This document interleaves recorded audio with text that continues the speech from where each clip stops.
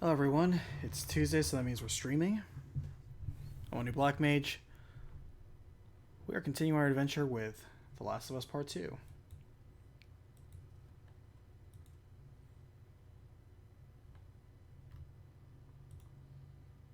Make sure we got everything set up here.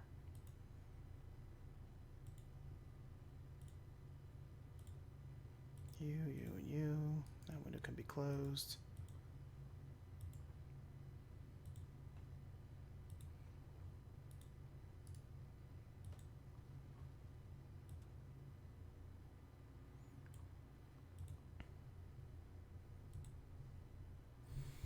Alright. When we last left off, we just switched over from when we then became Abby again. So we are now playing as Abby, learning her side of the story and the adventure until this point.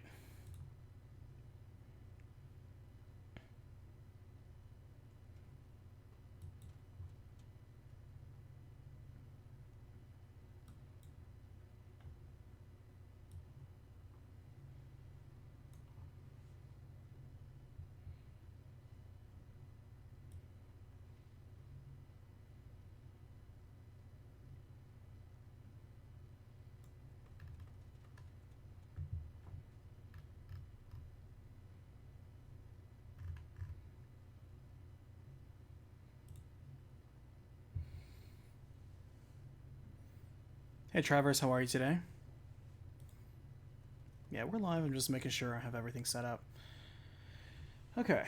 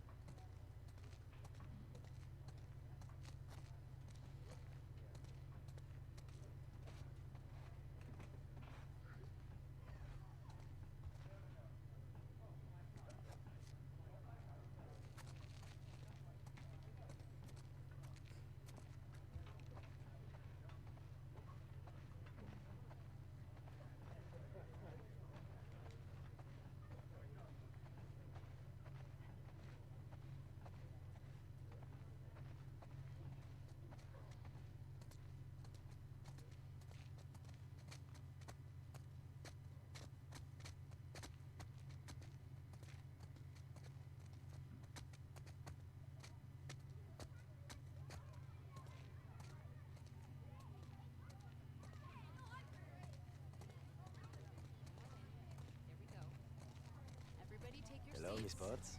Hello, Nanny. Her too. A gentleman never tells.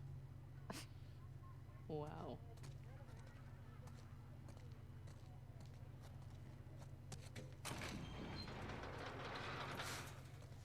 I gotta talk to my dad for a second. Grab us some food. Yeah, on it. Get me something con picante. You get what you get. Scar is on his knees, right? He's praying. Gotta tie him up and bring him in. So this fucker gets a knife on me. I jump back. Just Nice to see you too, Abby.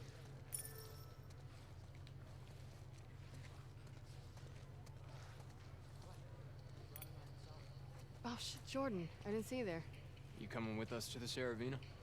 Manny and I just got called up to the fob. What are you How's it doing going, at everyone? Saravina? Hotel and the school are getting evacuated. We're grabbing supplies and bringing everyone back to the base. Seriously? Yeah, can you fucking believe after everything we're falling back? You don't know that's what it is. At least Leah might be home from the TV station sooner. Well, there's that, yeah. I should run. May your survival be long. And may your death be swift.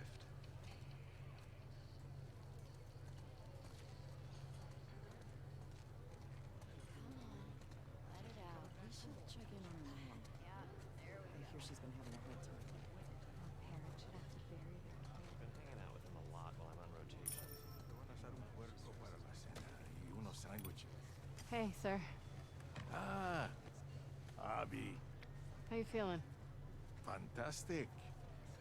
Would you please tell him to get rid of this? Oh, I've tried. I look good. Te ves horrible. Bueno, we have to head out. keep him safe. For you, I will.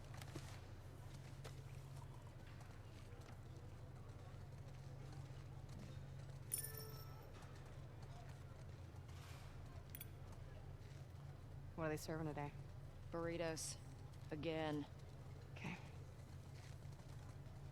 Abby, what are you doing? Hey, tenemos prisa, dame 3 burritos. Hey man, there's a line. Kenny, what the fuck? Excuse me. Wait your turn like the rest of us. We're going to the front. Come on. So embarrassing. Why do you have 3? Pull one back.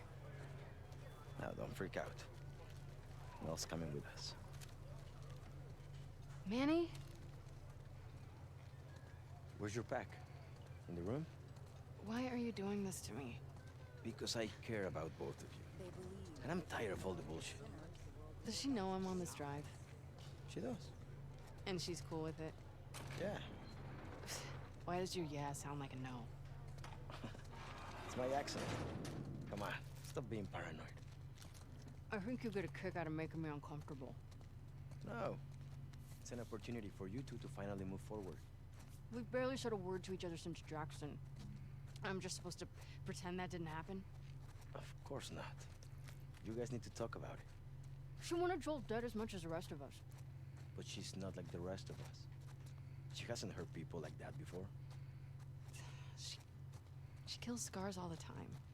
Not the way we kill Joe. Don't forget, we are grunts. She's a medic. Come on, Abby. She's family. Do it for me, okay? I'll try. That's all I'm asking for.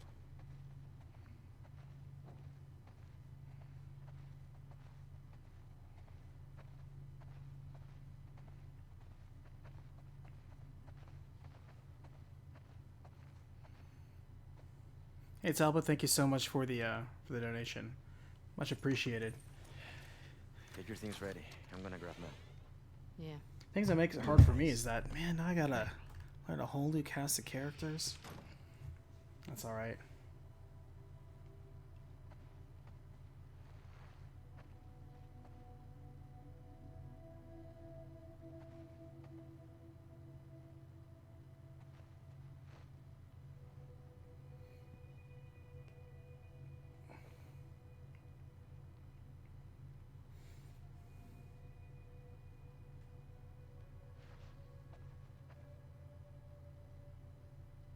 Everybody loves Samurai Twilight.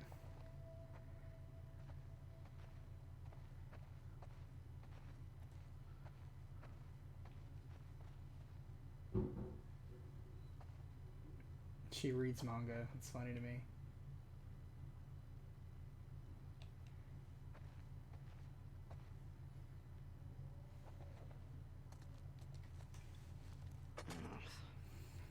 I'll do it later. So I'm not sure exactly how far into the overall game this is because I don't have a reference point for that. But I can tell you we are 19, almost 20 hours into the game. Scientist, huh?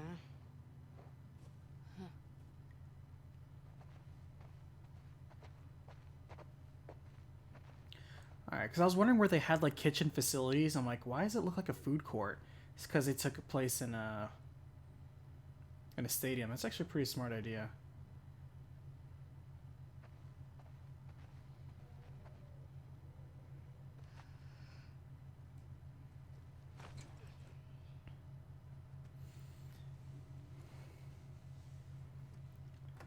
Knock, knock. Ready to roll? Yeah, just about. If any of you are just now coming in, we are of course playing The Last of Us Part 2. We are Hi. playing this section as... Hey. I actually cleared you for active duty. Barely. You could probably get a stay if you ask. I'd rather not sit around if I don't have to. No one's okay with this? Why would it be up to Owen? That means no. We need to grab Alice on our way. Hey. Do better. And she is the daughter of the doctor that Joel kills. The one who was going to operate on Ellie and the one who was working to get a cure. And so as revenge for Joel killing her father, she's the one who ends up killing Joel. And now we basically have What are you getting this called up path, which is what happens It's just after the that usual point in rotation, Jackson. for? Hey, when you get back, will you check on my dad? He seems, I don't know, worse? Worse how? Well, he's complaining about a sharp pain in his wrists. He can barely hold a spoon. Maybe we can get him some more painkillers. Heard they moved you and Owen to Section 96? Yeah, it's nice. I'll be Awesome. honest, I would not Families? want to take somebody Yeah, you who's guys so excited? blatantly pregnant Have a baby? into a zombie Seeing all the kids running apocalypse. around, I'll just be like, look, Yeah, I'm just being pretty real. down. I don't want you for All active those duty. crying babies. Let's drive Owen crazy. He hasn't even seen it yet. He's out on rotation with Danny. Danny. Yikes. Sucks for him. Yeah. I don't know about 10 hours into the game, Barrett. I'm 20 hours into the game. And I haven't exactly been dallying either.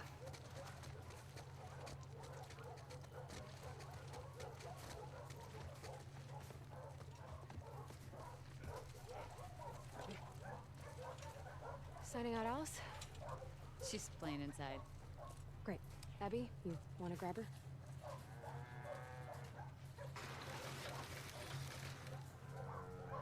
Hey, girl. Hey, you crazy dog. There's my favorite girl. The only one that'll put up with your shit. Don't be jealous. Hey, Al. You want to go to the trucks? Let's go to the trucks. Oh, hey there, bear.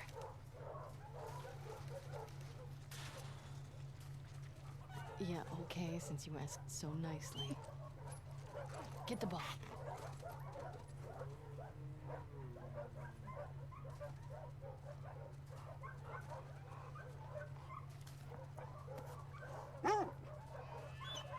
Go get it.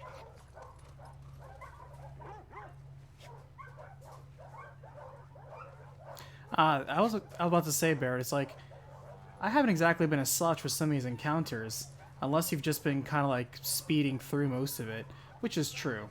I do tend to clear out an area and then do a once-over sweep of the area just cleared.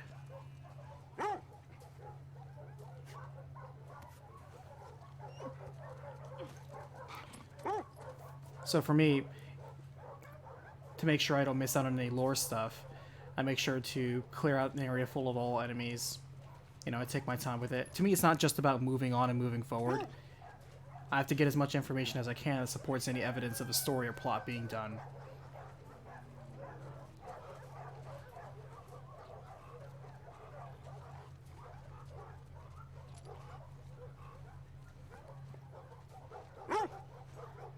Good dog animation, though, I have to say. Who's the best boy? Yeah.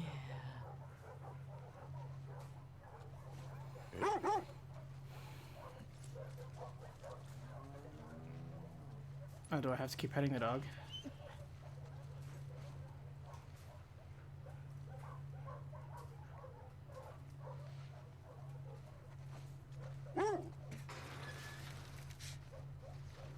Did I see you with Jen last night? Yes, you did. You dirty dog. What's she doing in town? Something for Isaac? Man, that's gotta be a lonely job. She really likes it. Ask her about the Cumulus Cloud. Well, I guess you get to stay away from the combat. Yeah, if that's what you're into. I'd be happy staying put, I think. Just treating families. Good means fucking up scars. I don't think so. Alright. Need a good establishing shot.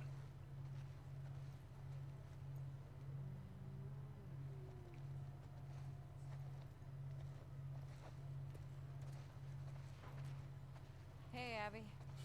Hey,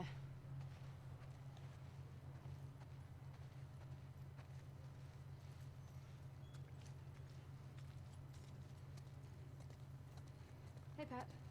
Hey. Oh, you threw the ball outside the cage? That's funny. hey, Pat. Yeah, it's my first time Normal through. usual. You got it. Gracias. Which trucks are in? Take S-24. I'm driving. Sign us out. I did not read or review any leaks beforehand. May your death be swift.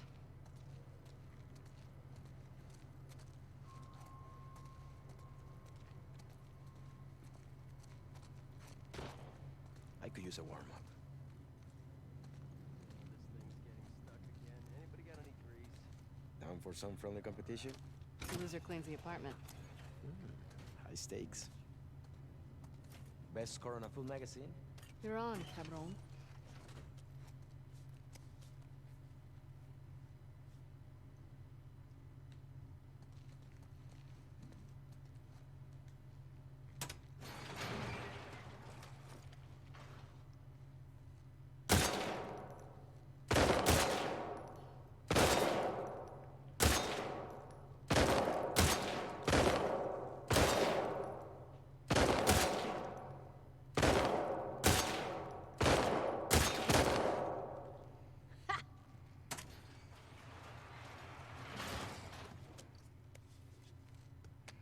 I'm requesting that gun next time.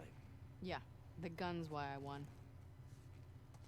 Oh, that reminds me. There is a huge pile of dirty dishes. You're cruel. Ooh, you can fold my laundry, too.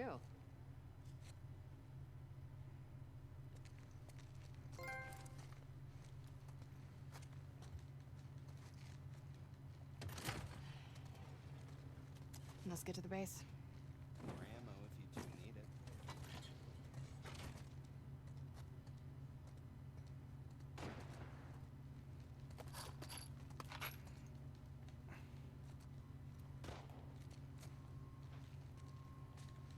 I'm curious to see how the Abby gameplay is going to differ, if at all, compared to the Ellie gameplay.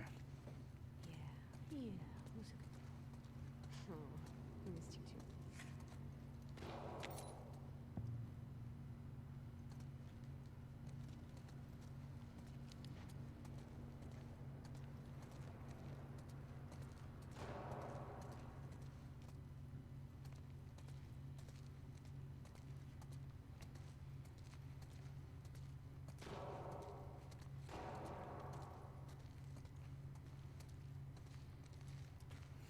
Since I'm a person who never watches early reviews or even pays attention to leaks because, I don't know, call me jaded, but there are so many times quote-unquote leaks are just unsubstantiated or just fabricated. They're just people just saying crap just to say crap.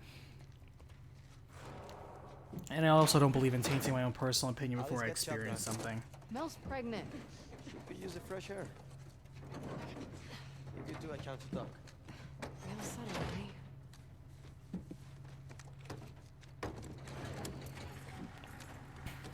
So Mel's our medic.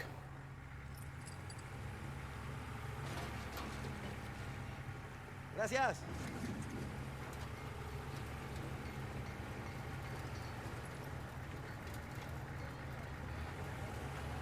Before we do this, I need to write down the transition of scene. Let's see.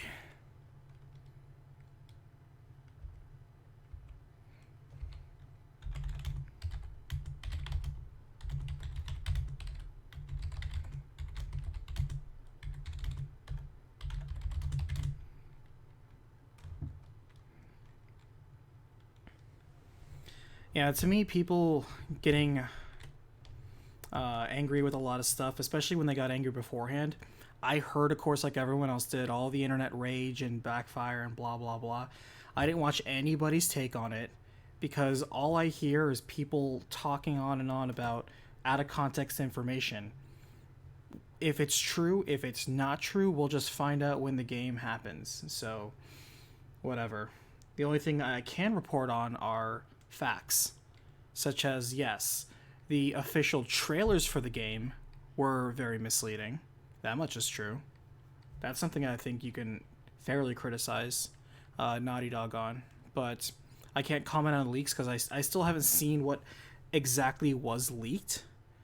After I'm done with this game, I'm going to go back and try to listen to whatever the early leak report is, assuming it hasn't already been wiped off the internet. I know there's a ton of reaction videos out there, so I'm curious to see exactly what was shown and what was told. So we'll see.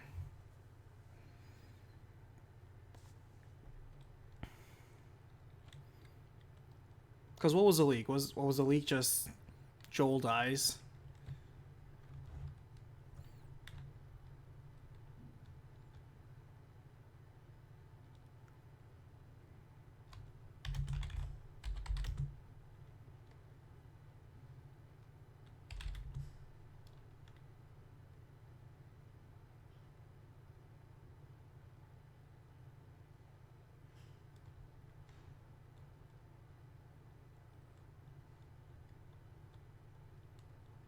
They were accurate, but left out the context and were out of order.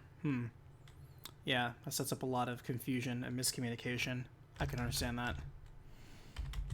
That's also the reason why I don't pay attention to fan theories. This is just me. I know fan theories are a huge thing out there, and there are a ton of people that like them. Just from me to you, I hate fan theories. Such a waste of time, in my opinion.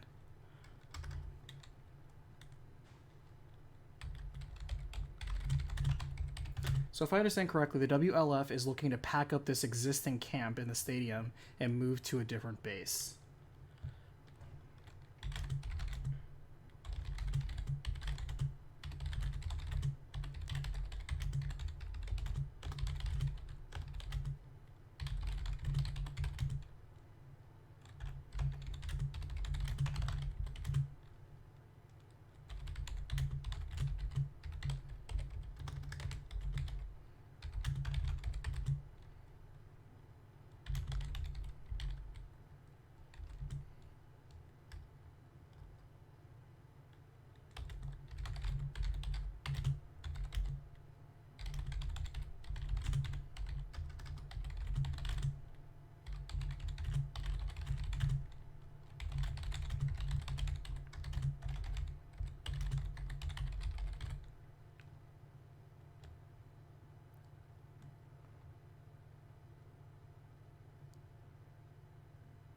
Oh, so we saw Joel's death but didn't see what led to his death. Interesting.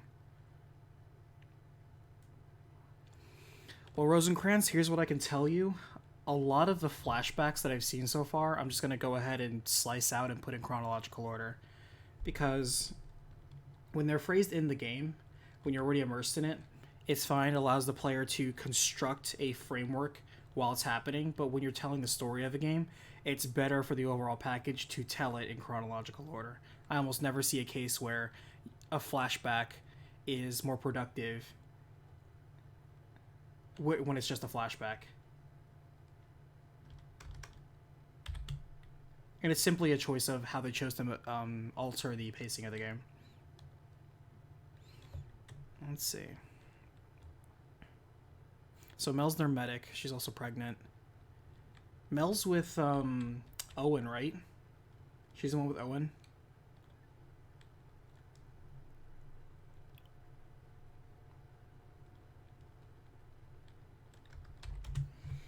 Okay. Got some notes there. How have you been sleeping these days? Not great? Do you want me to get you something from the pharmacy? Or... Nah, I'm good. It's not a big deal. No, it's fine. I'm just gonna wear myself out. I've been picking up a few extra assignments. You and Owen. What do you mean? Nothing.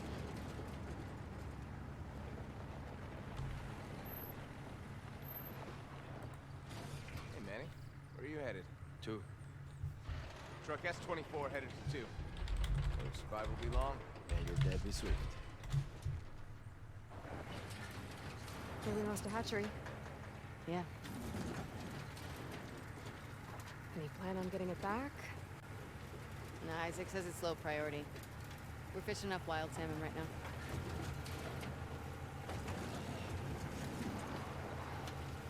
What did you mean about me and Owen? I haven't seen him in like 2 weeks. He keeps picking up open assignments. Has he talked to you? Did he say anything? Or... No, we're still not. I mean, I seen him in the mess hall, but we walk around each other. Jackson shook him. You know, I wouldn't read too much into it. Shit! Ambush! Hang on! No, stay low! Through the wall! They were waiting for us. Take them out! The fuck do you think we're doing? That guy takes the bullet really well. Barely flinches. Bring him down! Get us out of it! Right! Go! Get around there! Just keep coming!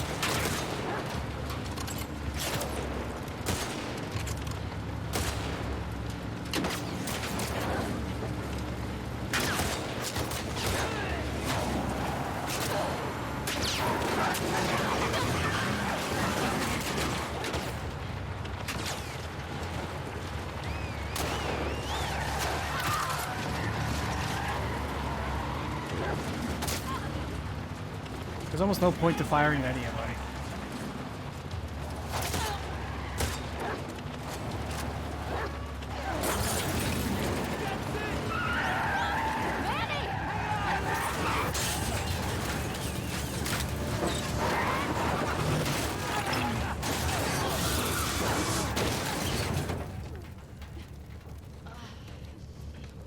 You okay? Yeah. Fucking scars. How far are we from the fob? It's a hike. We're too exposed. Let's get inside.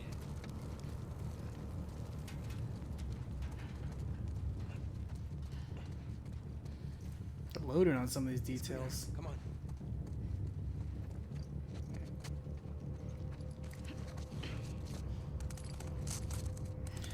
Yeah, but I also agree that for the Ellie sections, they should have had the flashbacks with Joel Let's make sure earlier this in the place is game, secure. because otherwise, to anybody who's new or unfamiliar with the relationship, it's not established, the relationship that Joel and Ellie have within the context of this game. It's kind of lazy storytelling if you just assume your player base already understands relationships and you just kind of wax over it because you're like, people who play this game or play the previous game. It's a bit presumptuous. Hey, Abs. There's enough stuff here to make a pipe bomb. Copy that. Maybe we should have taken our chances outside. Nah. We got this.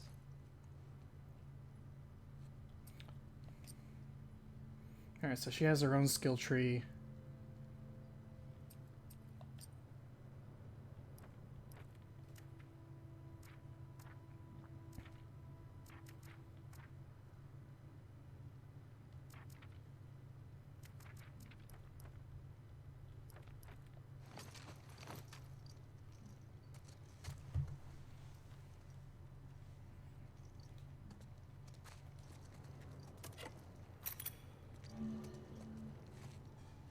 Yeah, better pacing I think would have been introduce Abby, a brand new character. Don't just have her as the tutorial.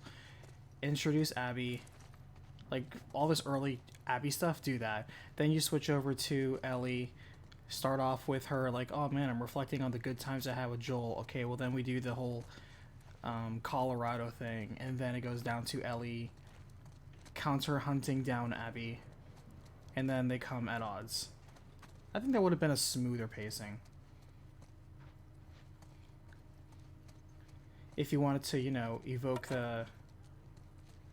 empathy from both sides, because I can't help but suspect that there's some people who are resolutely opposed to Abby purely because their feelings were hurt in the earlier section of the game, because at that point Lots of places they've to already hide in here. declared Abby is quote unquote a villain, when it's a little bit more accurate to say there's two sides to the story, but you're just refusing to listen to one side. I don't want to criticize any individual person for that, but you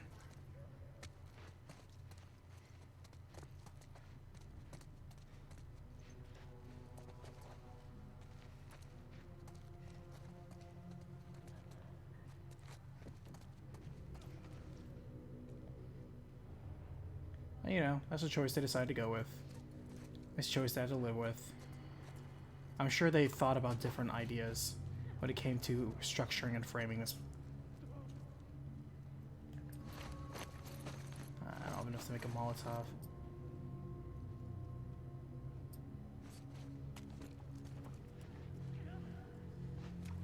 Does Abby have a knife? Oh, that's right, she punches things. I forgot.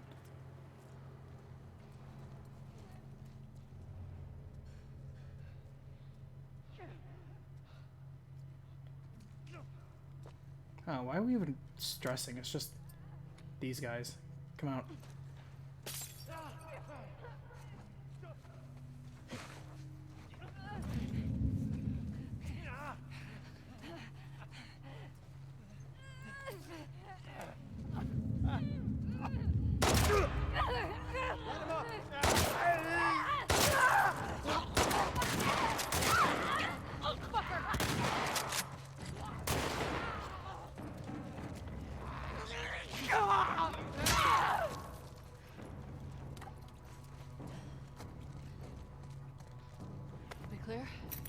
Yeah. Clear. This is so much better than getting drunk and watching anime. What? Nothing. Yeah, I was wondering. It's like she doesn't have a knife. How is she supposed to like kill clickers? I guess bullets. You know, lead medicine.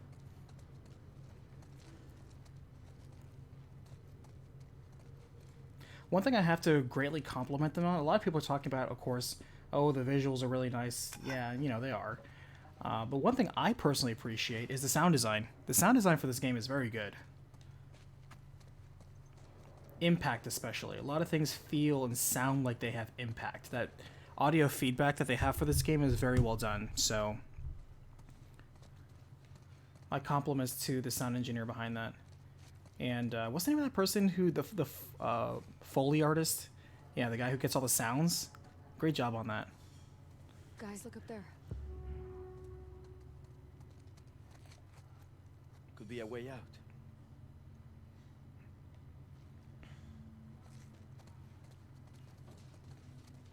I want somebody at some time in this game to say, "It's just down to us, the last of us." I want somebody to say that.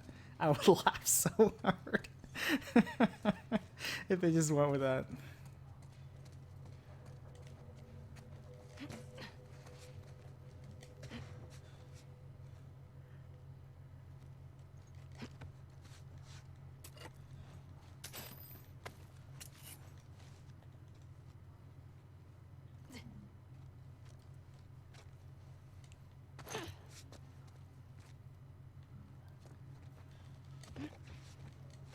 Here we go.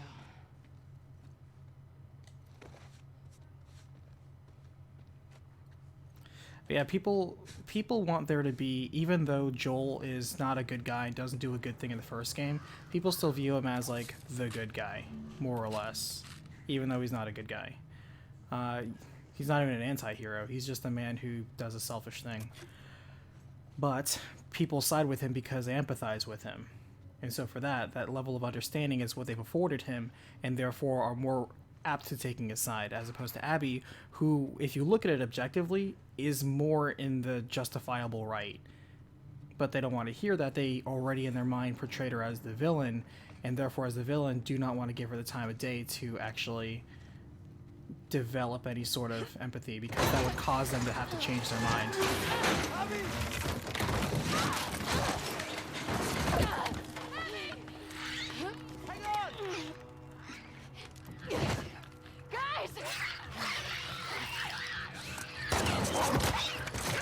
Man, good job, doggo.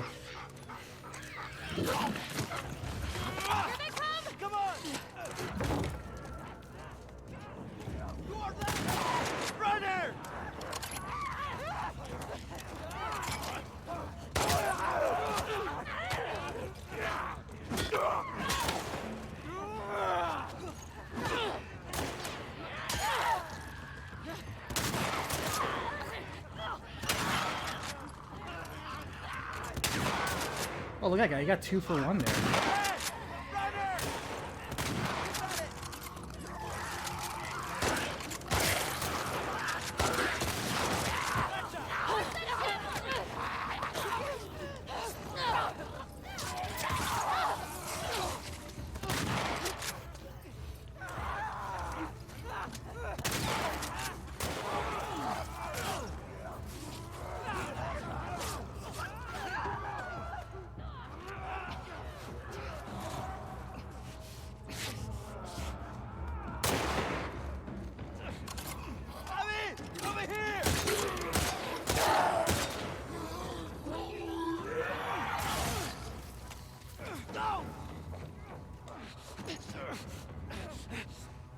Dog, do something.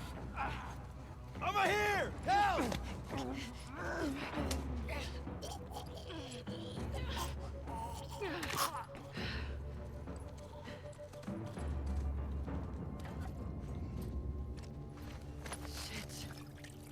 That it?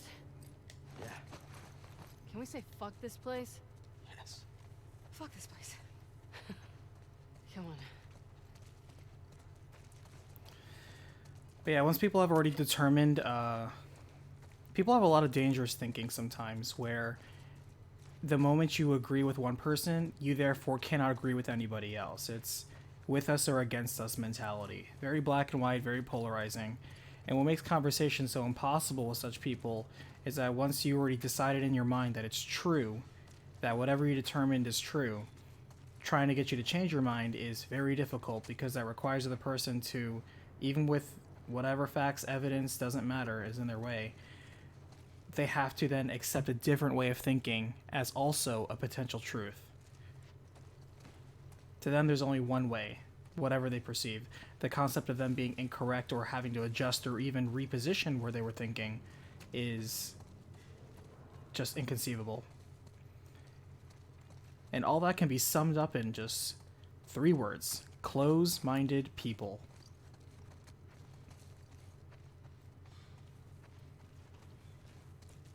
Cognitive dissonance is their krypton, or kryptonite.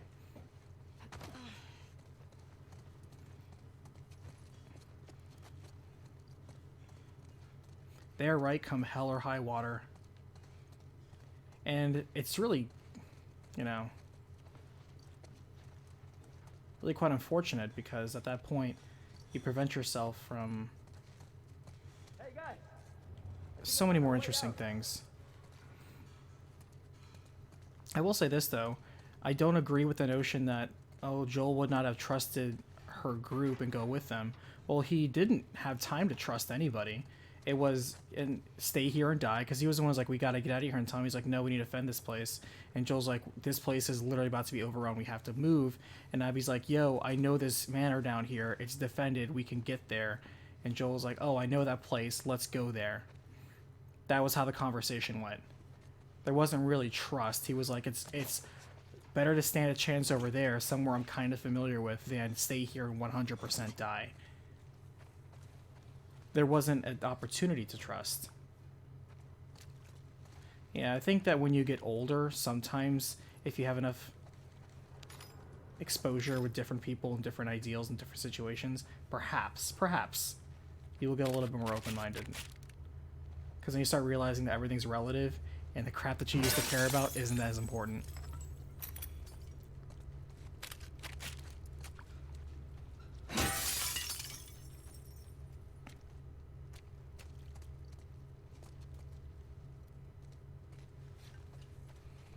And yeah, you have to consider that Rosencrantz brings up a good point. Joel opted to save Abby. So either way, he extended a chance, an opportunity to save the person right there. And in a situation like that, it's quite logical for the person who saved you to do a good turn in kind. So going on faith, there's a plausible scenario for that. It's really not that far-fetched. Like, if you're in a burning building, like they actually were, and somebody like reaches out their hand and like, I here, grab onto my hand, and saves your life, you immediately feel ingratiated to that person. And so you're like, here, man, oh man, I'm thirsty, and you have a water bottle, you're probably going to hand him a water bottle. That person who grabs the water bottle isn't going to think, oh dude, what if this person peed in it or put poison in it? They're probably going to think, wow, that person was ingratiated to me. They're probably just doing something kind in return. And you can see, again, I wish they put the flashbacks earlier in the game. You can see Joel has become a lot, I don't want to say softer in his older age, but you see he's relaxed and gone back to how he used to be before he was mentally broken as a person. Ellie became, in a way, his salvation as much as his destruction. Because he felt like he had a daughter again. You see him, coddling her, constantly mother-henning her, having a healthy relationship with people around. He started taking up wood carving, becoming more artistic, building things. You can see he's calmed down. He's not so full of salt, vinegar, and rage. Ladies first. Another month and I wouldn't fit through here. Go ahead, Abs. He said ladies first. I like you, Abs.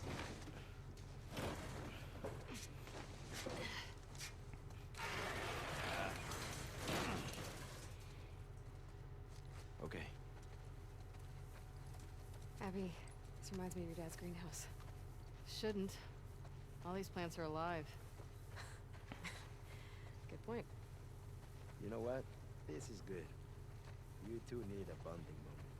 Shut up, Manny. Working already.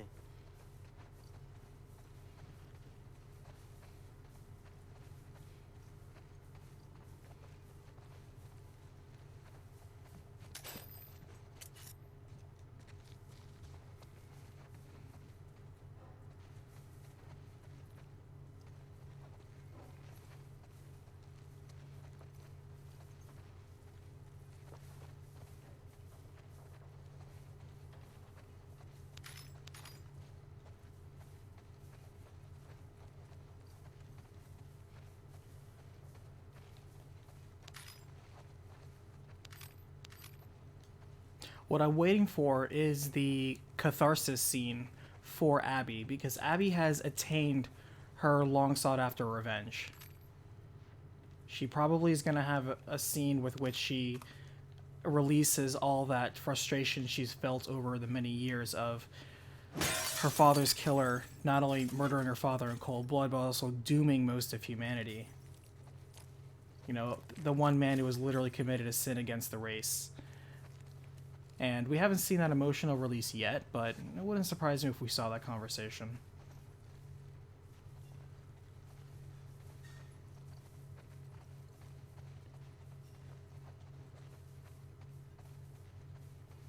What's interesting is that I doubt that Ellie will actually get catharsis, because Found another one? even since the flashback, Joel's always said, you are way too quick to anger, you're always so quick to embrace being mad, you need to stop that. And even to this day, Ellie leans into her rage, she never lets it go. So I don't believe, even after all of the events that have happened, she's going to release that. Which is ironic, because the person who gets the catharsis moment is usually the audience or the main protagonist. And if Abby gets it and not Ellie, I imagine there'll probably be another way that the viewer base, the audience, would not appreciate. Because most people probably feel that Ellie deserves, quote unquote, the catharsis, when her actions and choices prove otherwise. Alright. See, Barrett, I like to do a quick loop around the room and just collect everything. That's how I roll.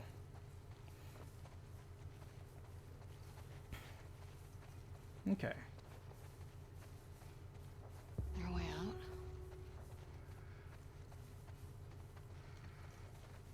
Can I craft anything? This a way out? We have pipe bombs. Sweet.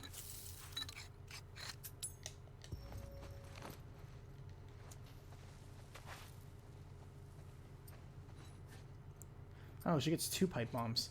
I'm guessing those are kind of like regular grenades.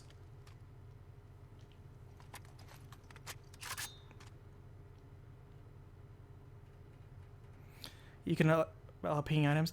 I am not doing any of that. I know, Barrett, that you can 100% customize a lot of things and make the experience as customized as possible. The reason I am not doing that is because if I'm writing a review on this game, I want to review it at normal, no settings changed, except for I always turn subtitles on, because to me that is the default position of this game. It is the best way to evaluate how does this game pace itself, how does this game balance itself. If I adjusted any other notions and options, that would immediately deviate from that. So I don't want to skew the creator's intent and say, oh, the experience was too easy, the experience was too fast, or this was too easy to find. Well, I enable that option. However, if I can allow it to be as natural as possible, that's fine. Now, if I replay this game, which I probably will, just for cleanup purposes, because I took a look at the trophies, and these are actually way more achievable than most things. And so the completionist in me is like, I could do a really quick cleanup of this, turning on all the options, and making it super quick and easy. Remember when we could pass through this area without getting jumped by scars?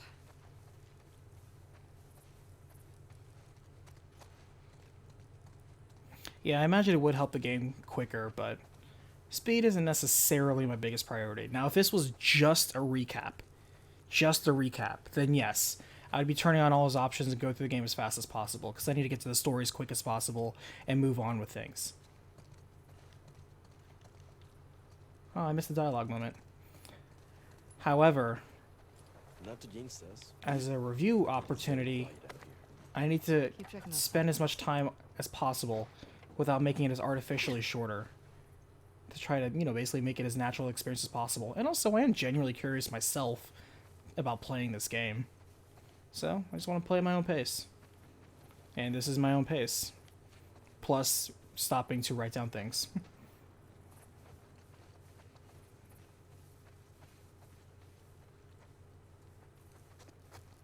We need to be on the other side of this. Yeah, there's nothing wrong with just wanting One of to the buildings? speed through and get to the story. I get you, Barrett. Do you have another idea, maybe? Nope. Just venting. Fabiano, thank you so much for your kind words. I Somebody's appreciate blocking that. the door. Maybe there's another way in. I'm glad you enjoyed the Xenogears ones. Xenogears took a lot of time to make, let me tell you what. That was long ago when I wasn't as well practiced, and so getting through a longer recap like that took me quite a while. I'm glad you appreciated it, though. I hope it holds up still.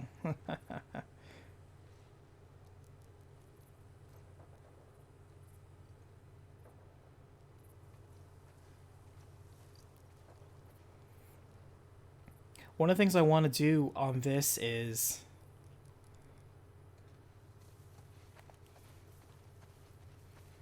turn on the blind mode and play it as if a blind person would experience it. I think it's actually pretty cool. I like that.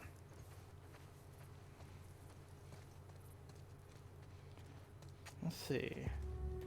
I'm at a loss here.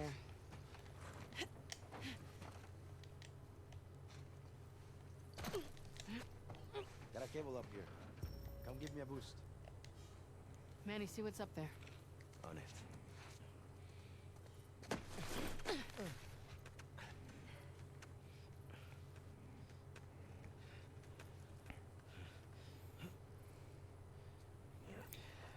Yeah, the game has a blind mode, Havoc, which is interesting.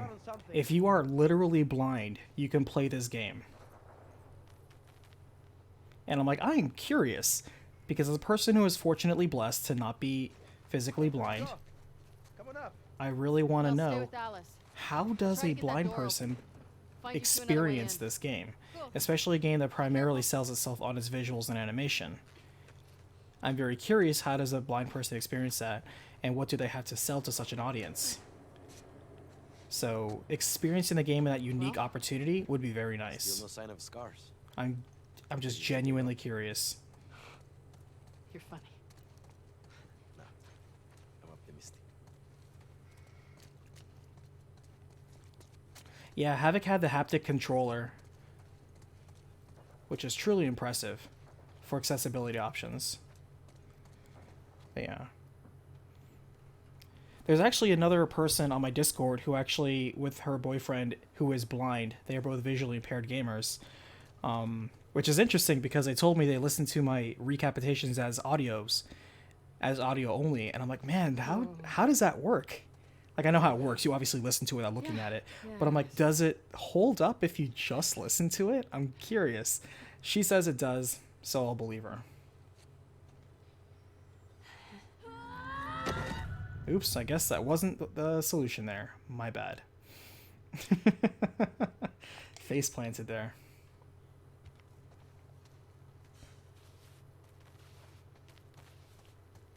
Oh. Long way down. Yeah, it is. There I go. Okay, Mel. We're in. I'm at the door.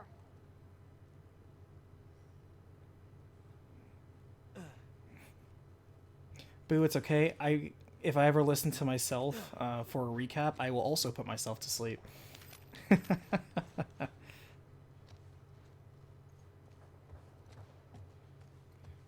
I'm glad I once had a person says, "Hey, you should consider releasing your recapitations as like an MP3, or I want to say as an MP4, just like audio only. Just release a version of that, maybe on like an RSS feed." I'm like, that's interesting, but at the same time, I don't know because I don't design any of them to just be listened to. But apparently, a lot of you do. which kind of makes me wonder if that would work. It's worth experimenting. At the very least, if it doesn't work, then hey, no loss.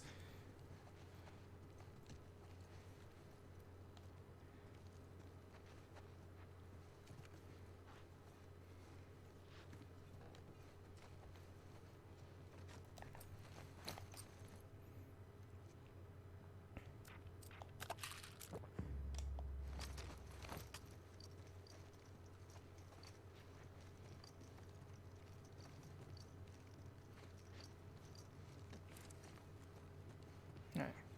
Guess we clean this place out.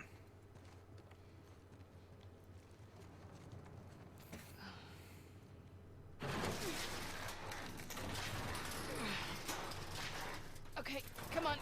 Like, I can't imagine listening to Zero Escape, Zero Time Dilemma without all my essay of annotations and possibly understanding that just from audio. I can't imagine I did a good job with that. Havoc, you know, it's funny you mentioned that, because if it wasn't for recap, I wouldn't have gotten into Danganronpa either.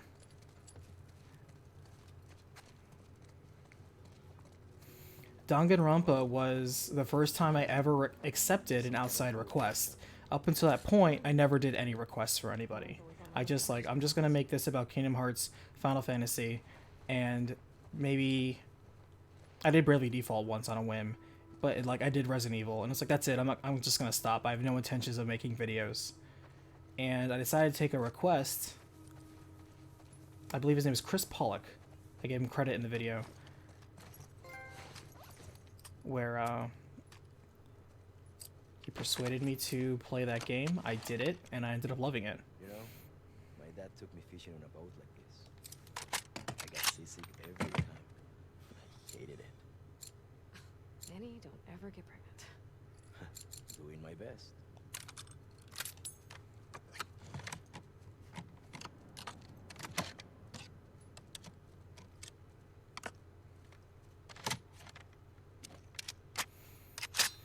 And people often ask, hey, how come the version of Danganronpa you have is so weird from the final release? Because if you pay attention, the time with which I released Danganronpa, it was before Danganronpa was officially released in the United States. So I had to use a fan-translated version for that video.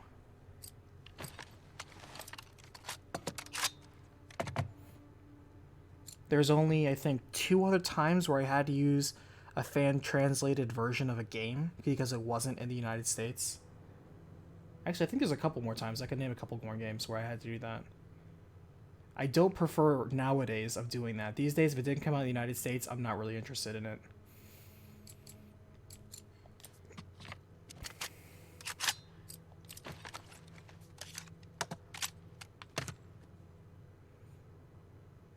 The only time I ever did a game with which I have never played it was twice. One was Bravely Default, because I didn't have a 3DS capture card, so I literally recapped somebody else's playthrough. And I, of course, say so. And the other time is Final Fantasy Before Crisis, because obviously nobody has that game. It only existed once. As there's like only one recording of that game on the entire internet in English. And so I'm like, hey, just like, it's like, there you go. I'm recapping a different playthrough. It's so weird. It's so weird looking at somebody's playthrough and recapping it, because the stuff you think about when you're playing a game, you don't have the opportunity to do so when you're just watching it. But yeah, thank you so much for enjoying it.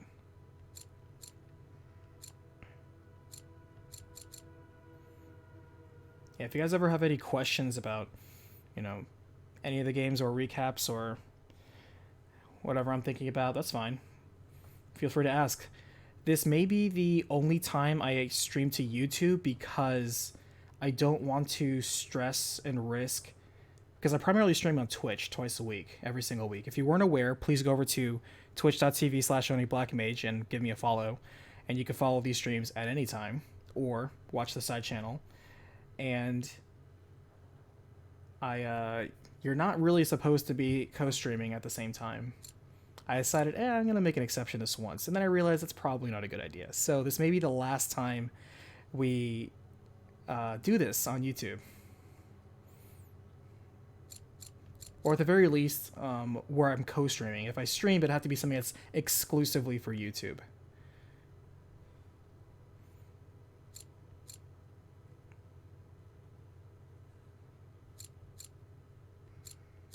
I do want to fire faster. Yeah, I kind of want to fire faster.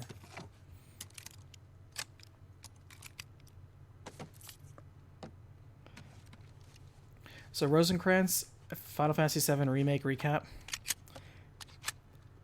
And thank you so much for the follow, Barrett. Thank you so much, LJ Griffin. Appreciate that. Let's see. What I can say is Final Fantasy VII will get a recap. It will get a recap.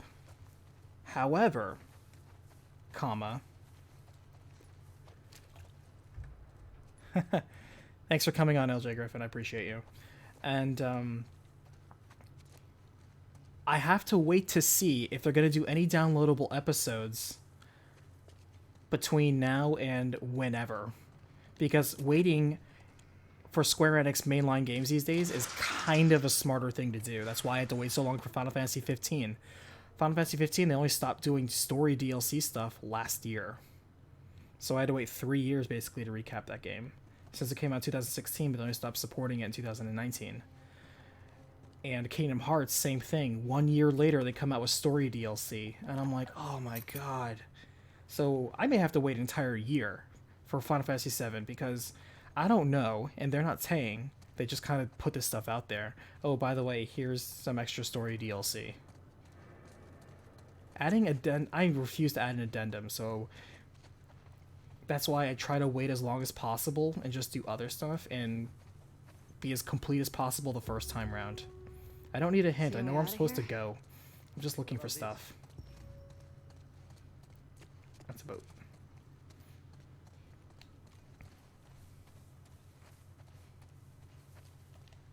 Okay.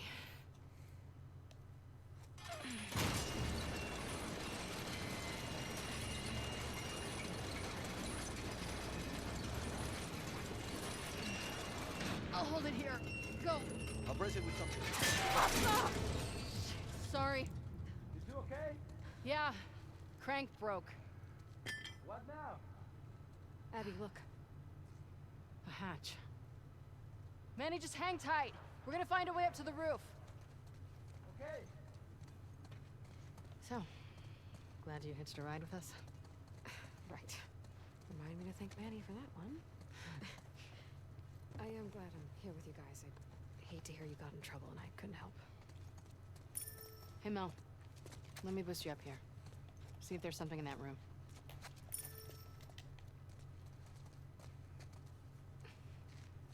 Okay. Here we go. Got it. Here's the thing, Wendy. Final Fantasy VII Remake is different from Final Anything? Fantasy 15 in more ways than one. It's also different from Final Fantasy 7 in more ways than one. What are you doing? Getting us out of here? But it's not just Final Okay, Fantasy just 15. It's Go slow. like take Dragon Quest 11 for example. Dragon Quest 11, if I did the vanilla version, would be good. your word But for it. Dragon Quest 11, like the version that came out on the Switch, has more story content and character exclusive stuff. So it's the more complete version. And I would have had to wait a whole year What? to do so. Oh, whoops.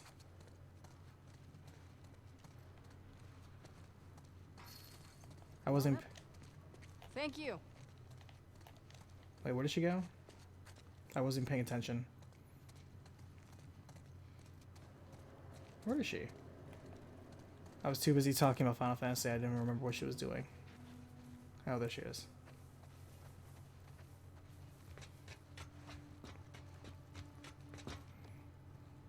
Do you play the character Luke on the show Modern Family? I do not. I don't even,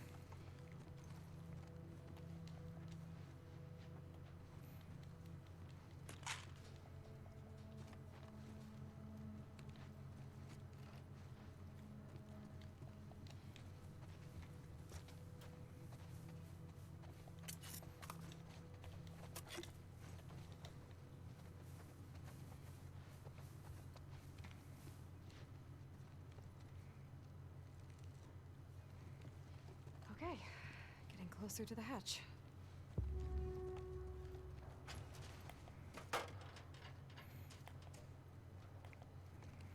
Oh, this brings back memories.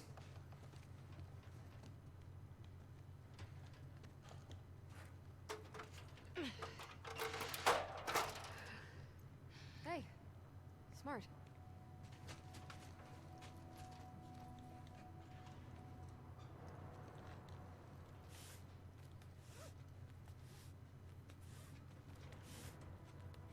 Reminds me a little of Owen's boat.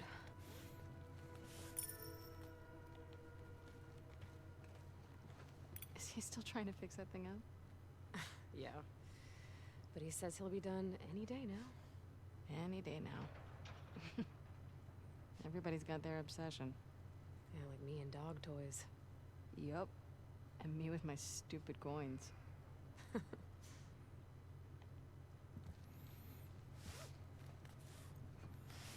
Okay, let's see. There's a catwalk running to the hatch. But how do we get to the catwalk?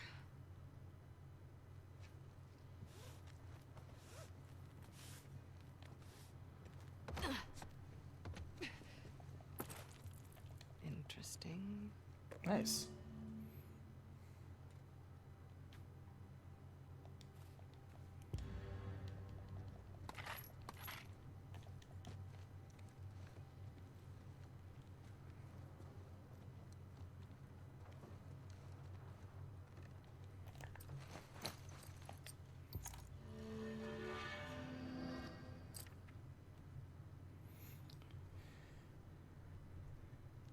There we go. Craft shivs.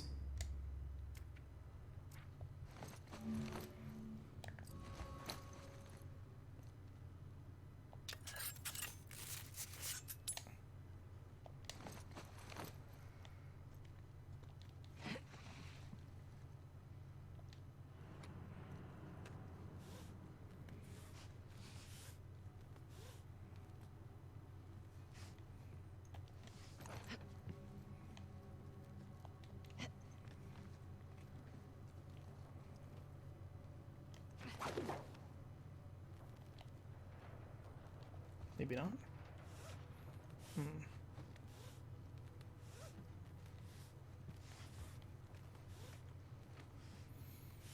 Let's see. Where's the platform where we need to swing to?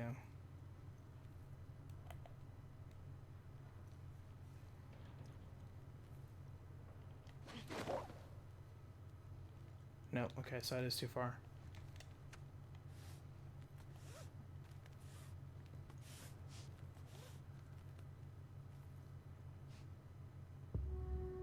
Now what? We've got that rope here. Go over the catwalk. Interesting. I wouldn't have guessed that.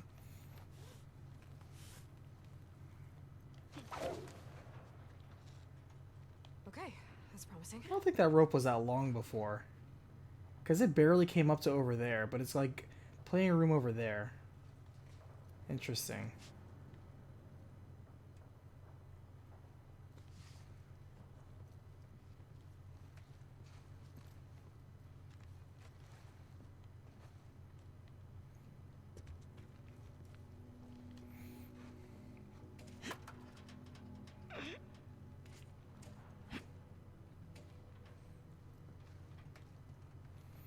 I forgot that we're playing a Naughty Dog game, and so everything important is highlighted in yellow and white. I forgot where I was for a second. Nice.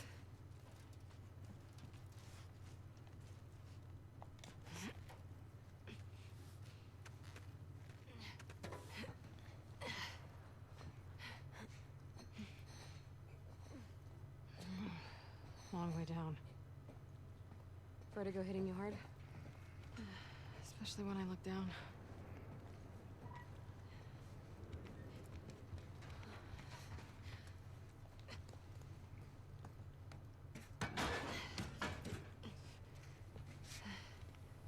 There they are. Manny! Be right down. Okay! Look. Fob, sweet fob. Almost there. Bet we can cut through that rail yard. You wanna get off the roof first? Please. It's kind of hard to imagine you being afraid of anything. I'm not as fearless as you think. Oh, please. Like, I I could never do the surgery stuff you do. Be too freaked out about fucking it up. You think I don't feel the same way? Well, for what it's worth, my dad always said you were his best student. He did? Oh. He always said he was an idiot. Come on. Alice. About time you two caught up. Been quiet out here? Yeah. I don't like it. Oh, we're almost to the fob. Man, when we get back home, we're gonna find a couch, watch a movie, and drink until I pass out.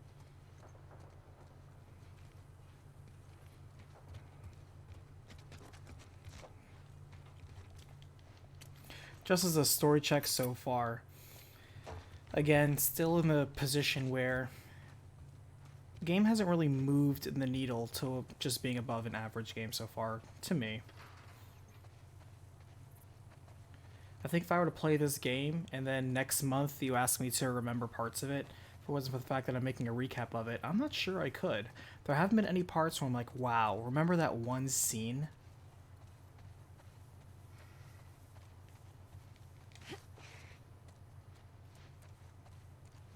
She just moves this truck behind it.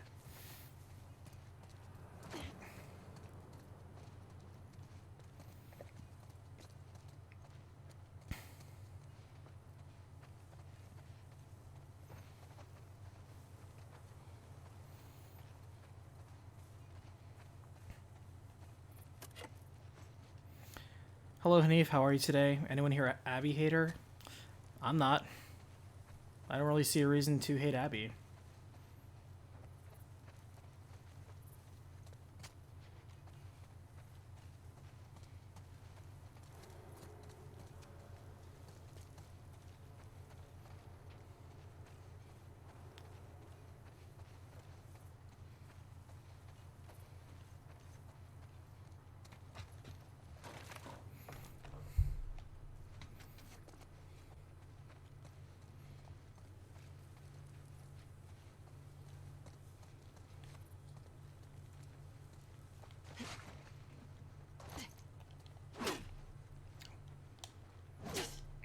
I'm gonna have to throw a thing at it.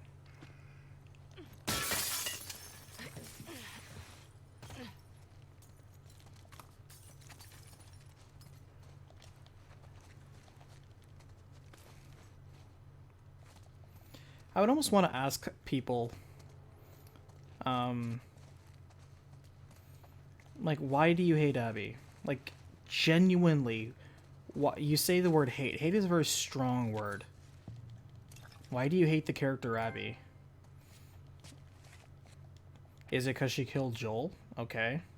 Okay, interesting. Thank you so much for following, Valentine. I appreciate. Same thing for, what is that? Denalo? Thank you, thank you.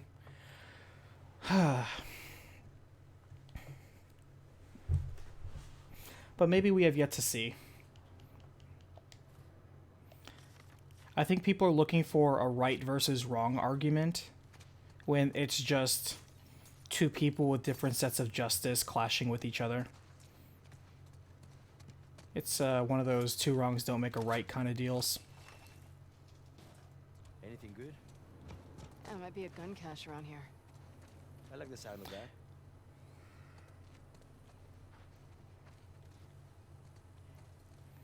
But yeah, like,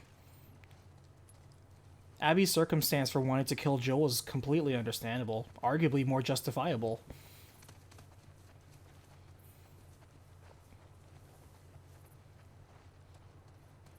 Her point is valid.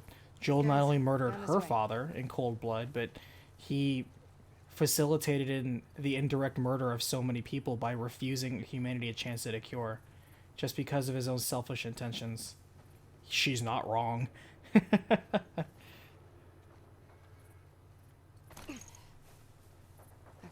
we'll Also- follow the tracks. That'll get us back on the main road to the fob. I don't like this. I know. Keep your eyes open. Any way over that wall? Not that I can see. Abby does have big arms, but, I mean, I'm not against bodybuilders. Shh. Quiet.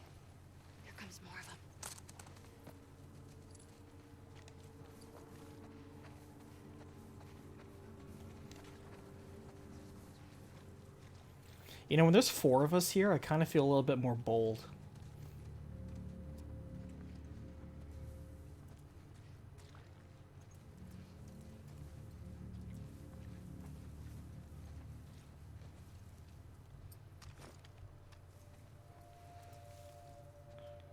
Alright, I'm guessing those are Seraphites with their ponchos.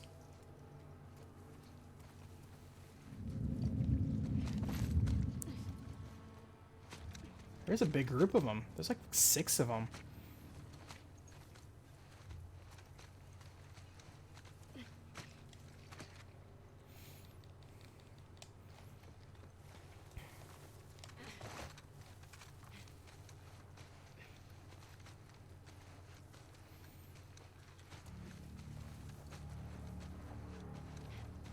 I don't want to engage the NPCs in a firefight because the NPCs have perfect aiming no matter the distance. I kind of don't like that. Let's see if these pipe bombs get any work done. Yeah, and even Abby said in the beginning, don't kill the girl. We don't have any grief with her. We only came here for Joel.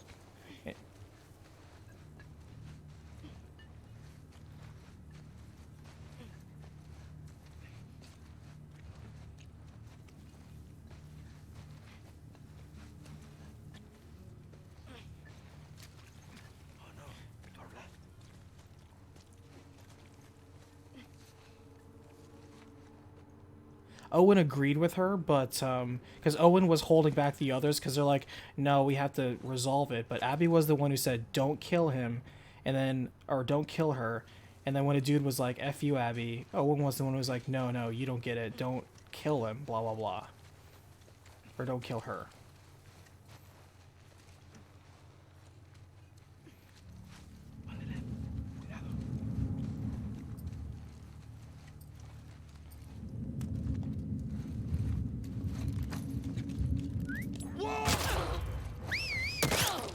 Ow, come on.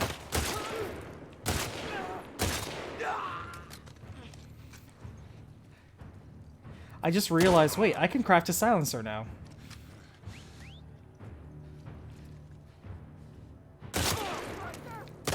At least Abby knows how to shoot around a corner. Ellie couldn't do that.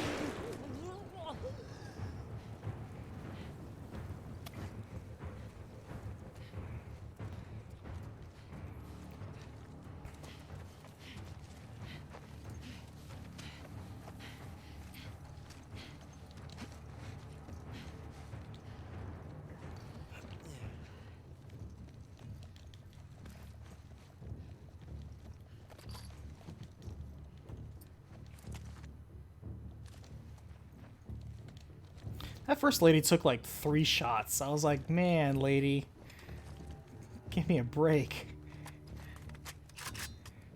Hey, Destroy, how are you today?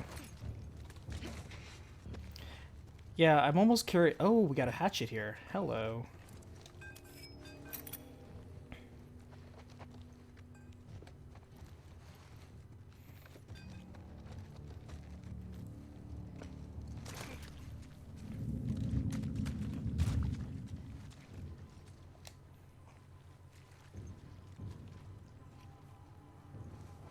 I see you.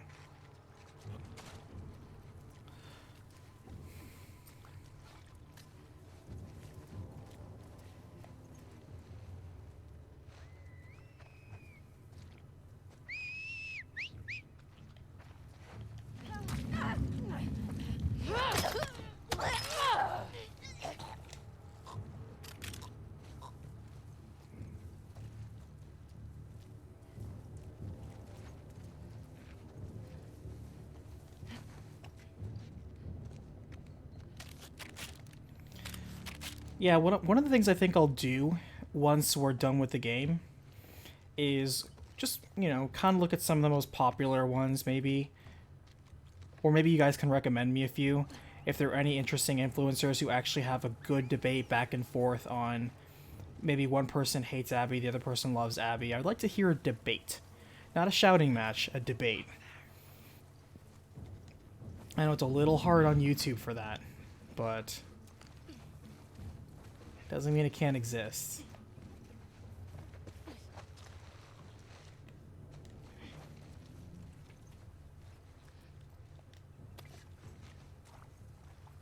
You are right. She's got a rifle.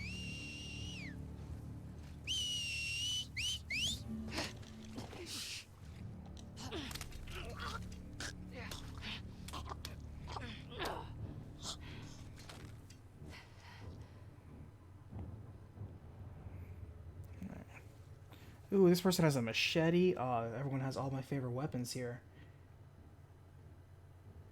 Yeah. Gotta take the machete.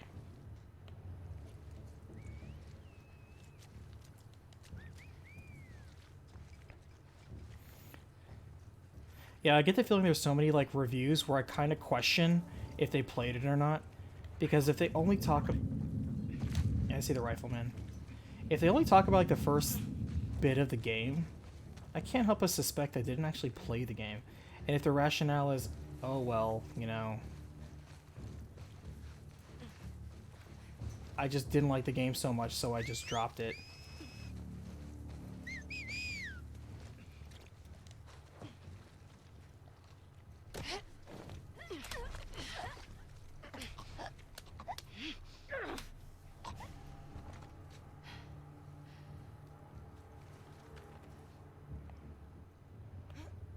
Alright, so we got you over there, and I know there's a dude right over there.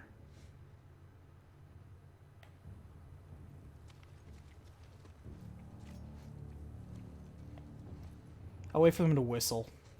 Ironically, when they're whistling, they're kind of outing themselves.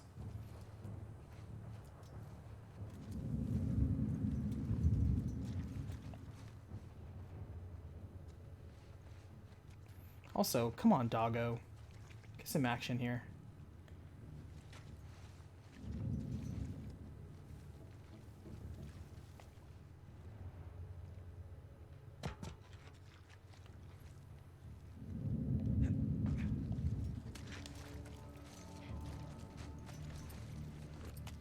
What the?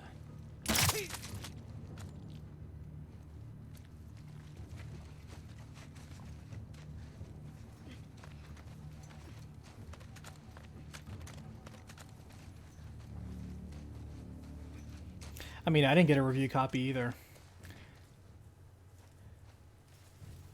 I'm not cool enough. I don't even know what the criteria is. Like, how do they choose people to be the media reviewers and who not? Can't help but wonder what their criteria is.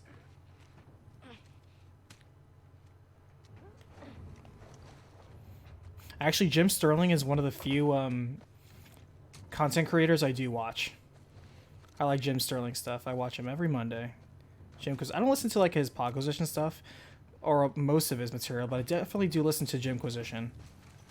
Don't always agree, but that's okay, because he founds his points pretty well, and he also states where he stands.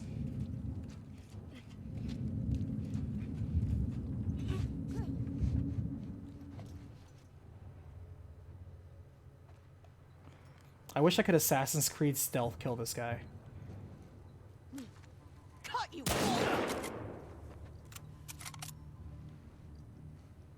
Wow, are you serious, Manny? I like how that doesn't trigger the alert status. She fires once, is like, okay, whatever, I guess. Oh my god, look at these two NPCs. But when she sees me, that's the problem. Sees Manny, they fire, runs past him, doesn't alert. Oh my god, this AI sometimes. It is so biased against the player. Guys, up here. I'm timestamping that because that's one thing that irritates me. is that the NPCs do not care about your allies. The allies are allowed to literally get away with murder, and the NPCs do not care.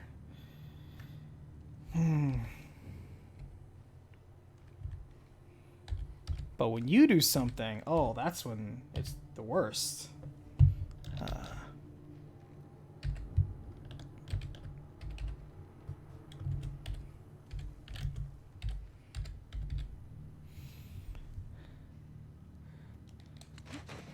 Yeah, Jim is, he's passionate. I recognize that. He sticks to his guns, though. Shit, it's a Sometimes I also do feel, you know, maybe he's going on, banging on about something too, a little bit longer than I prefer, but you know what? He's one of those that I don't mind listening to, just him talk. I will say, though, that I'm one of those that was a really big fan back when he was on The Escapist. Come on, girl.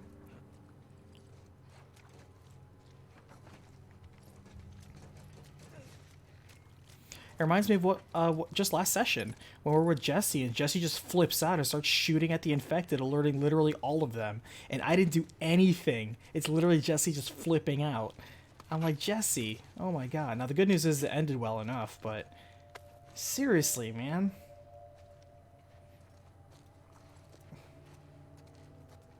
Look, we're almost there.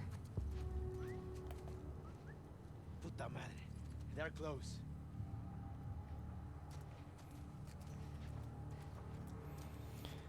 See, I think what Naughty Dog needs to do is create a patch where you go through the game and at the very end, if you beat it, it turns out like one of those plot ghosts actually escaped Joel, and it turns out he lived the entire time. Because that'll make everybody happy. Everyone knows plot ghosts are good. Through here. Damn it. Valentine, I hear you say that it was Owen who spared Ellie's life and Abby just said we're done, but I could have sworn in the flashback we just had from Abby's perspective, Abby's the one who advocated sparing Ellie right off the bat. Ethan! Ambush! It came from back there!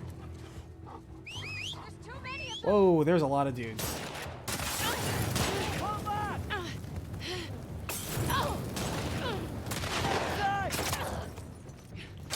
Running out of ammo!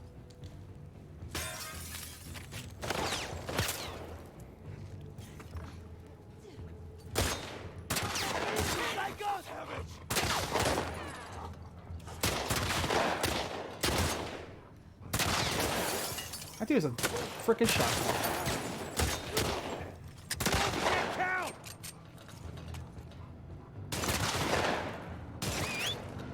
It's our gun!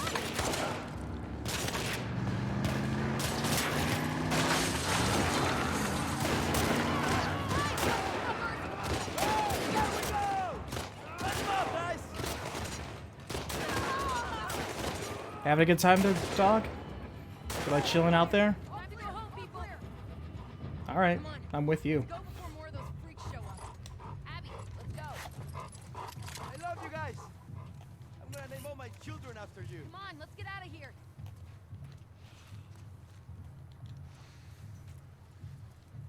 Ready? Glad you guys are around. Lucky we drove by. Heard all the shooting. I want to pick up that guy's shotgun.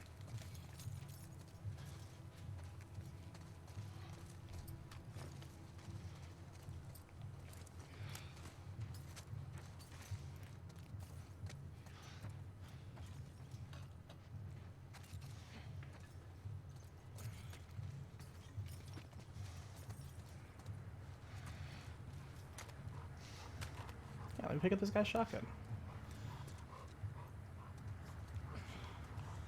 Fuck, man, you okay? I'll survive this. Got you. Hey, let me see your hand. We're in. But I probably believe you, Valentine, if it was in fact Owen that chose to spare. Either way, Abby did choose to spare her in the end as well, so.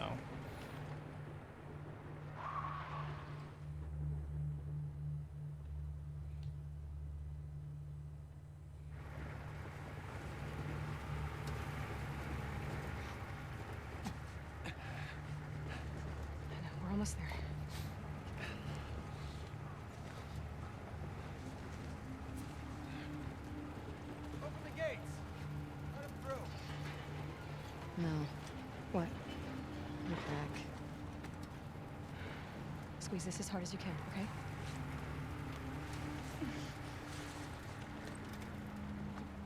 Holy shit. I didn't even feel it. Hey, we got two. Hey, he's got a gunshot wound to the hand.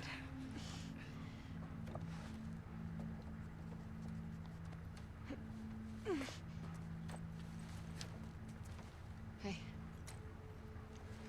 You did all right back there. It was almost a compliment. Go get help. Stay, Alice. Come on, it's this way. Sit. That was a lot of blood, right? She shouldn't be out. She'll be okay. She'll be okay.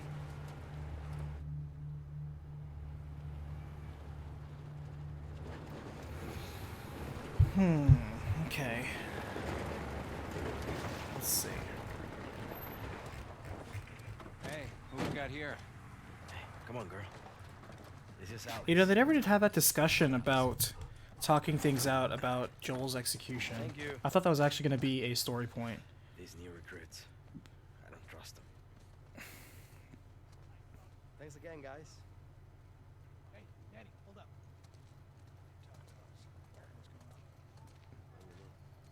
Been stationed here for 3 days with nothing coming down the pipe. Yeah, you should be thanking us for getting some action. Come on, you owe us one. Can you find out what's up? Okay. Well, let us check in first. We'll get back to you. All right, thanks, man. See you, Abby. See ya. What the hell was that about? No idea. Valentine, are you talking about the first scene where Joel dies or the second scene where Joel dies? After Abby has her flashback.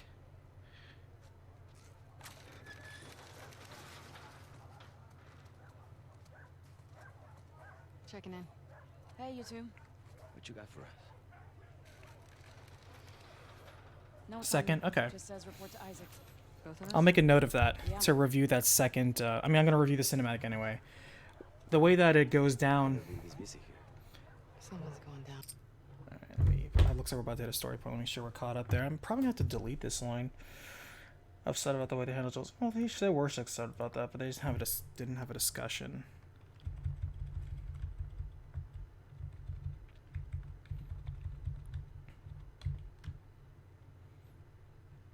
Alright. Well, I wrote that their revenge only, blah, blah, blah, tongue-tied. I wrote that the revenge only involved Joel, not Ellie. They intended to leave Ellie in peace. Yeah, that's good enough. That gets to the point. We don't have to be super specific. Unless it's an actual specific point. I guess I should probably highlight that it was Owen that advocated Ellie's life being spared. And Abby agreed. But I'm going to put review footage here for extra note. Because after the script, here's how the script is. It's obviously a dirty one now, and then what I do is, once I have the skeleton, I go back through all the footage, and because I am, loosely familiar, short-term memory of where everything is, and I have the skeleton right in front of me, I can quickly zip to those points, flesh it out more, connect them with some transitions and causality, so that way it flows better, and then we actually have a script. That's the first draft of the script. Then I read through the script, make sure everything sounds good, make sure it makes sense for the most part. And if that sounds good through that second one, then the second draft is what I actually read. You better find Isaac. We should make sure Mel's okay. In which I do my best to control my tempo, but no Hey, promises. Isaac back there? No, just Carl training the fresh meat. Hey, thanks.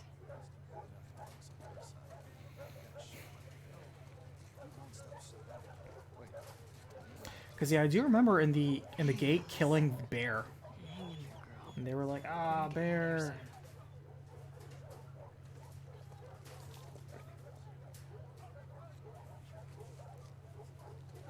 Man, where do they get all the dog food?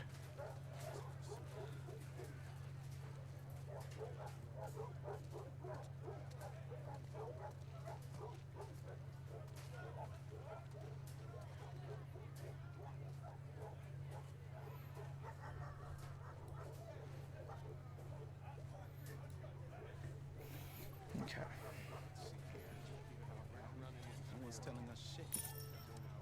Hey, man.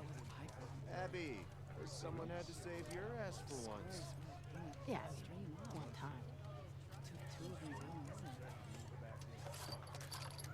Can I take one of those shotguns? Oh, those guys sharpening their machetes. They know what's up. I should be able to always have a machete.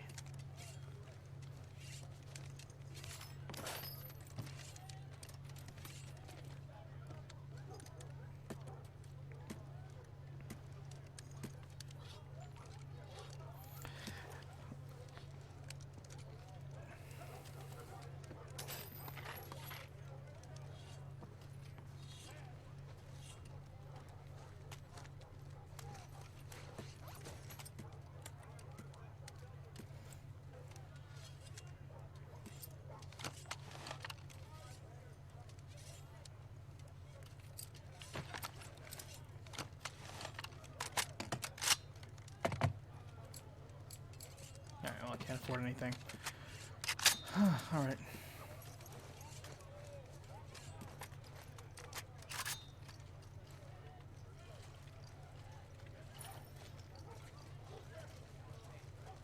Abby, come here a sec. Yeah? Heard about your ambush. Where'd they hit you? Right around here. Near the warehouses. Shit. They keep slipping past our lines. Hey, you know where Isaac is? He was here a few minutes ago. Okay, thanks. We'll look around. You don't have to wait around with me. We need more lookouts. I thought that person over there was nodding a lot because she was agreeing with what that lady was saying, but I realized she's just nodding a lot. We're working with what we've got. Let's look at the distribution again. Maybe we can even up the patrols. Sure. All right, so the good news is nothing's dislocated. The swell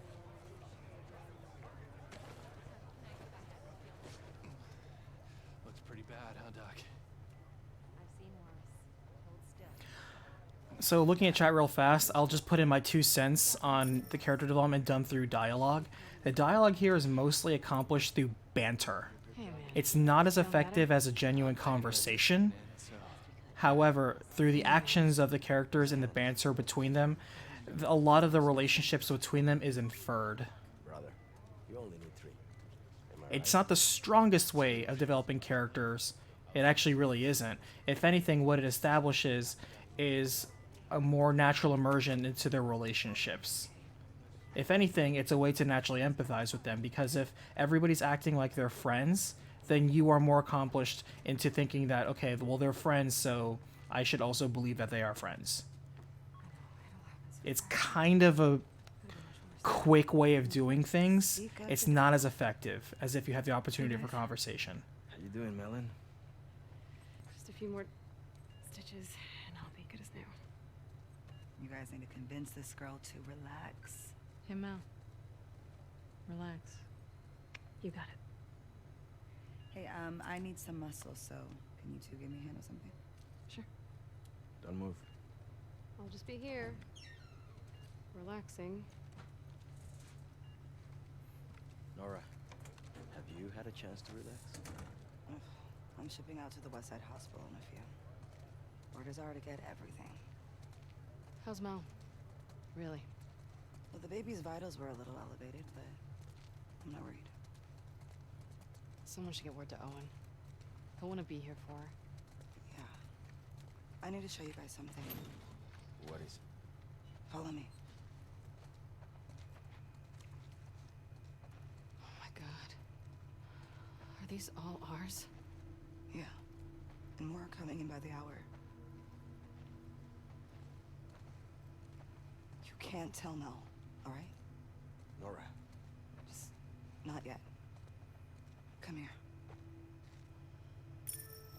Who's in that body bag? They sure get a lot of body bags. Holy shit. It's Danny.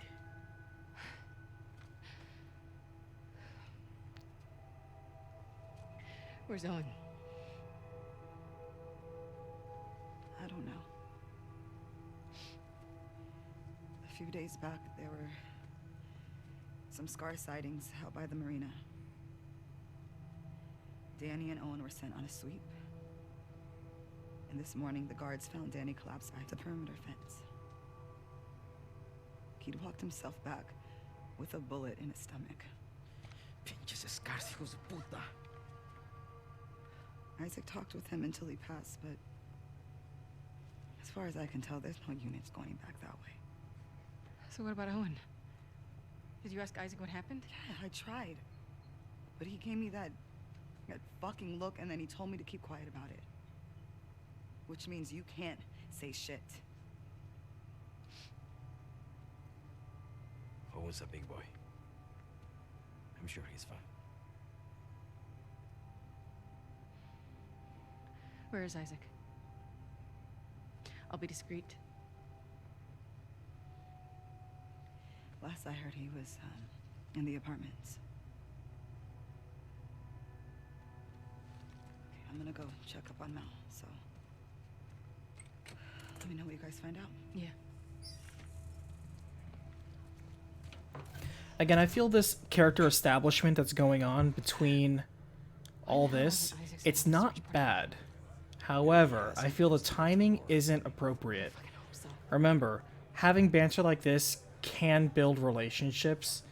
Just them talking about mundane stuff like eating lunch is okay for making them a more relatable person. But the timing is a little off because I felt like this should really be established earlier in the game. Even if it was not necessarily in the beginning before you even play as Ellie, even if they did like a switch off thing where like after Ellie's day one, you then do Abby's day one. And so you see the events happening at the same time until they come and clash on day 3.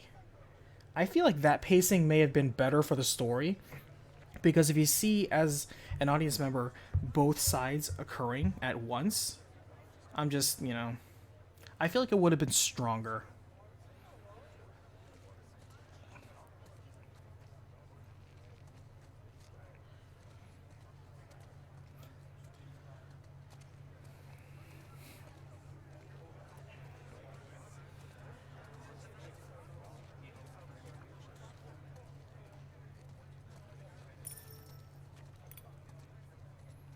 We're looking for Isaac.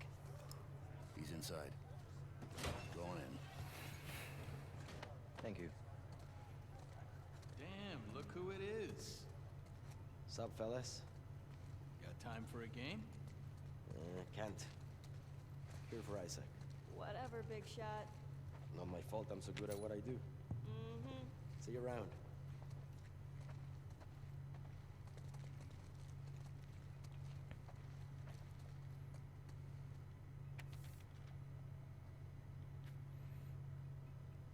You don't have to love a supporting character, by the way. They just need to perform the role as a supporting character, which is, I don't know, reinforce whatever narrative they're trying to portray at that moment.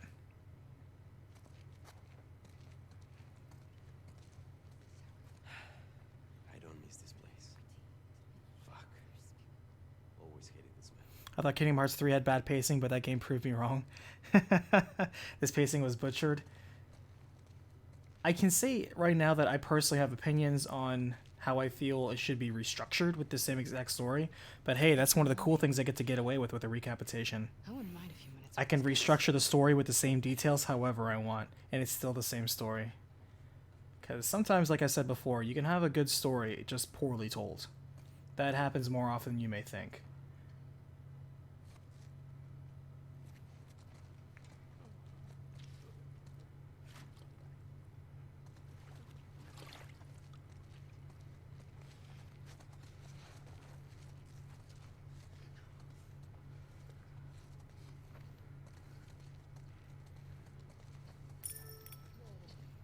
Hey, Abby. We need to go up. But yeah, Isaac's in one there. thing that is established that I'm glad the world reflects, that's something that I always thought was true in the first game too. Hey Dark, how are you Yeah, today? ready to arrive. Is oh, hold on, store's happening.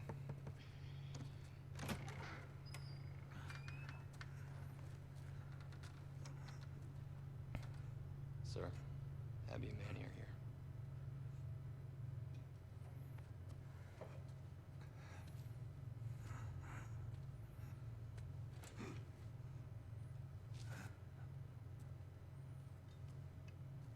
fall asleep. Yes, sir. Let's go up. Yeah, I don't think we've actually been introduced to Isaac just yet.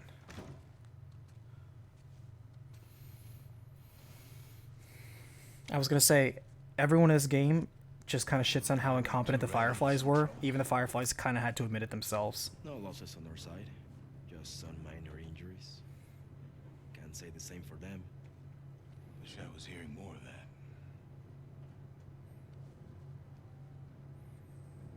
Never seen the base this packed. I'm gonna give it another day. Still waiting on some units. What's going on, boss? These small skirmishes. Can't keep going like this. Then... what? Could try another truce. How long before some asshole on their side or our side unravels the whole thing? No. It has to be all of them. Sir, we try attacking their island. Not like this. But yeah, Rosencrantz, you are, of course, right on that, where it's easier for the first one to establish a relationship long term because you had all game to laser focus on just two characters. You two are gonna lead the first wave. Pick your squads. Start prepping. I want Owen. When are he and Danny getting back?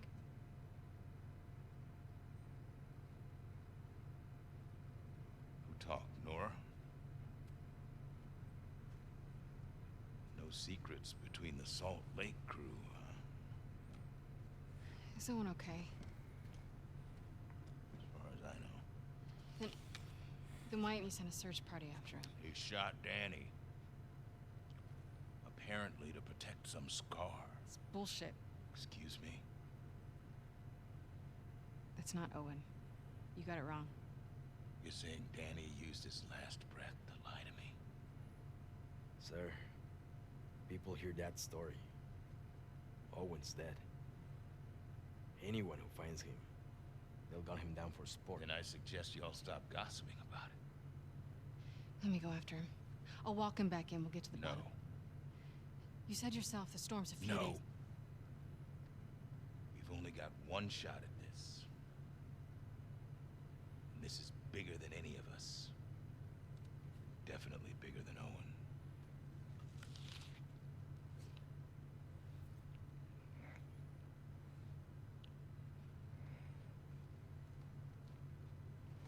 If he turns up, then fine. I'll give him the benefit of the doubt. And we'll get to the bottom of it. I need you, Abby. Yeah?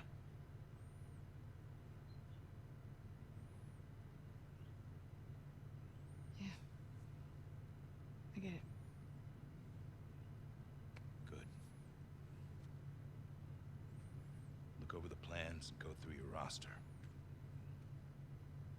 Grab some food. Talk later.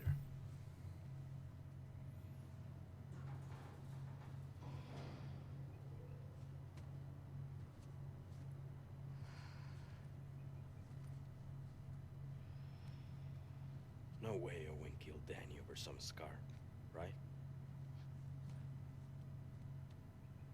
What? No. Abby, don't. I'll be back by morning. You just gotta cover me till then. Isaac will kick your ass. Not before the assault. You heard him, he needs me. If Owen's out there, how the hell are you going to find him? I know where he'll go.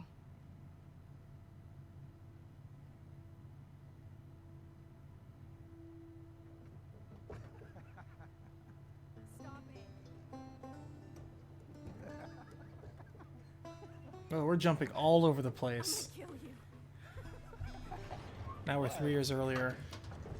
Seriously, stop it! All right. Why don't you come on over and enjoy this view with me then? It's great. It's the best. Oh. Come on. We made it all the way up here. Just so you could wimp out on the last 2 steps? Yeah. Yes, deal was to get up here, so. Alright, here's what's gonna happen. You're gonna get your ass over here, sit on the edge, or you can go down here on the kid seat and look at this view with me.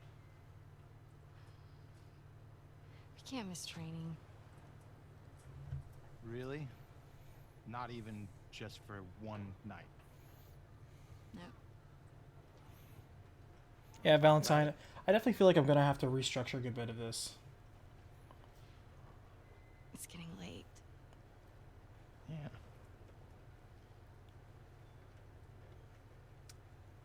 Okay.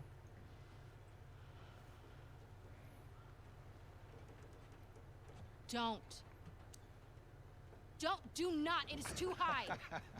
Oh my god. You know, I don't think I can live like this anymore, Abby. Owen, I'm serious. I will break up with you. Owen. I always loved you. Don't! Owen!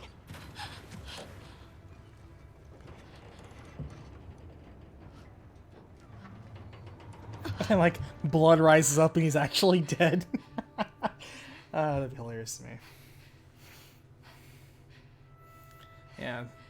Don't worry, I'm gonna do recaps like I always do recaps. Belly flops, dies.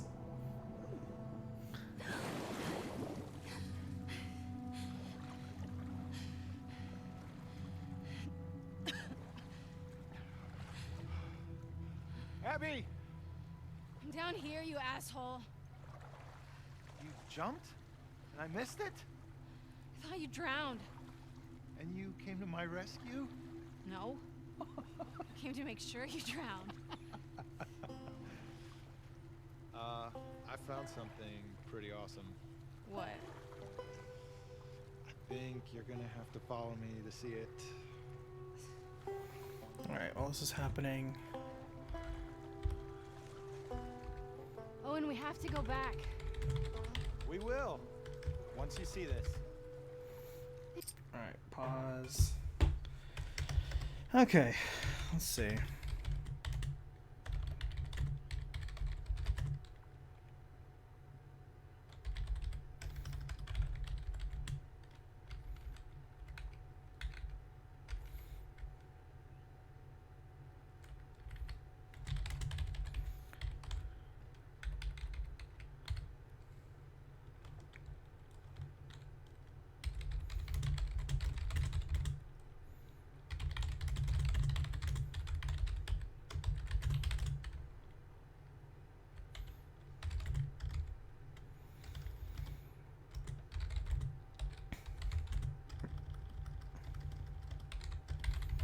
Who was the guy who was dead in the body bag? Danny?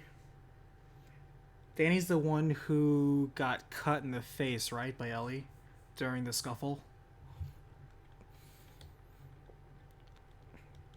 He's the one who I think actually pulled a gun on Owen during that encounter, if I'm not mistaken, right?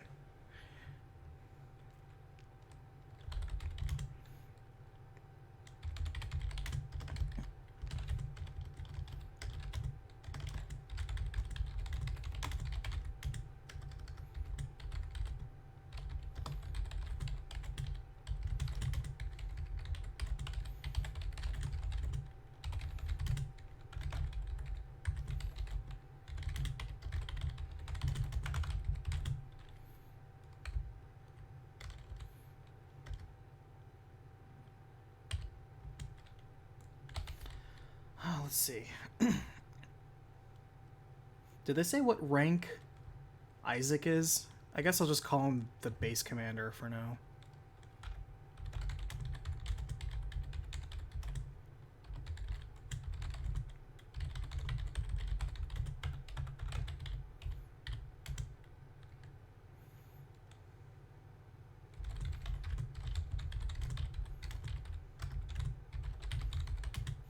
They say they're gearing up for an assault on the Scars, I'm assuming. I mean, I think I lost some of the details during that when Isaac was talking. Trying to think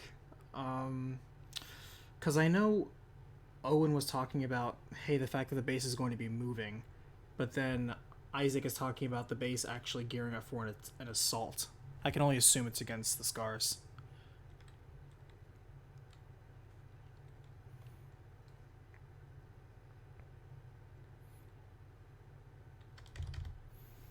Assault on the Seraphite main island? Alright, thank you.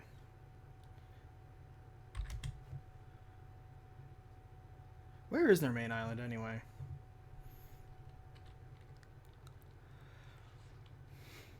Yeah, he did talk about how the truces weren't going to work this time. Or at least it wasn't a viable option. I remember that. Let's see.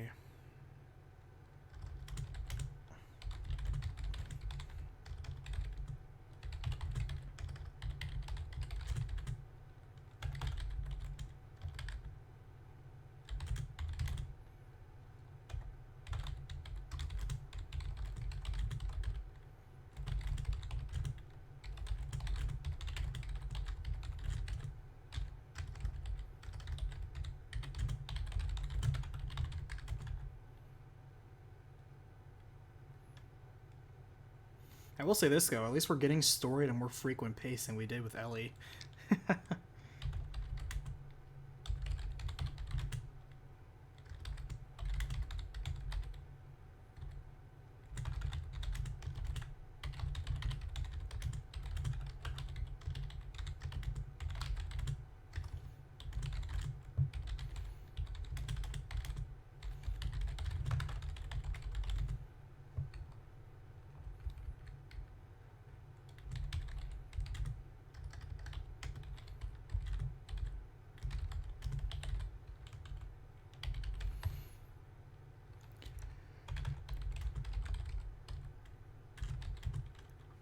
Okay, we're good. Regretted Candy. Just finished the game, rating it 6.5 out of 10.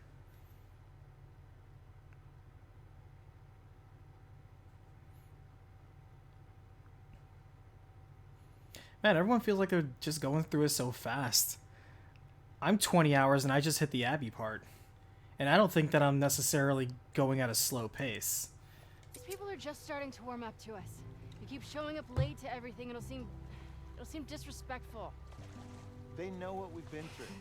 We got at least like 2 more months of sympathy before we have to go full wolf.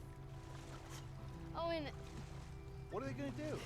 Kick out a bunch of displaced fireflies who have nowhere else to go? maybe? I don't want to find out. Just come see this thing. Take a deep breath.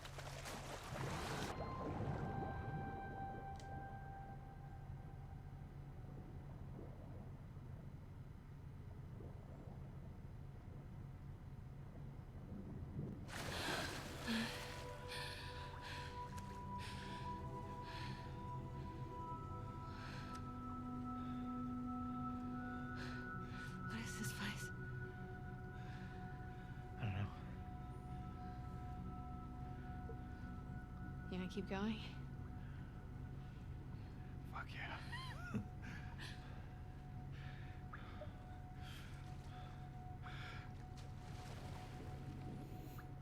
Well, that's just it, Barrett. That's just it. Abby's not an antagonist. Abby's just a separate protagonist. It's one of those philosophical everyone's a protagonist of their own story, except in this case it kind of is true. You have two separate stories clashing with each other because you have two different protagonists with different senses of justice that cannot coexist. Check this water pup out. I saw this seal the other day. It's covered in spots. They don't have spots. They're brown. Those are sea lions. No, you don't know. I know what I saw with my eyes.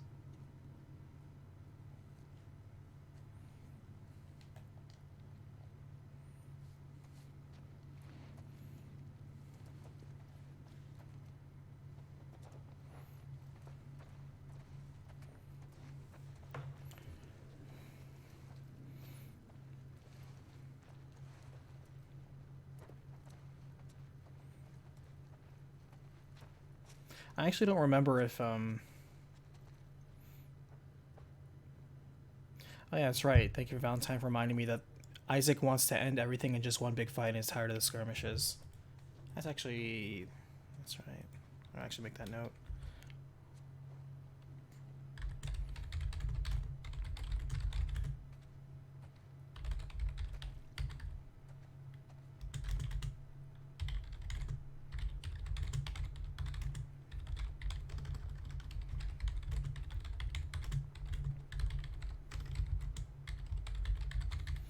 Okay. But yeah, in the trailers, they definitely did not go out of their way to establish Abby as a central character in any way. Hey, give me a hand with this. Yep.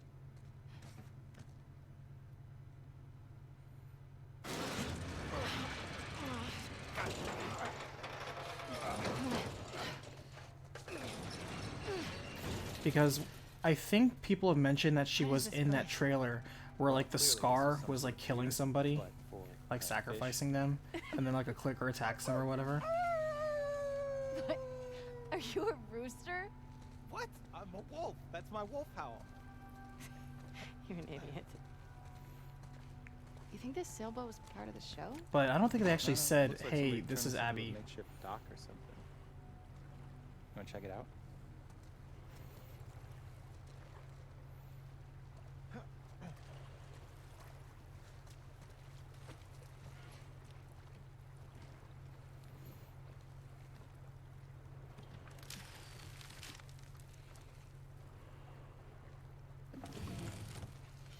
I'll say this though, Abby being cut is not in any way a demerit to me.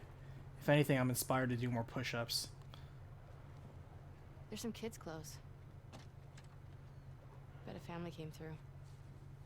Look at these drawings.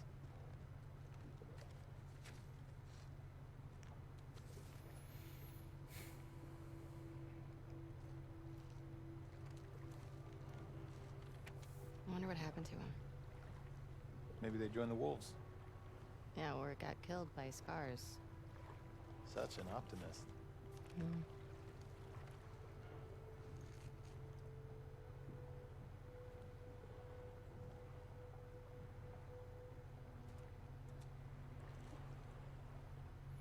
Yeesh. That's morbid right there.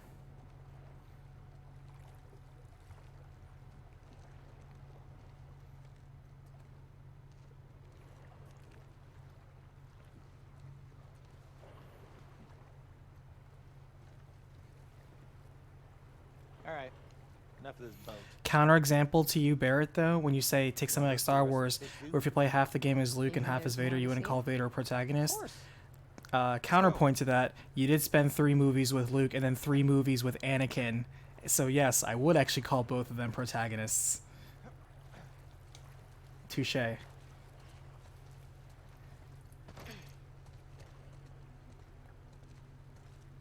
But in the specific films, yes, it's all relative.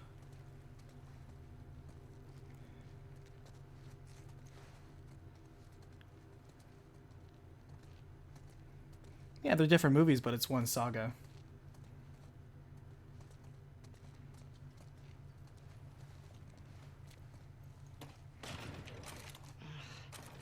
Think you can get through that? Get me up there. Yep.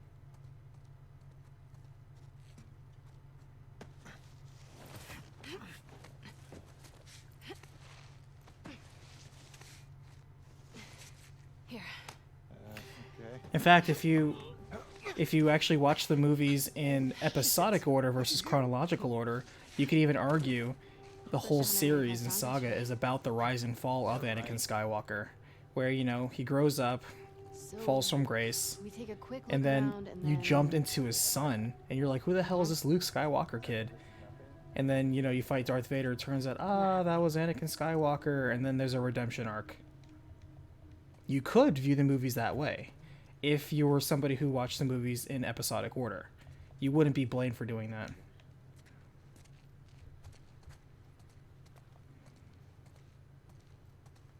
Because if you look at it from a bigger perspective, Luke Skywalker is not the big deal there. It's all about Anakin.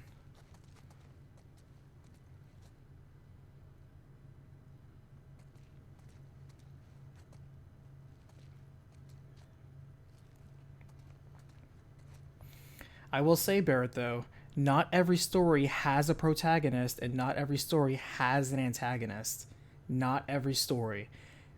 The world of storytelling is so much wider than that. You absolutely can have dual protagonists. You absolutely can have no main protagonist. You can have a main cast be the main star, if you will.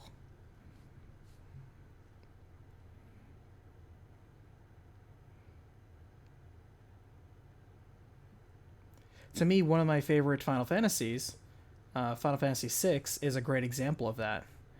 People argue to this day who's the quote unquote main character of that game, when in actuality there is no main character. The story shifts from different person to different person. There are multiple protagonists driving the overall story forward.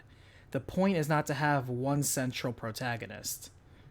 You have different people with different senses of justice coming together.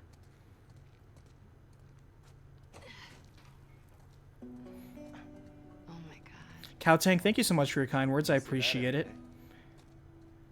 Thank you for enjoying the Final Fantasy recapitations. If you can believe it, we still have more Final Fantasy games to talk about. We still have to talk about Dissidia. You know, we still have the gosh, what's the 2D ones that came on Super Nintendo? No spots. The Final Fantasy Adventures. We still have to go through that, like Mystic Final Fantasy, World of Final Fantasy.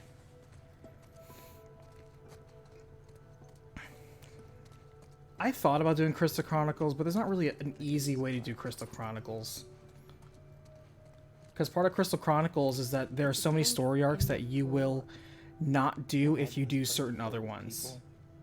It's one of those where like the path is your own creation, and because it's one of those emergent storylines, I'm not interested in recapping it. You lose a shit over it. Yeah.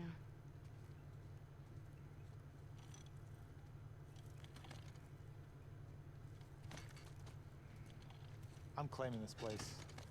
It's mine. You can visit. Oh, you sure? Not really, actually. See how nice you are to me first. You're a dick. Not a great start. Yeah, Vagrant Story I get a lot of requests for. I get the feeling Vagrant Story will probably be done before the end of the year. I get a lot of requests for Vagrant Story.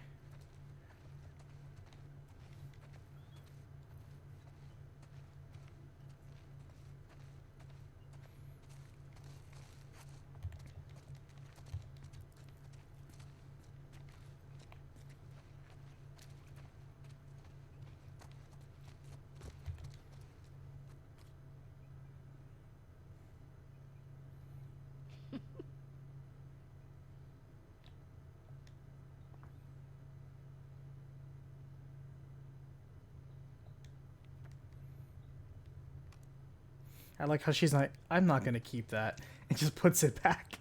She keeps like a random coupon from 20 years ago, but she doesn't keep that photo. That's hilarious to me.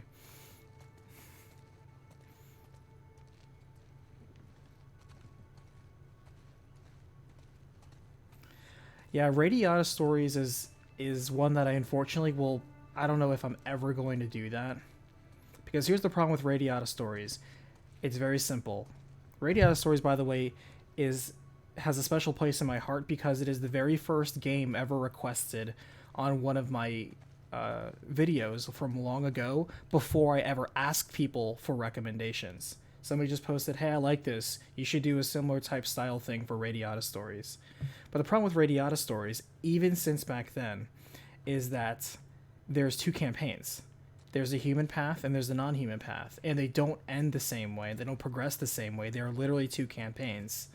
And neither one's considered the canon ending. So it's simply a matter of choice.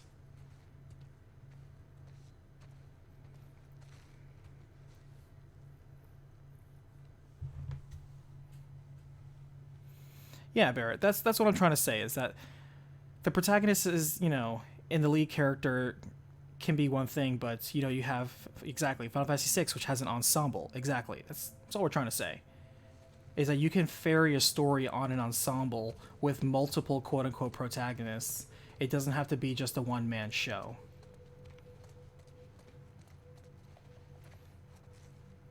It is completely doable. It's the same family from the boat.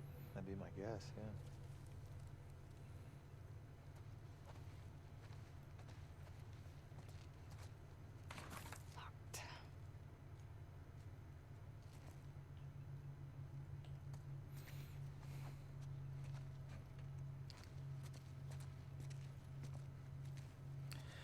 But that's exactly what I'm saying. Yeah, exactly, Barrett. One of the things I think people are upset at Abby is because they introduce her only during the tutorial, and then the next time you see her, she's killing one of the main characters.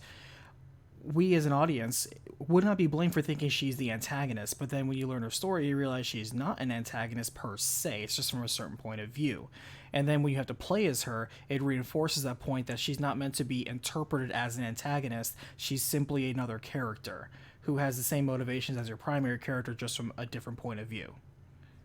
And I'm okay with that. To me, Abby is not an antagonist. She doesn't fit the antagonist MO. If anything, she's not even aware of Ellie, for the most part. I mean, I imagine once she starts murdering her friends, and then it becomes personal, then yes. But as of this point, she doesn't know her, doesn't suspect her, barely remembers her. Oh, where'd you go? Oh, we have to go up.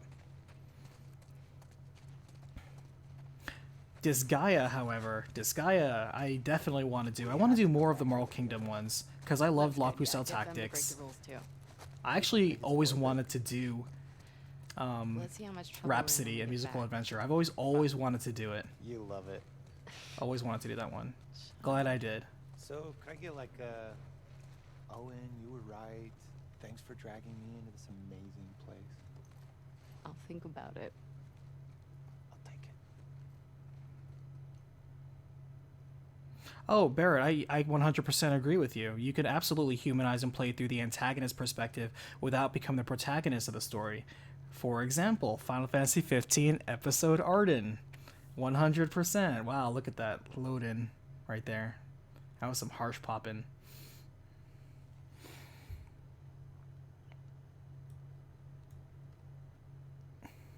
But the relationship though of an antagonist and a protagonist is still very distinct.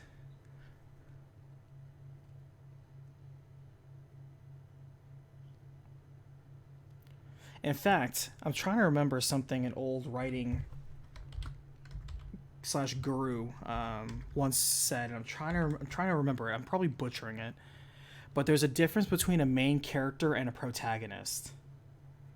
I'm trying to remember there's an actual literary definition difference, because not all main characters are protagonists is kind of the point. I'm trying to remember what the difference is. One of the differences, and I don't remember which is which, but one of the differences is that one of those roles drives the story forward, while the other one is simply just a participant of the story. Like, the story happens around them or to them, but with one of them, I think it's the protagonist actually drives the story forward. But yeah, I'm trying to remember.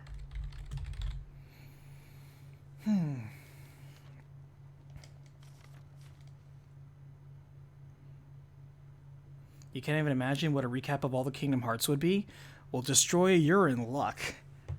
Have I got a playlist for you?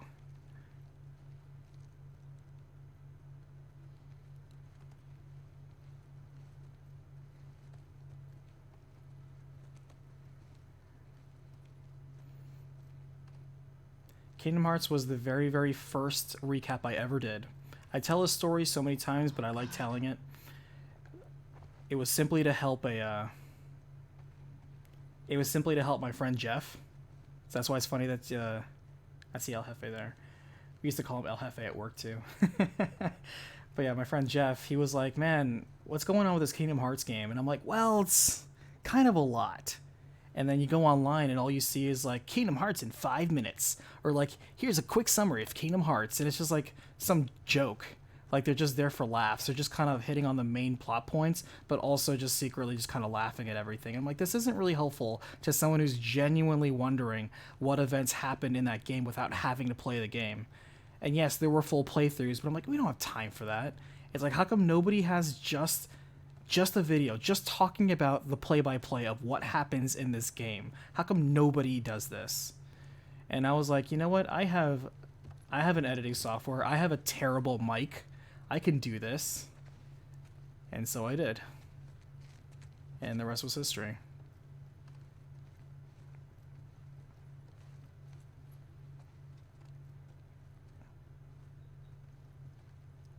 There we go. So yeah, I remembered it right. The protagonist is the one who drives the plot forward while the main character is impacted by the plot. Thank you. See, I kind of remembered it. Haha. Yeah, it's not always the same thing. In fact, it's exactly not the same thing. Am I supposed to be interacting with something right now? Because we're not driving the plot forward. What am I supposed to be engaging with?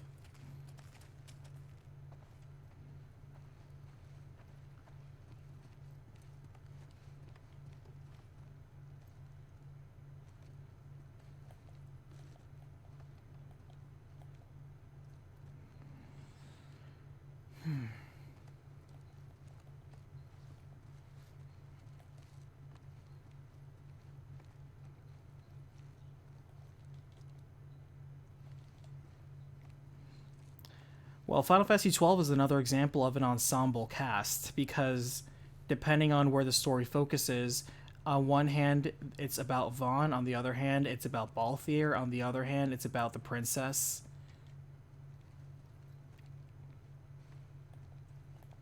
It's about all of them. It's another ensemble one. I actually prefer those too, by the way. I love the way that those have been done. 9 is also the same way. All three of those are what is loosely called like the Hiroyuki Ito. He directed all three of those, and I love them because all three of them have the same unifying theme of nobody's technically like the protagonist. It's an ensemble cast, and I really like that because it means that the writing has to be that much stronger for everybody to be that much more impactful, and I really like that. That's why I love the Ito trilogy, if you will. I actually don't know where I'm supposed to go. I was completely talking about nonsense. See, Barrett, there's a reason why it's taken me so much longer than your playthrough.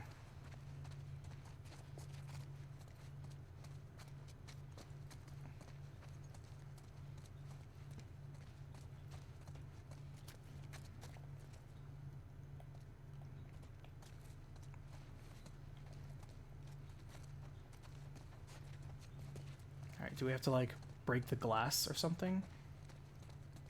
Or is there somewhere else we can go?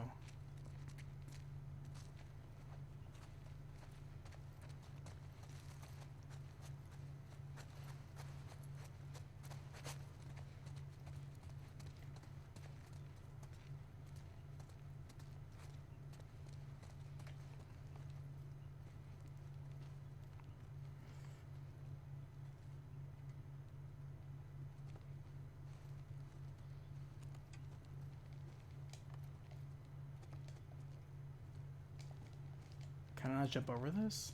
Okay.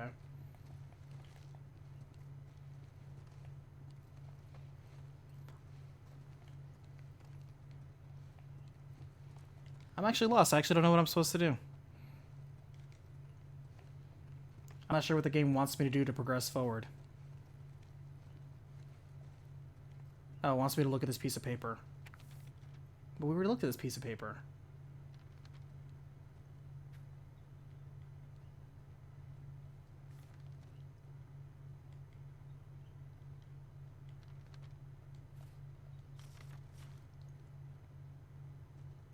Okay, I looked at that one piece of paper.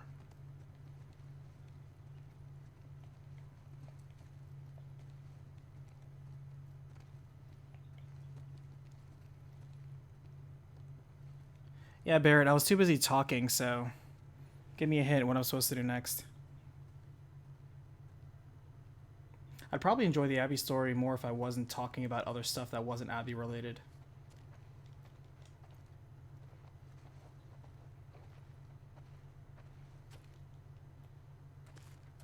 Oh, I was supposed to pick up this piece of paper?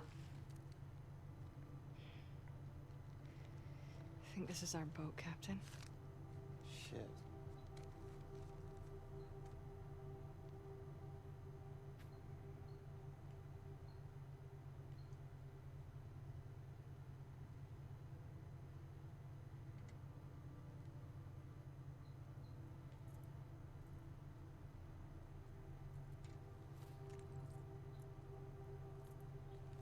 His kids ran off to join the Scars. Jeez. Well, on the bright side, I found these keys. What is wrong with you? He's a skeleton. He doesn't need them. I just don't understand how anybody willingly joins the Scars. Why not? Because they're an insane cult. That's why. Well, in the QZs, people would refer to the fire. Blue Dragon was the first game done by Mistwalker Studios, the studio saying, created don't by say Hironobu that's Sakaguchi after he left Squaresoft so many years ago. And he formed his own independent one. He made 3 games. He was going to make another one. I think they ended up doing a mobile game Wanna instead. try those keys? He made Blue Dragon, Lost Odyssey, and This one? The Last Story. Nope. He made those 3 games. Out. Got it. Damn. Lost Odyssey, by the way, is a fantastic RPG. It is so good.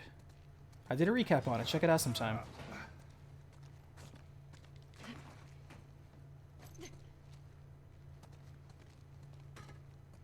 Lost Odyssey was one of those RPGs that was such a pleasure to play again. Oh boy, I loved that game. That game was so good.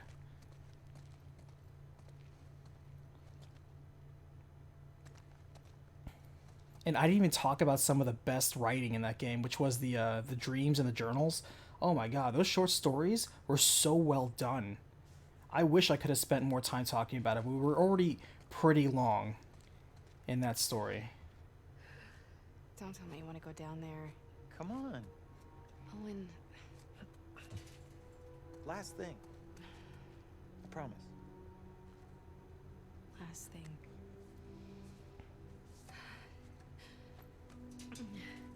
Just, don't look down. Just go. I don't know why, but young Owen reminds me of like a young Bill Paxton. I don't know why, but his face reminds me of that. Oh, Valentine, you found me by searching for a summary of Kingdom Hearts. Thank you. Please. I'd love to meet this kid. I mean, he's a Scar. Maybe you have. I think the only time I've ever been referenced as a point to look at by any outside website is if you go to the Danganronpa subreddit and they're like, watch these videos, get caught up on the story. They actually recommend my Danganronpa 2 video and Ultra Despair Girls. I'm like, wow, it's so nice to be recommended by a group. It feels validated.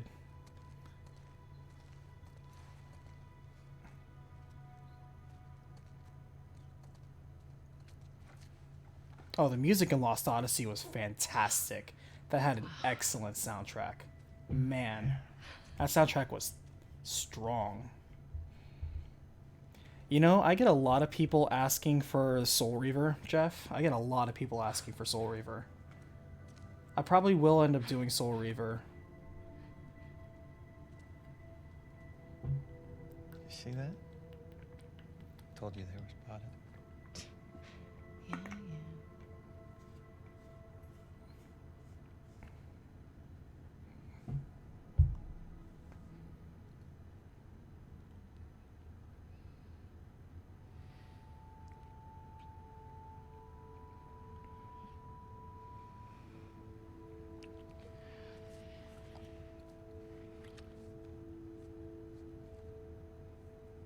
Want me to slow down? No,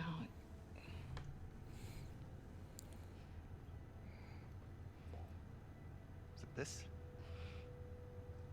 It's this, isn't it? You are disgusted by it. Come on, man.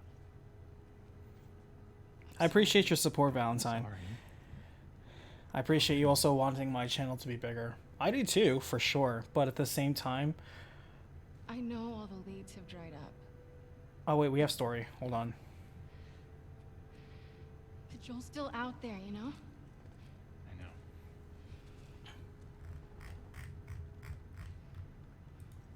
What can I do? Let's go back. We can still make training.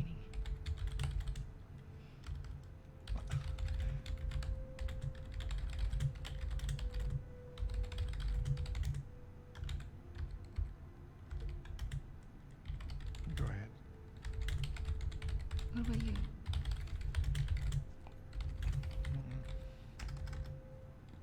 I'm gonna hang out with the seals for a little while.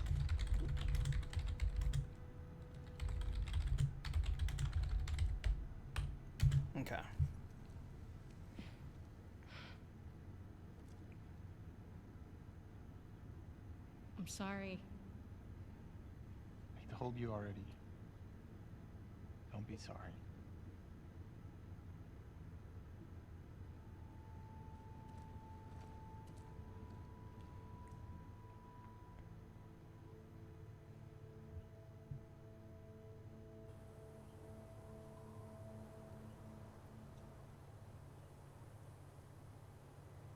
What if Owen's somewhere else? He's there. Let's get off the roof before someone sees us. Can I talk you out of this? No. Okay, back on We this. don't know what happened. I gotta find out. But yeah, I mean, if I follow YouTube if you really Academy, do that- then the main Damn it. reason I'm not. I'm jealous Owen got to shoot him before I did. Actually, I can actually even tell you, YouTube actually gives you feedback on your channel after a certain point, and yes, they automatically include you as part of YouTube Academy, but they also send you feedback reports like, hey, we notice you don't do these things on your videos. You should do them so you grow faster and or make more money. And just behind the scenes stuff, I don't know how many of you out there are also content creators. If you are one, you know, feel free to jump in and agree. But what they tell you to do is you need to have more personalized thumbnails. You need to, like, put your face in it or put like some interesting stuff. Make your titles click worthy, aka I read that as clickbait worthy. You need to have an opening and an outro and a quote unquote call to action very early on or in the middle of your video. Don't wait for the very end. In which, of course, you do the whole usual thing you've heard a million times, where you do the greeting, channel introduction, tell people to like, comment, subscribe, click that notification bell, all that. You've heard this shtick. I don't sell merchandise. I don't accept sponsorships. And my actual show name, Recapitation, is not an actual word. It's a made-up word, and so people are not actually going to search that naturally, and so it's hard to discover the content unless people do something else like, okay, what happened in Final Fantasy 15, and I happen to come up on a recommendation. So all those reasons are the reasons why YouTube says your channel sucks and you're growing slowly. And I look at them and I says, I am fully aware of that. I understand you. I'm still not changing it. I'm still not changing that. I'm not going to sell t-shirts anytime soon. Or if I do, I'm sure also not going to sell them on my main content. You're not going to hear me do a cheesy intro. I like the minimalist approach on my thumbnails. I think it's just straightforward to the point. What is, and then the logo of the game. And then the title is just what happened in blah, blah, blah. Like, it's straight to the point. That's all I'm talking about. So, yeah, El Jefe, it's like, I've had people like multiple say like, hey, you know, you'd get more views and more discoverability if you changed the name of your show to something. Like, don't use the word Recapitation. And I'm like, that's the name of my show. That's not going to change. It's my show. Too bad. So that's where I am. So that's why I ask people, please, if you can, share this. Like, that's the best way to spread any of my stuff. If you like any of my content, please share it. Please do. Share it on whatever popular social media. Don't share it on Facebook, though. Don't ever share anything on Facebook, because Facebook claims ownership on any videos you put there. They're very dickish. So don't ever post anything on Facebook. But anywhere else is fine.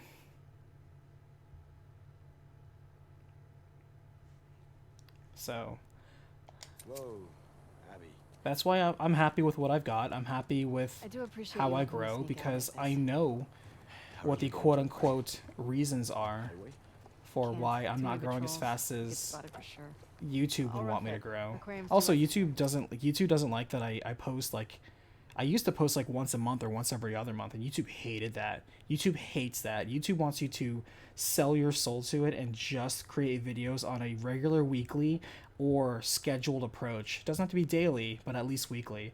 And I'm like, I'm not going to make a schedule. They're out when they're out. They're done when they're done. And that's it. Keep following the sun, right?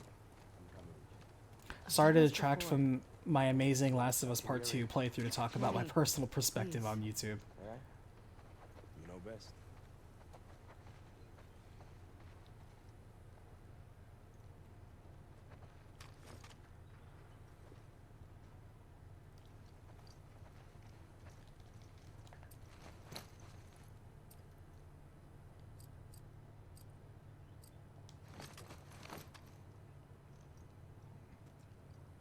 Yeah, I know at the end of the day, I'm just doing what I'm doing because it makes them more money.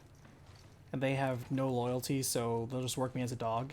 But because this is a side project, and it's something I feel like I'm doing, and I don't want to ever feel like I'm obligated to, that's the reason why I work at the pace that I do. I put out the quality that I do. And I have to remind people, I'm just a one-man show, man. I'm just a one-man show. I still, have a job. I still have to pay bills. I'm doing this by myself in my spare time, which is admittedly a little easier these days due to quarantine. But even during the normal times, this is what I had to do. I had to go to work all day, work 60-hour weeks, come home, shove food in my mouth, and then start working on a side project.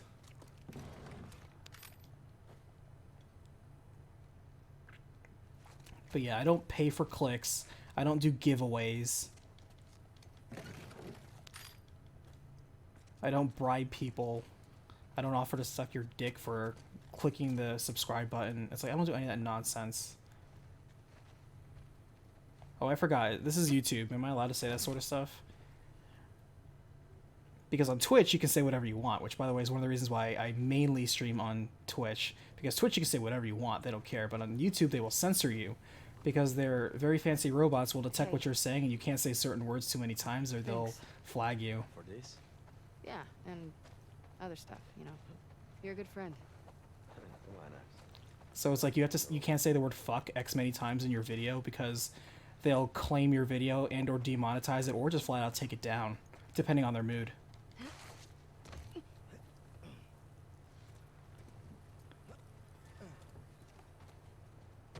Strider, if you ever come to Texas, I'll take that drink from you, but it won't be beer. I don't drink beer, I drink liquor. Come on. So I'll have you buy me a shot, sure. Thanks. And thanks, Valentine. I appreciate your support, too. Oh, you have a friend that's also a content creator? Interesting.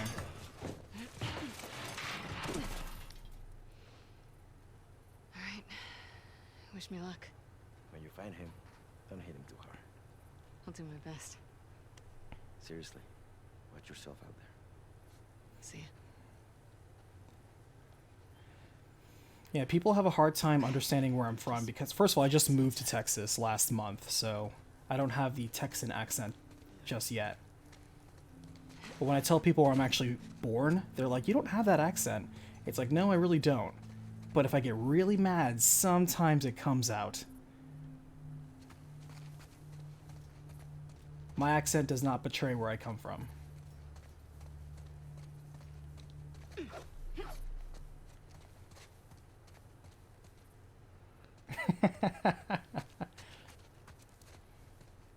That's cute, Boo.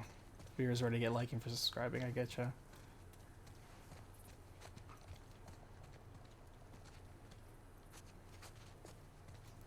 But yeah, my favorite liquor, I prefer, since we're talking about that, I don't drink all the time, but I always have a bottle ready for social reasons. Although it's very light these days. And if we ever go out, and then I'll order a cocktail that at least has this, my go-to is vodka. If it's a mixed drink with vodka, I'm in it. If it's just straight up vodka, just pour it in the glass. I don't need ice. I don't need a chaser. I will just drink it straight. After that, I enjoy rum. And I'm okay with whiskey. I don't prefer whiskey, but I'll take whiskey.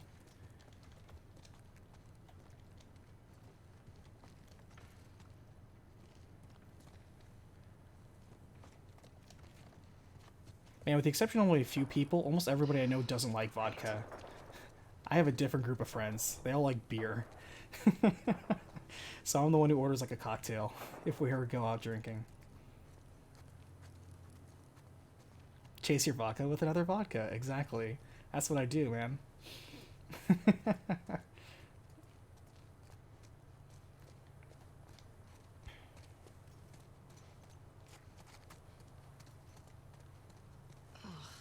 is that smell?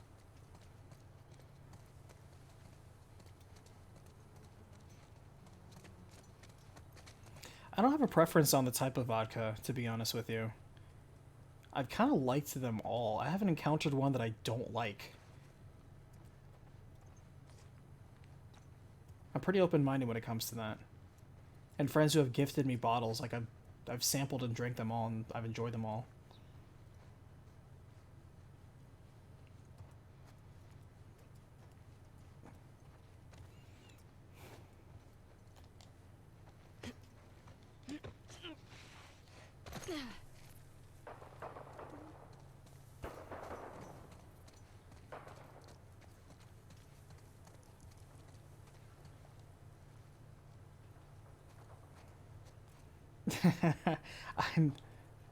I don't have so many ends. See, now I'm going to portray myself as a massive drinker. I really don't. In fact, the last time I even had a shot of anything was probably a couple months ago. See, I don't drink by myself because that's what an alcoholic does. I'm more of a social drinker.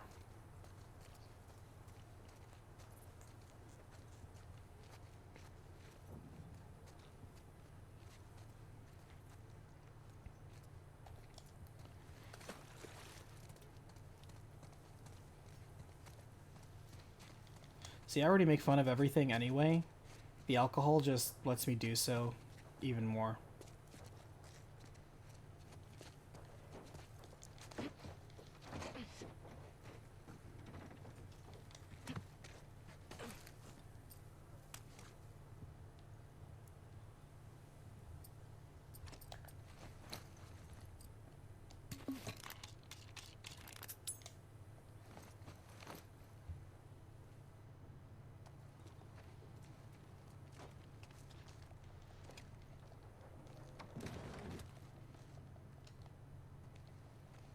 Nice.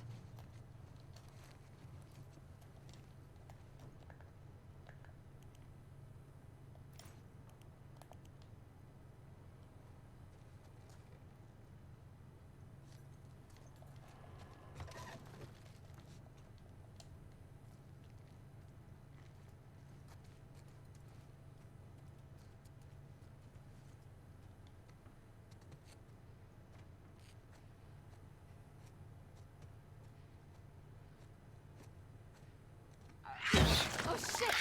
Oh, jeez.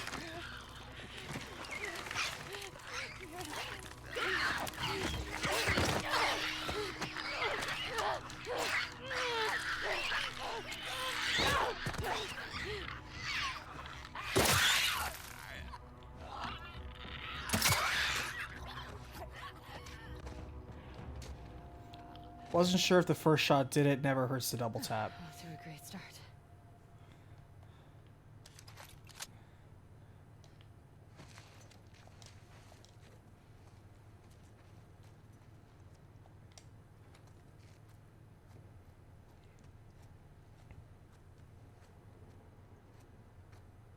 My friends can't believe that I actually enjoy Long Island iced teas.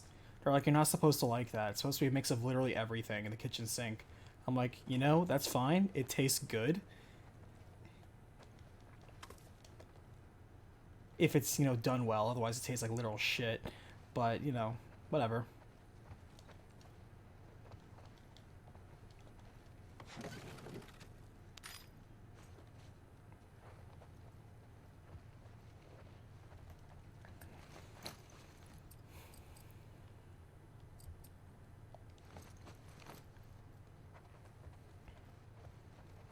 I have seen other weird shit people have come to drink, especially when I still live in Georgia.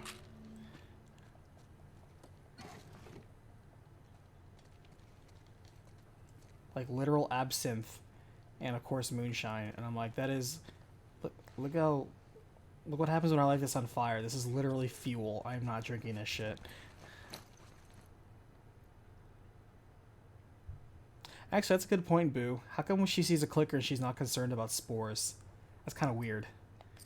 That should be like the first thing you're concerned about.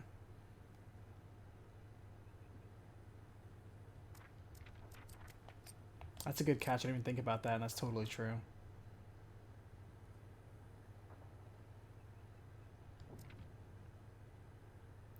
I like the move faster while prone.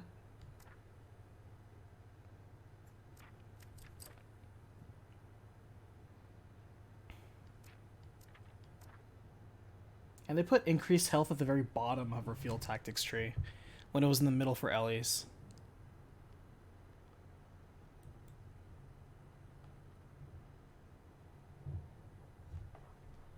We haven't saved yet, have we?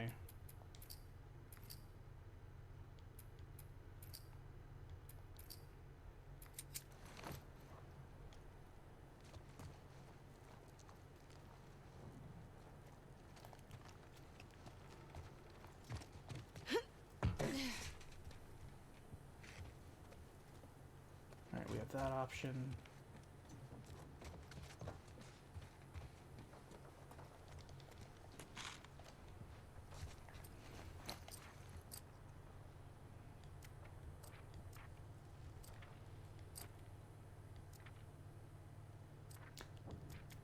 See, I just want increased health. I don't necessarily want, like, this shit.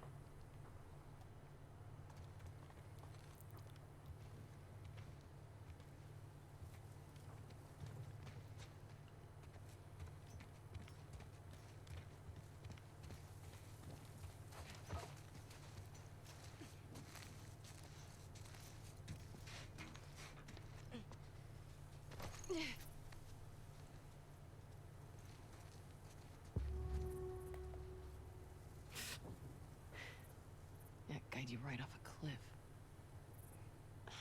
These freaks are in our backyard.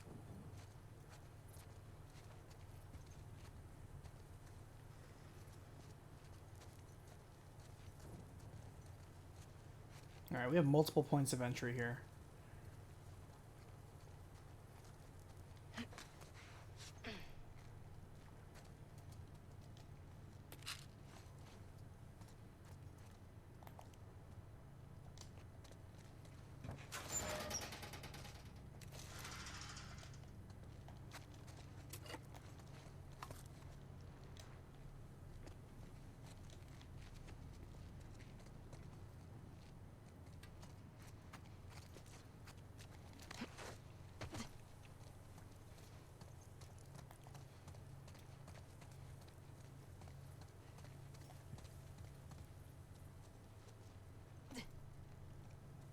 By the way, how many people are streaming this on Twitch? I think I looked earlier. I think it was like 147,000 people were watching this game on Twitch. Some really, really high number. I wonder how high that will be 1 week from now.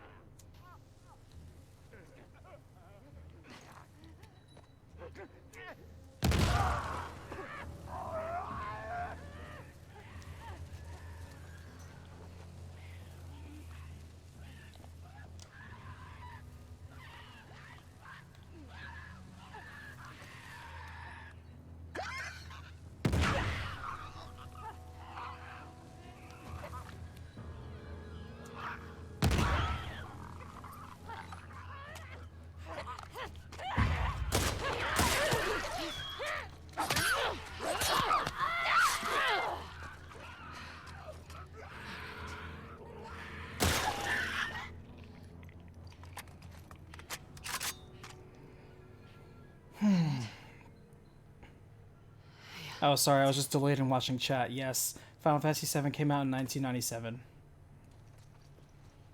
You know, when I first put out the recap, this is a bloopers that you'll never know because you weren't there. I think only 30 people caught it, ever. I don't know if those people can still talk.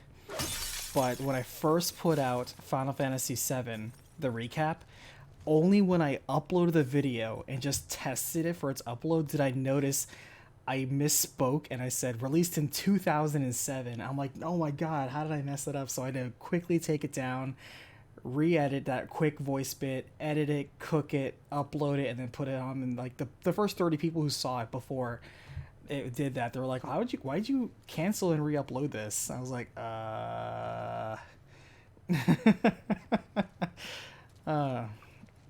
oh, we're looking for Owen. We believe Owen went to the aquarium, so we're making our way to the aquarium. So yeah, the original upload for Final Fantasy VII was botched. You'll never know. Stuff you only get when you listen to the stream. Ooh, I didn't realize that the pipe bomb takes up... Oh, but it crafts 2. Okay, that's fine. Well, it says like, damn, that's expensive for a pipe bomb. But it crafts 2.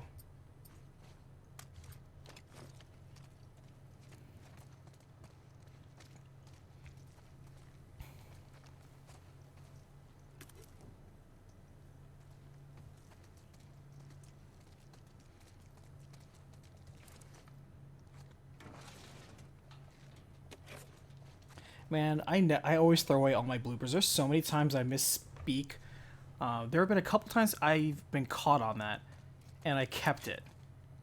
A couple of times where I 100% made a blooper, and I just kept it. I'm like, it's not worth re-uploading a video for that. The two that bring up, that I think are the most distinct is in Bravely Default. There is a point where I specifically say Ting-a-bell instead of ring-a-bell. It's very noticeable. I can't even try to be slick about it and be like, oh, I just, said it fast. No, I absolutely say Ting-a-bell. Like I'm saying Tinkerbell.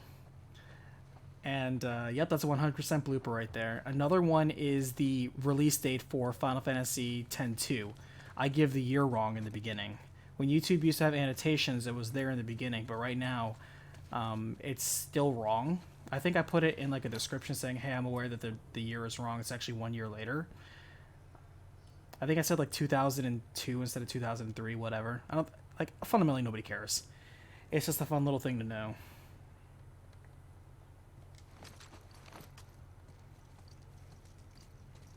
But yeah, hey, I'm just human, man. I don't have an editor. I look at all this myself.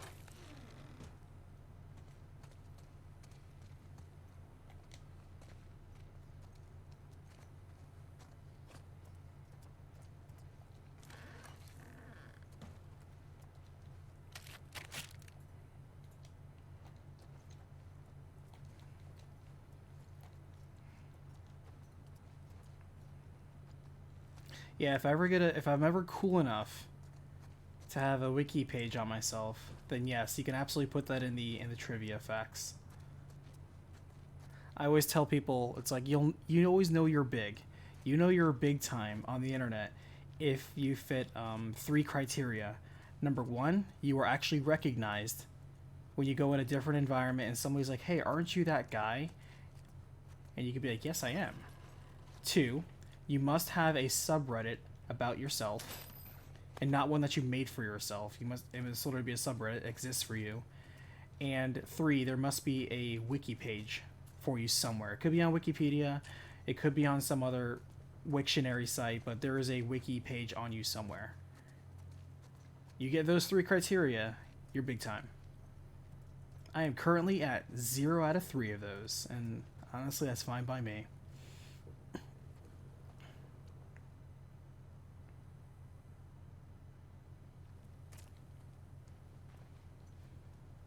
Boo, I don't know what you're talking about. That video was taken down years ago. It's funny, though. I was one of those that fought for Zidane instead of Zidane, and I got shit for it for years. The only way I was willing to accept it, because, yes, Zidane is the French name and the correct pronunciation of that game, or pronunciation. Actually, I still say pronunciation to this day, even though the technical word is pronunciation. And so when YouTube took down Final Fantasy IX just randomly a couple years ago, and I had an opportunity to re-upload the entire thing, I took that opportunity to, first of all, fix it, because Final Fantasy IX had a lot of problems. Final Fantasy IX had a lot of botched footage in the original one, and yes, it was my opportunity to finally erase history and correct it. And so I did the whole video with Zidane instead of Zidane. And then you know what everyone did? You get people saying, I actually like saying Zidane instead. I don't know where this Zidane is coming from. Like, oh my god. People on both sides, I can't win. Even when I'm right, I can't win.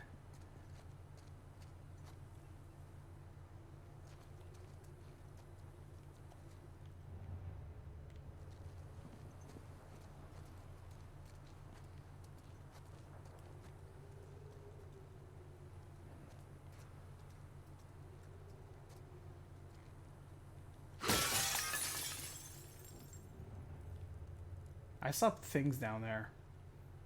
I saw shadows for a second.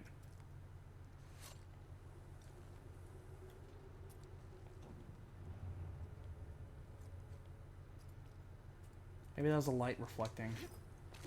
But I'm pretty sure I saw something.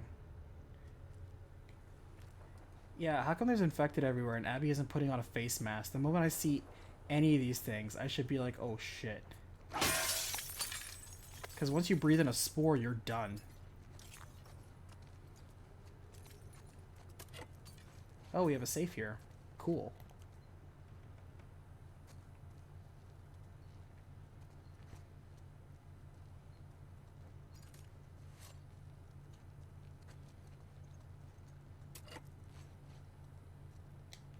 Alright, let's look around for the clue.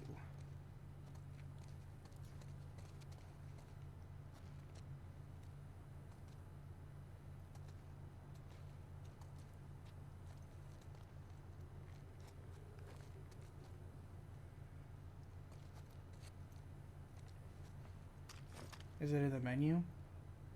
I wonder.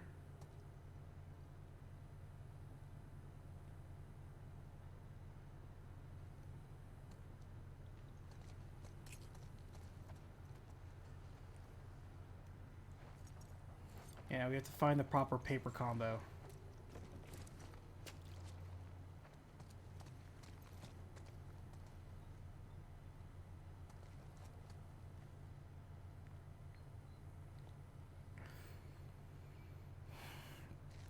We're looking for the combo for the safe. Because, you know, it's always somewhere nearby. And I'm wondering if it's actually a clue somewhere in the menu or around one of these cakes or something.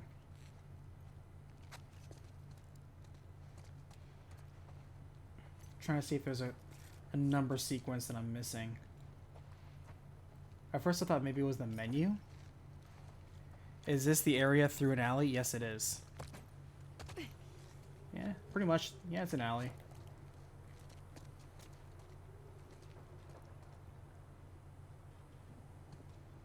It's kind of like a mini Chinatown.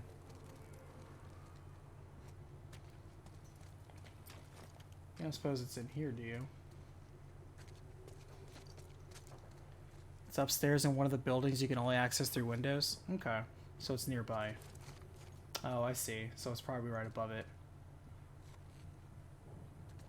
Alright.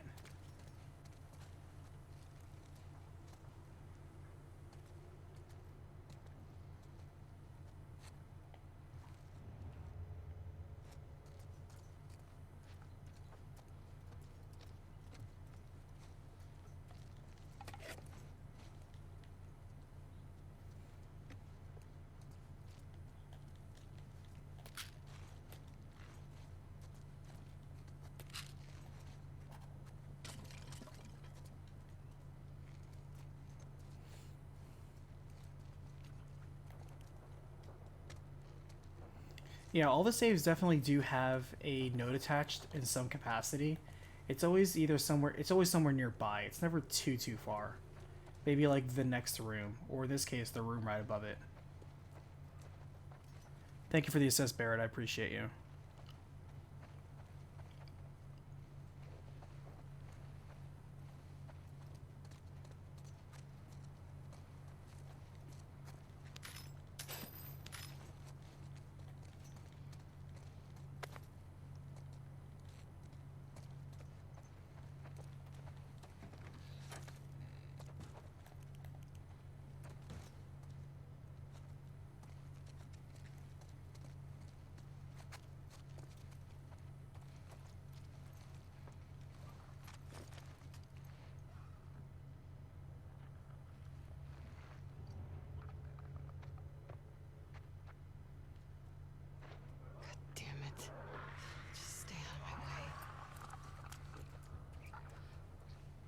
Alright, time to test out these shivs.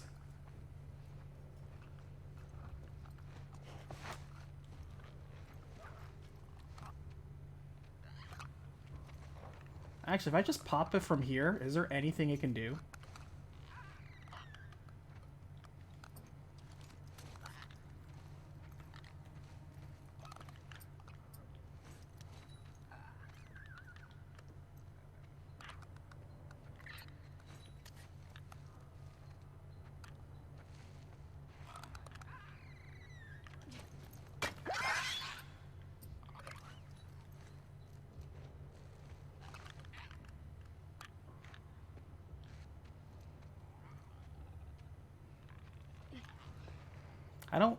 I was really hoping that would attract both of them.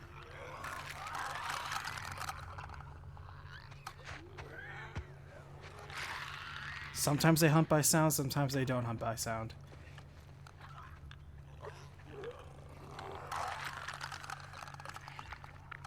Oh, there they are. Stay right there.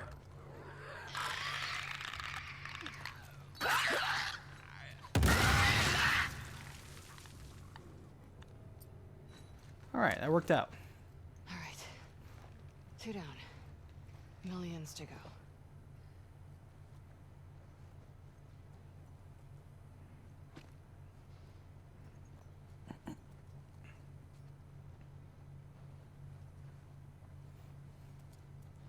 Love it when a plan comes together. Jibbed.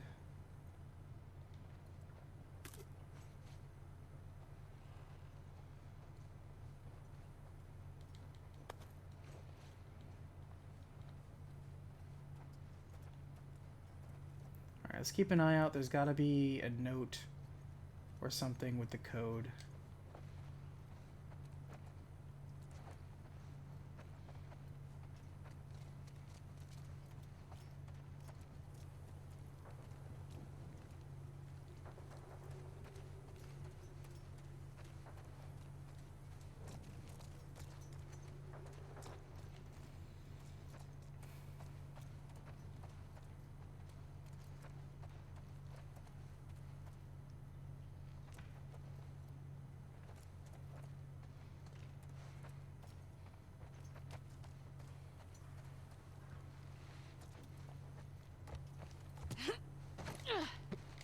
You think it's across the upstairs of the building? Alright, well, there we go. We're on our way.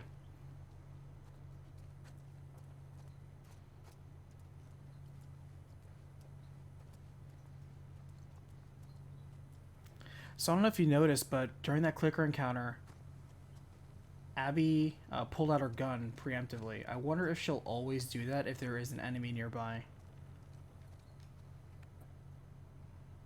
What is this?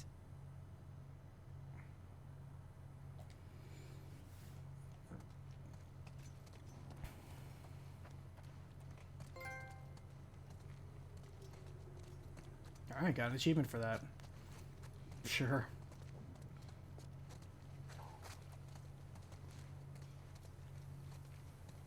You've been here a while.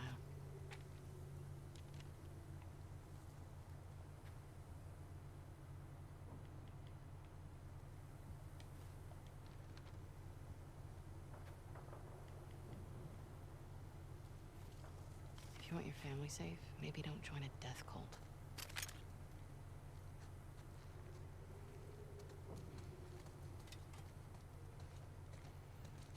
I played Uncharted. I don't love Uncharted, so if that was an Uncharted reference, I didn't get it either.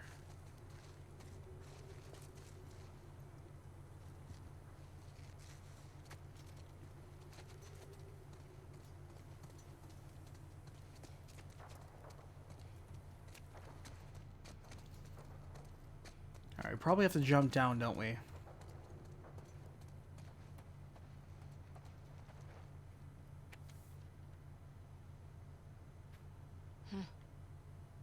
Oh, there we go. 689689.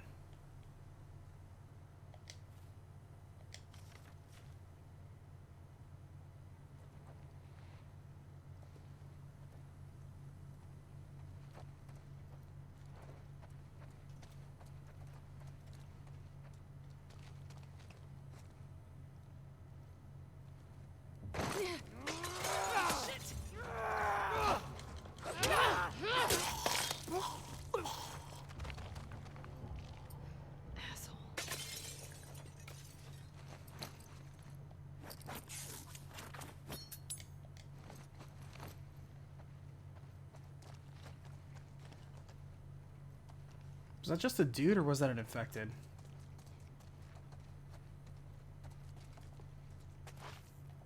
I think that was just a dude, wasn't it? Alright, thank you for noting it. I appreciate it. That will actually help me a lot because, you know, I'm just going to forget it in 5 seconds.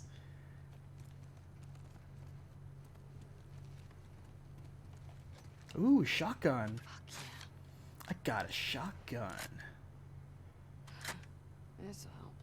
This will help.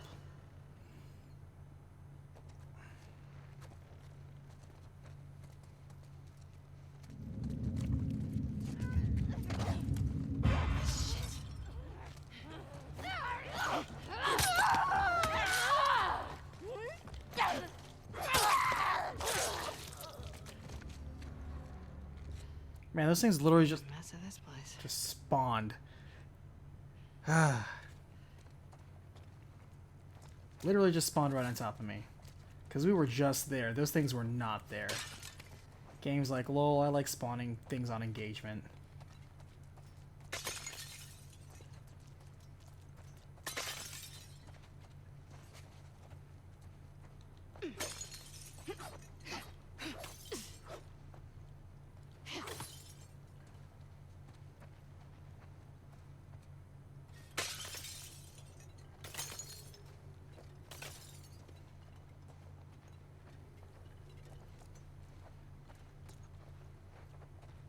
That's kind of cool. I like looking at things shatter in interesting ways.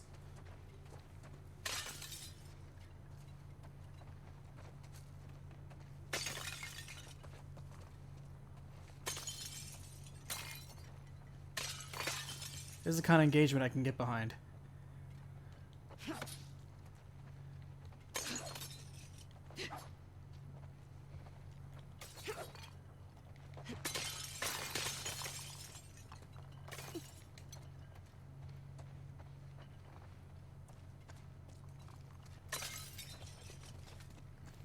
Yeah, I know, LFA. It's like the game is like detecting. We seem to be noticing your engagement levels are kind of low. Here, let me fix that for you.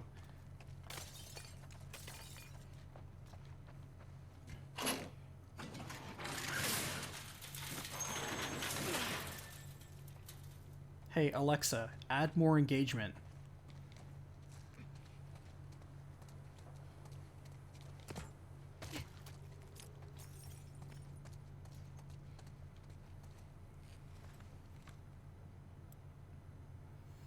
Alright, what was it again? 689, 689. Thanks, appreciate it.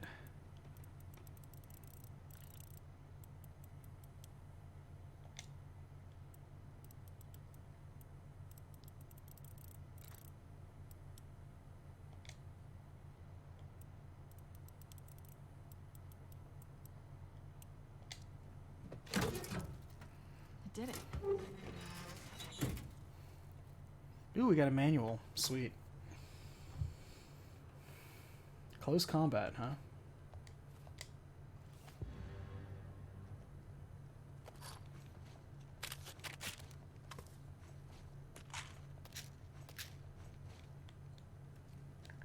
At least we're not retreading the exact same areas. That's what I was afraid we were going to do. Is that we were going to retrace the exact same areas as Ellie. And I'm like, really? I don't want to do that. That'd be so cheap. After killing an enemy with a strike, for a short time your next melee attack will also be a strike. Okay. I didn't realize there was an actual term. But yes.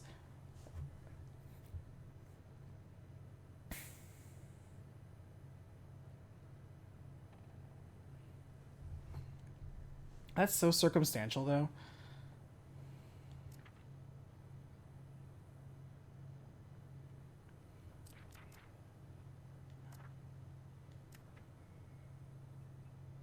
Momentum lasts longer? Is that what this is? Okay. Actually, this tree seems pretty useful. Honestly. I should have saved up for this.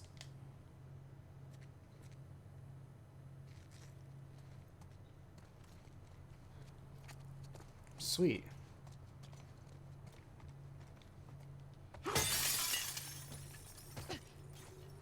Alright, that was fun.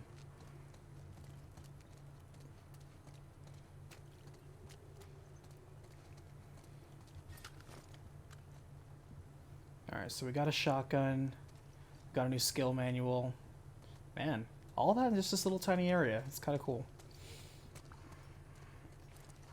Yeah, the healing kit upgrade is earlier at least. I'll take that.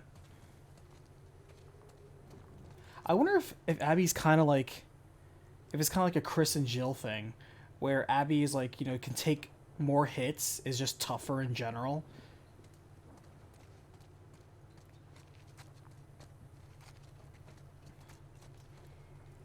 But Ellie has like more tools, like the proximity mine, which I kind of wish I still had, because that's really freaking awesome.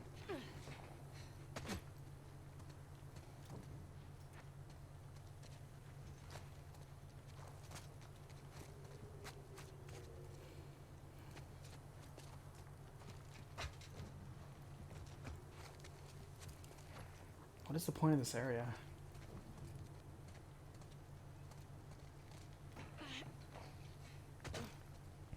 Oh, Abby gets a bow too?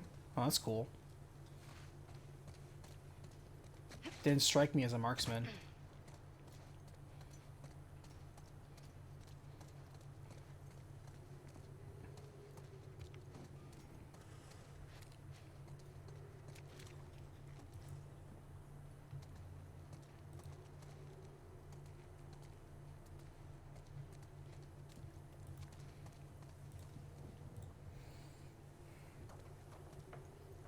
We're technically at the 3-hour mark, but I kind of want to go for just a little bit. She goes Daryl Dixon on the infected. So that either means one of two things.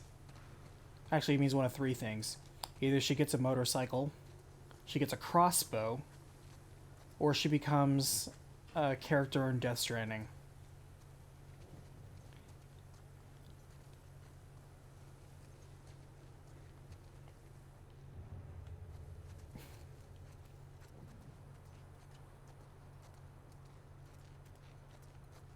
Cool, so she gets a crossbow. That's actually kind of cool, actually. I wonder if the crossbow is better or worse than the regular bow. Like, how... Like, is the winch time faster, I wonder? Maybe it's an auto crossbow. That'd be kind of cool.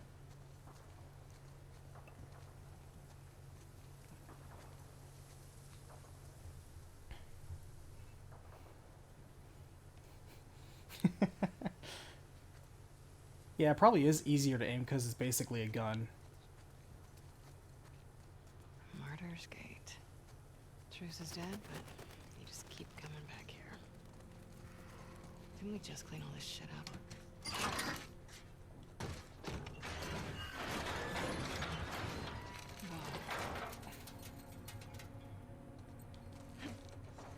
It's a portable shrine. That's hilarious to me. I don't know why.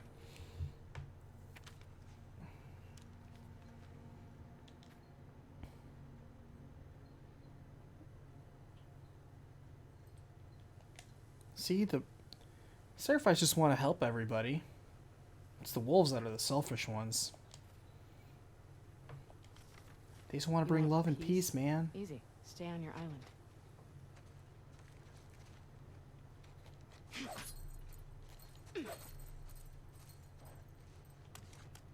It's a good wood carving.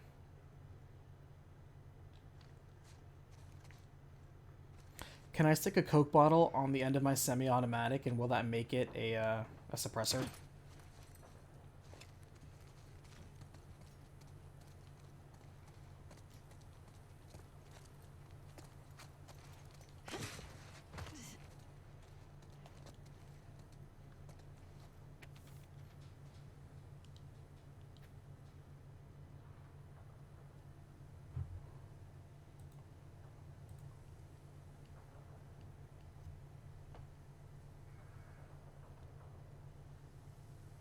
Wait, hold on.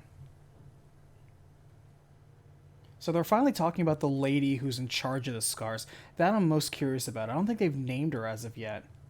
They have pictures of her. If that's even a real lady. I'm assuming it is.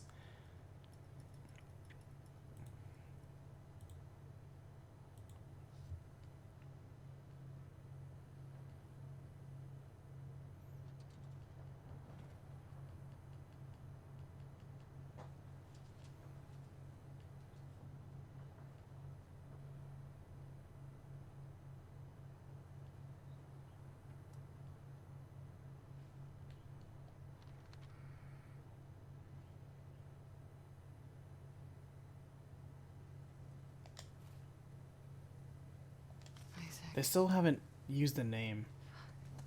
You turned a crazy person into a martyr. Oh, so maybe that lady died and everyone's just treating her like she's something special?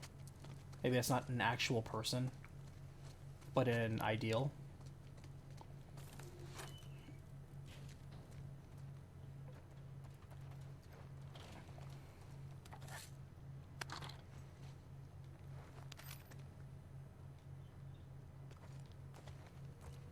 Ooh, holster. Yes. Absolutely, yes.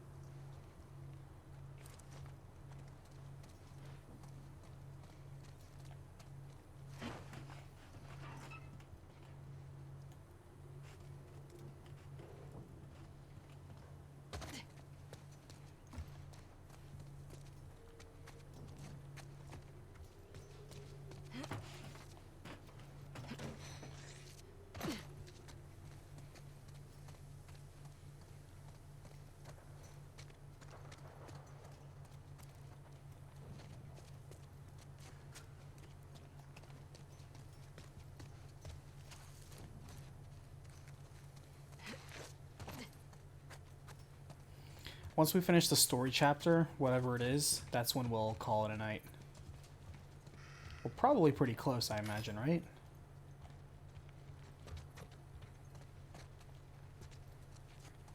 Usually it's exploration followed by a set piece or a gunfight.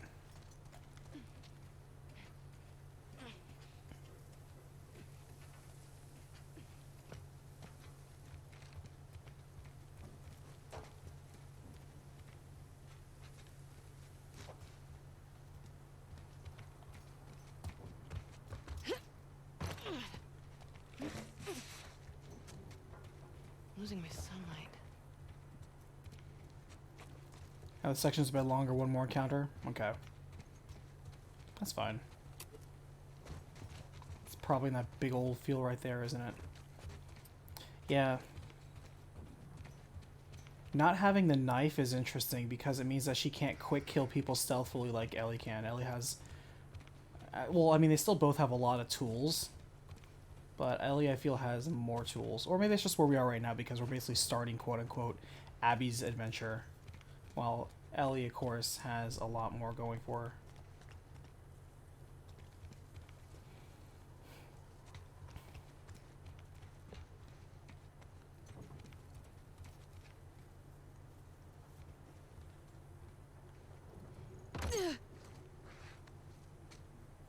I want Abby to have the ability to spawn 3 dudes with her. To really get that wolf feel. You can do quick kills with shivs. Well, that use the shiv though.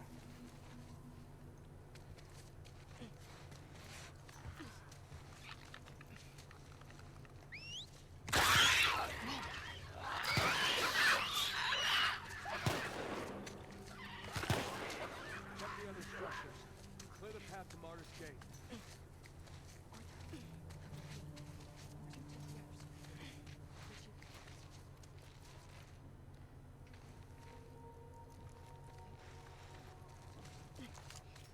Alright, so we have 5 guys that I know of.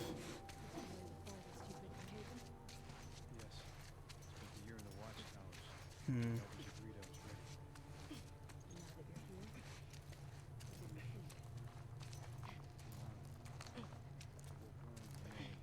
Desolate than I imagined. I quit anyone I've ever lived here. We are blessed by our prophet's word. Not used to their excess. Waste. We brought on their own. Your light guide us through the dark.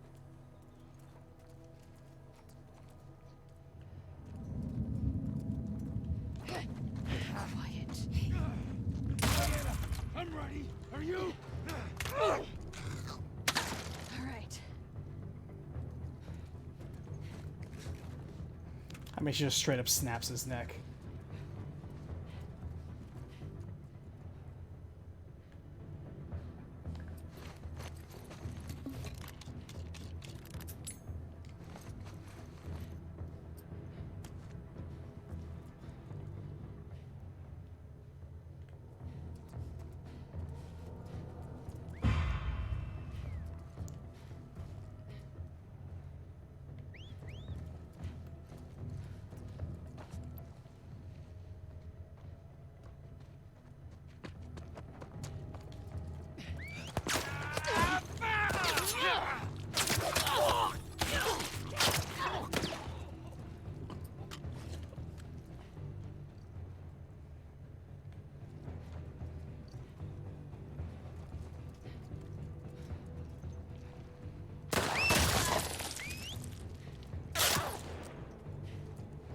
I gotta say, that shotgun packed a punch. Just audio-wise, I'm like, wow.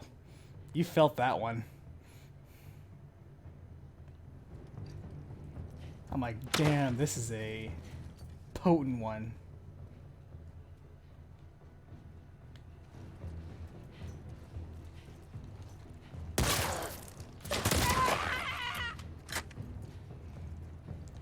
This is a good shotgun. I like it.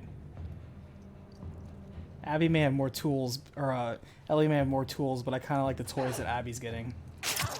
Ah, shit. That sniper's got a good beat on me.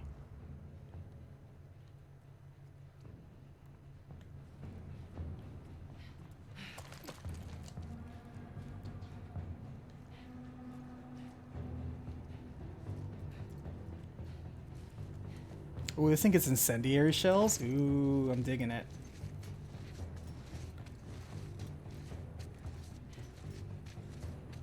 Alright, there's you, Mr. Sniper Man. Put eyes everywhere. She can't have gone far. Goddamn.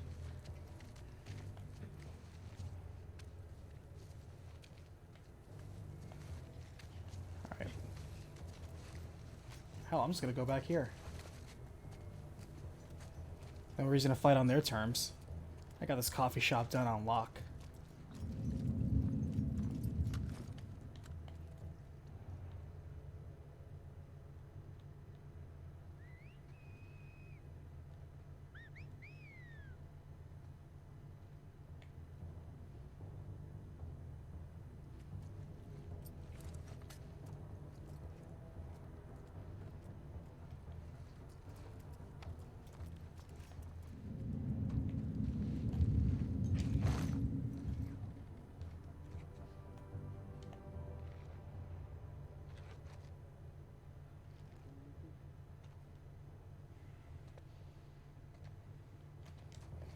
Oh, I didn't realize that the exploded dudes can't like belch on you if they're on fire.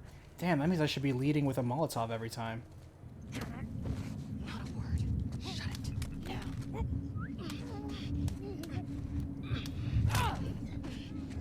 Shit. Yeah, you three of you know I'm here. What are you gonna do about it though? Come and get me.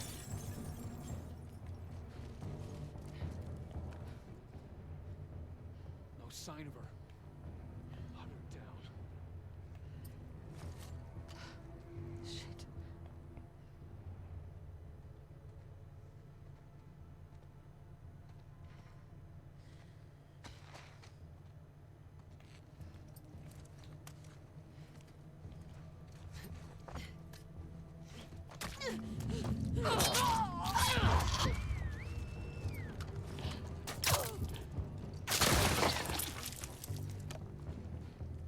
Man, they're just always one bit faster than me. Can never get can never get them before they get me.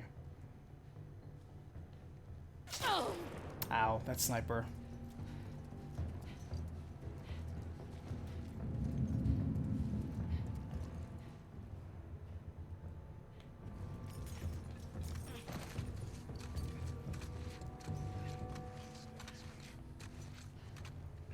Is it the same guy? I think it's the same guy.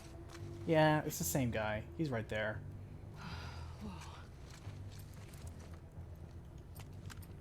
Can I snipe him?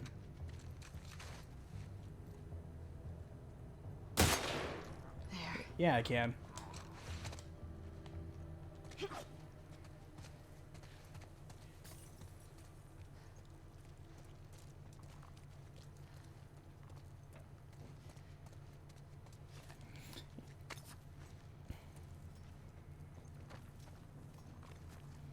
Yeah, bottles and bricks I love. They're great gap closers.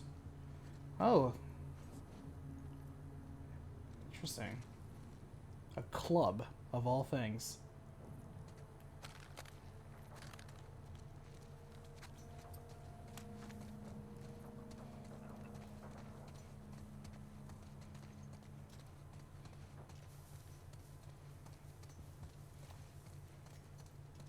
But yeah, that shotgun does work. I am liking this shotgun.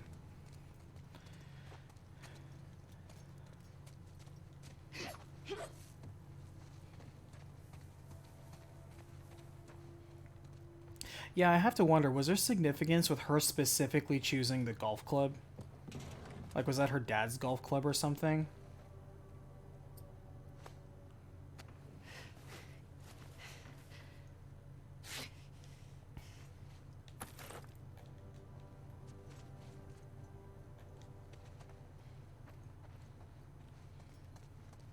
Yeah, the enemies have a weird sensation of object permanence, so like when they have a bead on you, they only look at that one position, meaning that if you can avoid their line of sight and just, you know, shimmy away somewhere else, they're going to completely lose you.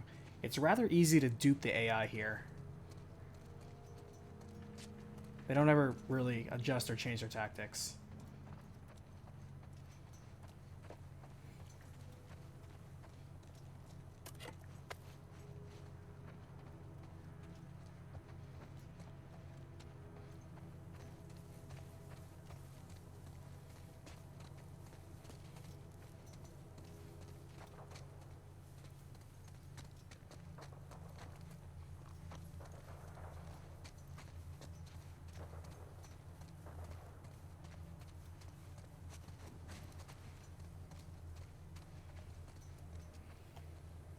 I'm just on normal mode, which is moderate.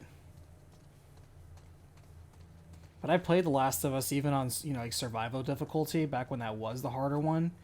And even then, like the enemy AI never changed when you upped the difficulty. All that changed was just the time for them to detect you and of course how much damage they dealt and you took. So it never changed their actual AI behavior. It just simply changed the timers on things. And I would be incredibly surprised if that was not still the same case here, because it seems to follow pretty much all the same rules as the first game. Gotta be a way through this building.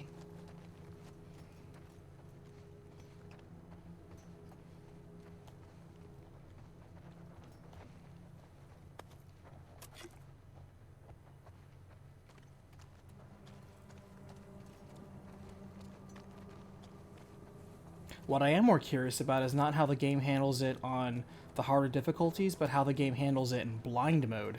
See, blind mode is what I'm the most fascinated with.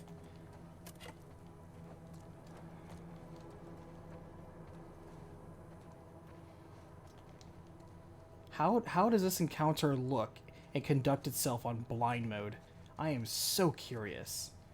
When I'm done with this playthrough, I'm immediately going to start up a second playthrough and play blind. That one will be easy. All I have to do is just turn it on, and I'm going to turn off my monitor, and with the exception of looking at chat, I'm not going to look at anything. I'm simply going to go purely blind. I am very curious about that.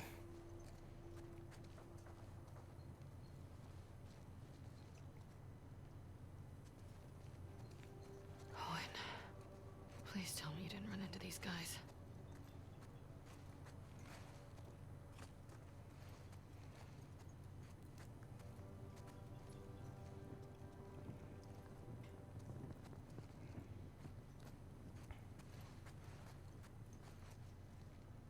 Alright, so we have an upstairs and we have this floor.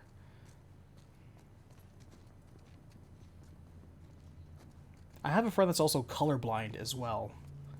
And so I know there's a colorblind mode in this as well. I'm kind of curious because I don't, you know, obviously without being colorblind, how does one understand the world colorblind? What does that look like? So I kind of want to play with some of these different assisted modes for accessibility. I'm like, how does that actually change the game? Help me understand. I feel that's very interesting, and we don't get the opportunity to be like, here's how. So you can always be like, oh, you can always experience what a blind person experiences. Just close your eyes. Okay, smart guy.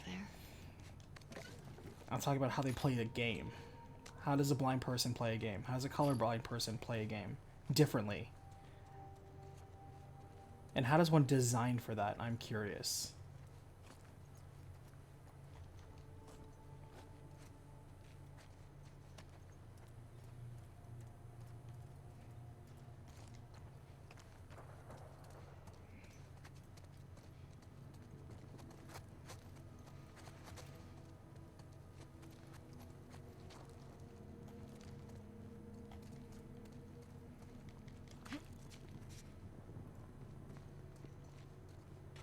Like, our safes, are safes just automatically unlocked for them, I assume? Like, you just find a safe and it's just unlocked? Or maybe you still have to find a note and it just tells you the combination is 1, 2, 3. And then when you go through the dial, like, the audio assist will just tell you 1, 2, 3.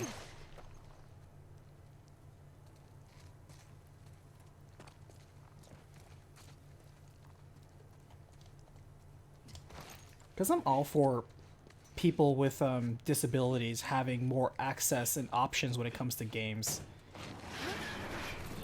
Yes, the majority of the people who play your game are not going to be visually impaired, but that doesn't mean you should completely rule out a crowd of people and just not give them anything to do.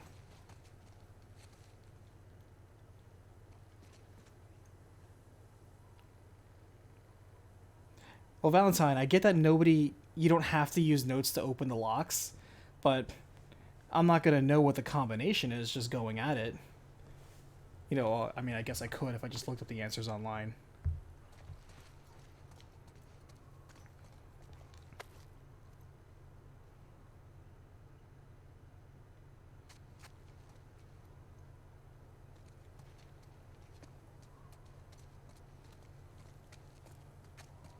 How can I know the combinations without looking at the notes?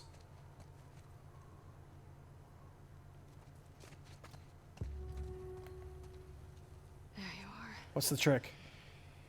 Just need to get down to the street. Oh, so you can actually... The safe clicks when it hits a certain spot?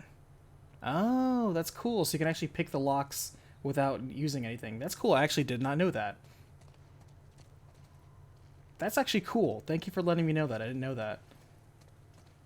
Granted, the notes and the combinations are usually like right next to you in the next room. But that's actually really cool that you can like pick the locks. That's cool. That you can crack the safes that way. That is actually cool. I appreciate them giving people the freedom for that option.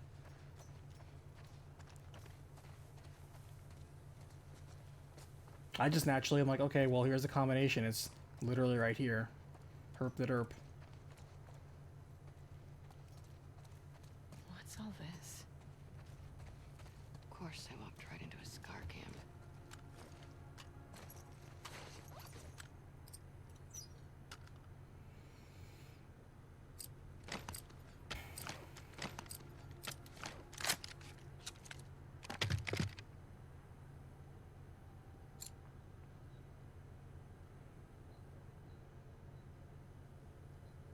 I do like reload speed on a shotgun.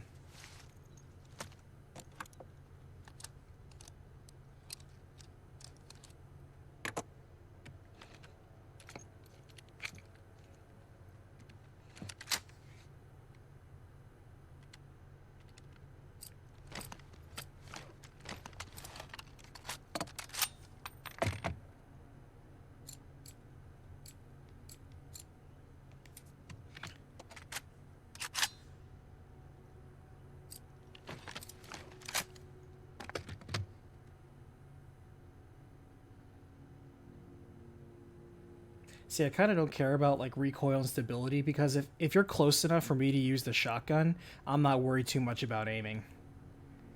You're probably close enough for me to reach out and touch you.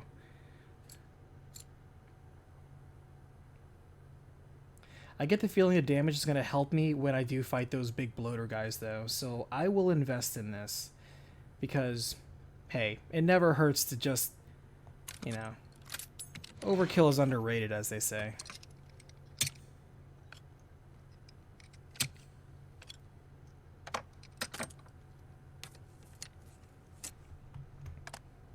The blindfolded punch-out runners, I'm always impressed by, but I do understand, like, the whole trick behind it is understanding the timing and the audio cues, which I think is pretty cool. That's fundamental to the game design itself.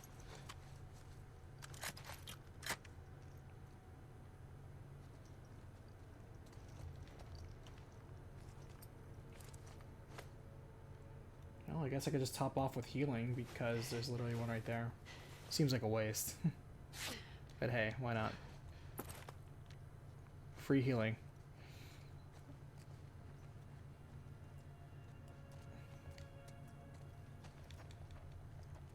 I think it's funny they talk shit about using technology, but they use, you know, modern guns.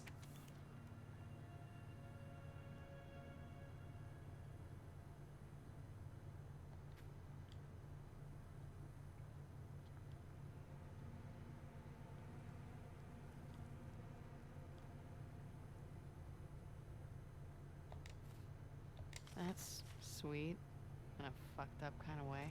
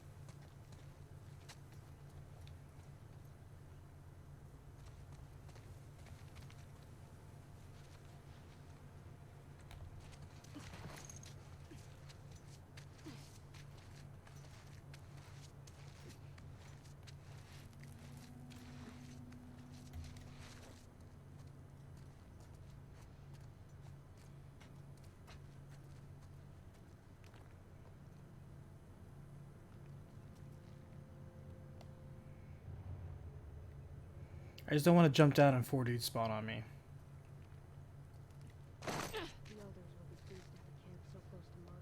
Damn it. Son of a bitch. Keep heading 4 dudes. Why? Why is it always 4 dudes? Emily is leading a group into the woods at sundown. She'll find them. Good. May our prophet grant justice to those apostates. May they serve as an example to others. Oh shit, there's another one coming.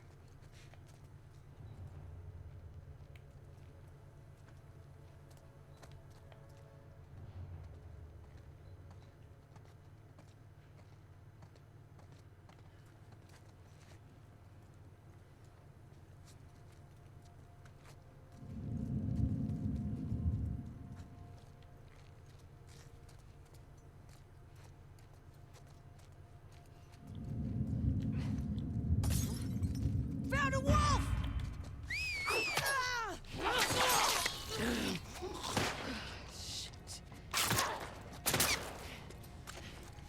I was hoping to do that a little bit smoother.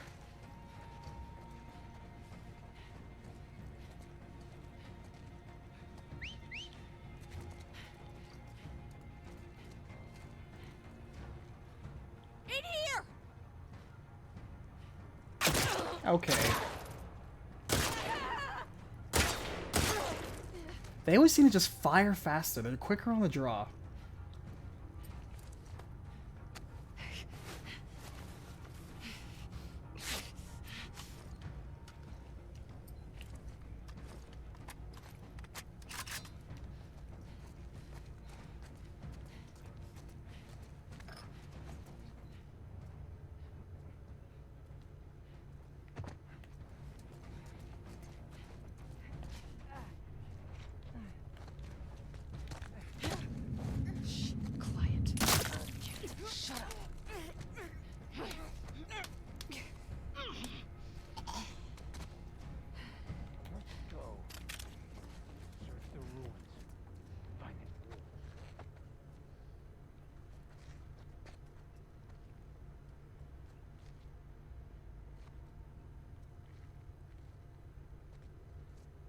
All right, 1, 2, 3, 4, 5 in just the immediate vicinity. Ugh. This is dense.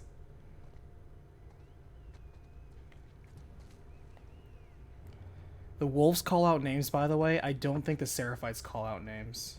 At least not that I've noticed. They all seem to whistle at each other. Yeah, come on up, dudes.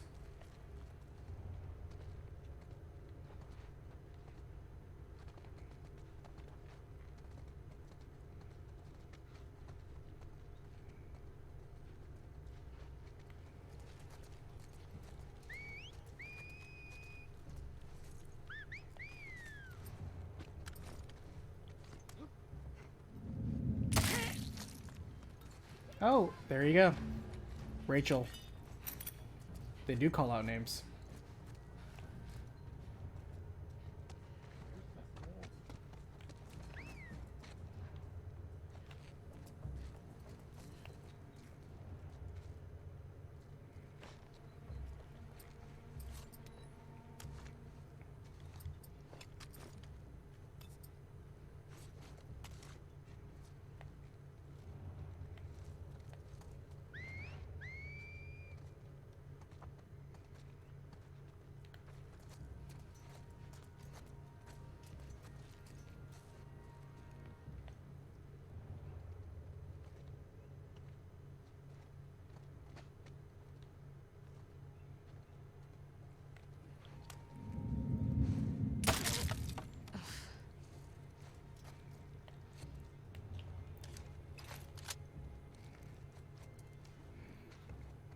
Have a good night, vice versa. Thank you for joining the stream.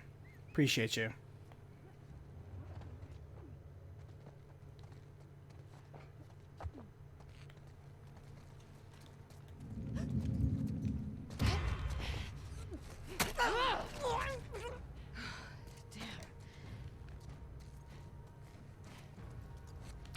She just like haymaker her off the edge. That was actually kind of funny.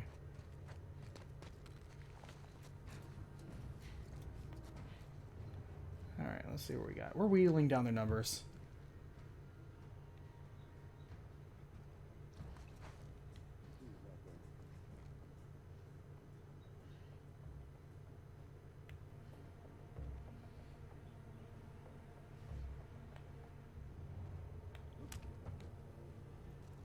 Yeah, you got lucky.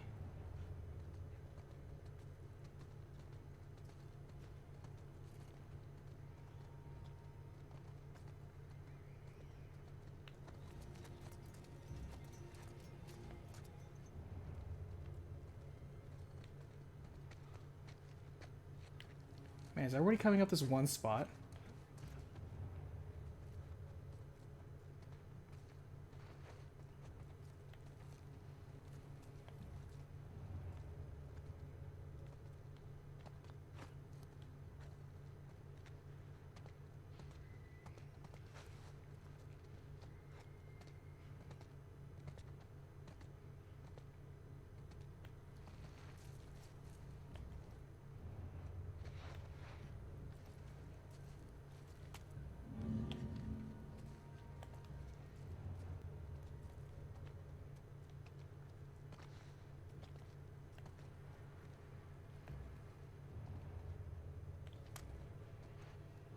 Whoops, hold on. I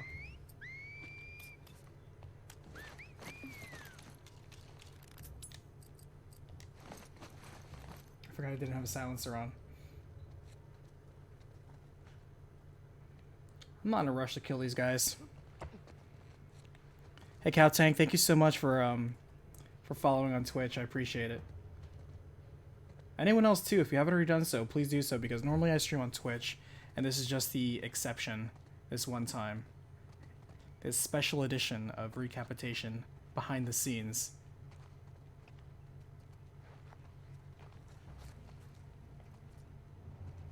Alright, these guys aren't wandering anywhere near my position.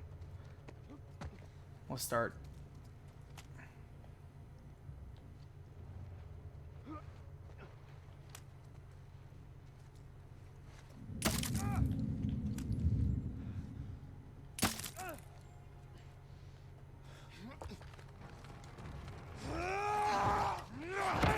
Whoa.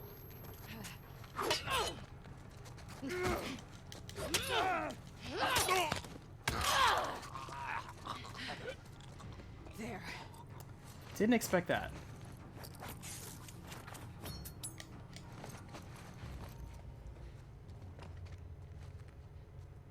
That was a big boy. I'm like, I totally hit you with a headshot.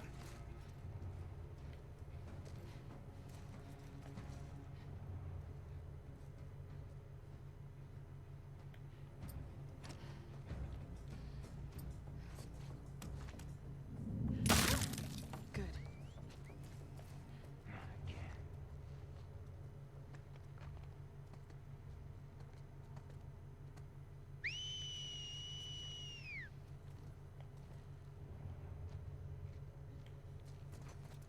Don't take any chance.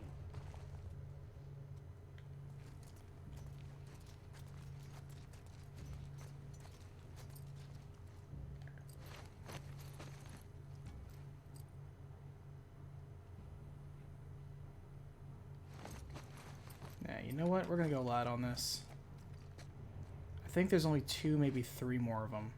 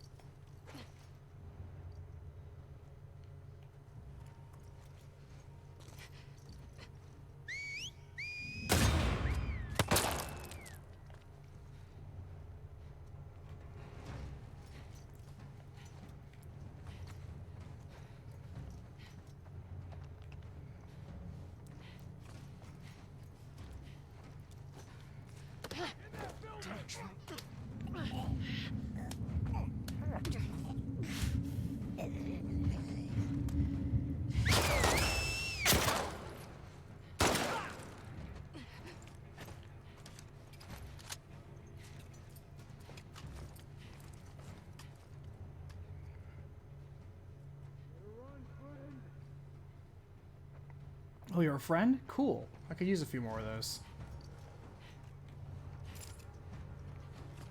If you're my friend, then you know that I'm a really big hugger.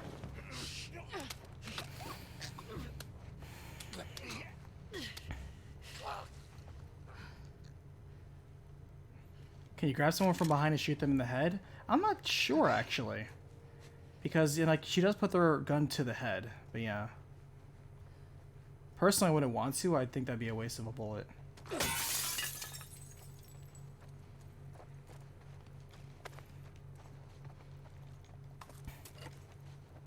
Yeah, botched a few of those, but you know what? We ended up alright.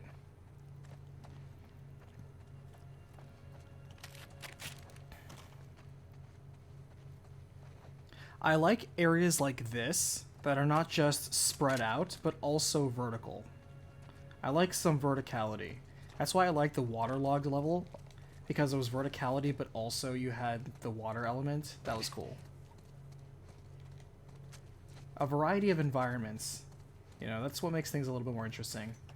I thought, like, for example, the subway part early on was going to be interesting, and it wasn't. It was such a short segment, and it wasn't remotely interesting. Same thing for the hospital. Not remotely interesting.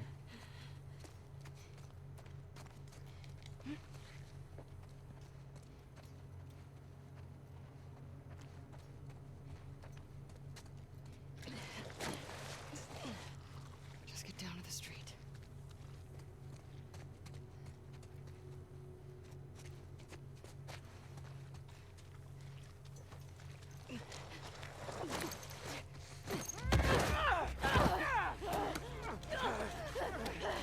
All these effing people spawning out of nowhere.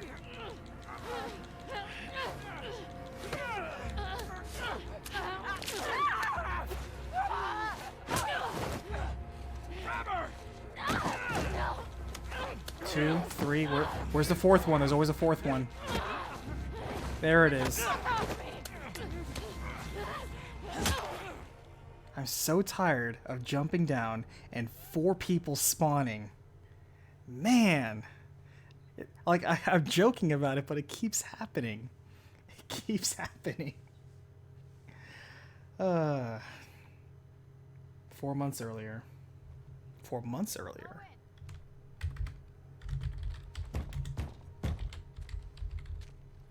Owen! That was a cool segment, though. Hey. Hey. Everything all right? Yeah. Is this a bad time? No. No.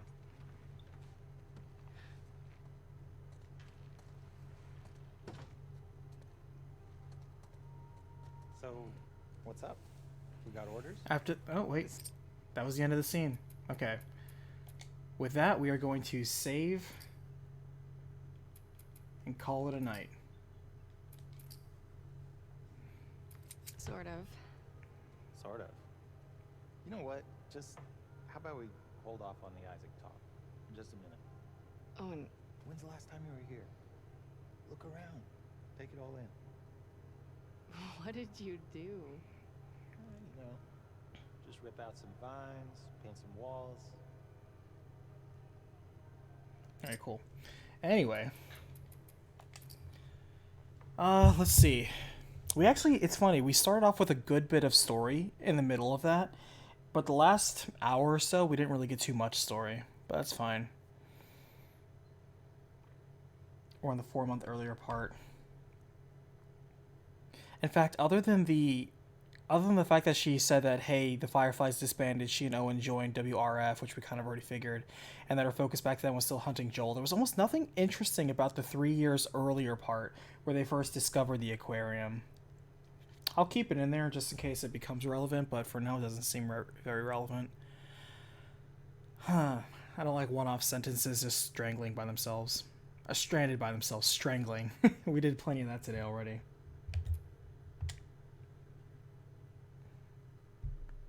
So here's the thing, I feel the Abby levels are progressing at a better pace than the Ellie levels. But we'll see. It's still early. It's still Seattle Day 1. I mean, Seattle Day 1's it just finished, so we're probably going to just do Seattle Day 2 pretty soon.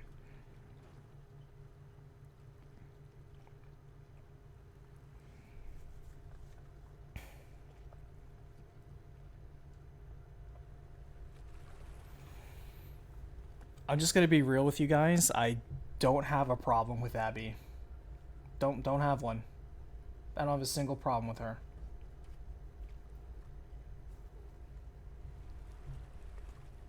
I think people are conflating the fact that they don't like what she did with not liking her as a person. You don't have to like the fact that she killed the protagonist of the previous game. You're right. But, again, I feel there could be understanding this.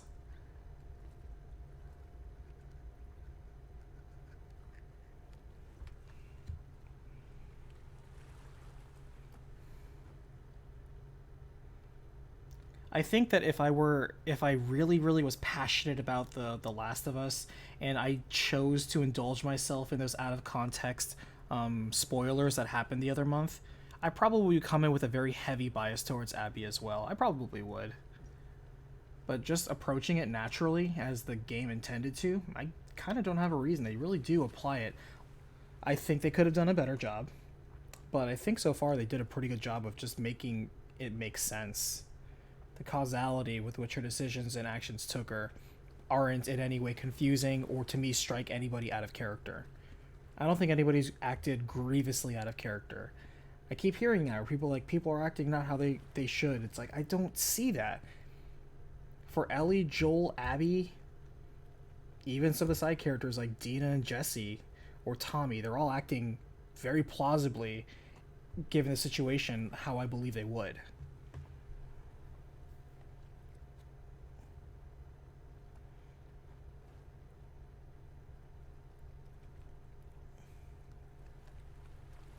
Yeah, I think the leaks were... I don't know too much about it. I know that at first they went with, oh, it was somebody internal, but then they went with, no, it was somebody external, but we're never going to get the real answer. We're never going to get the real answer. It's... At the end of the day, somebody, regardless of what their relationship was with Naughty Dog, deliberately spoiled sensitive information. So, yeah. Being in a room full of strangers without their guns was a bit sketchy.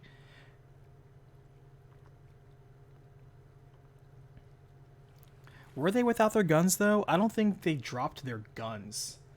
I think they were caught off guard.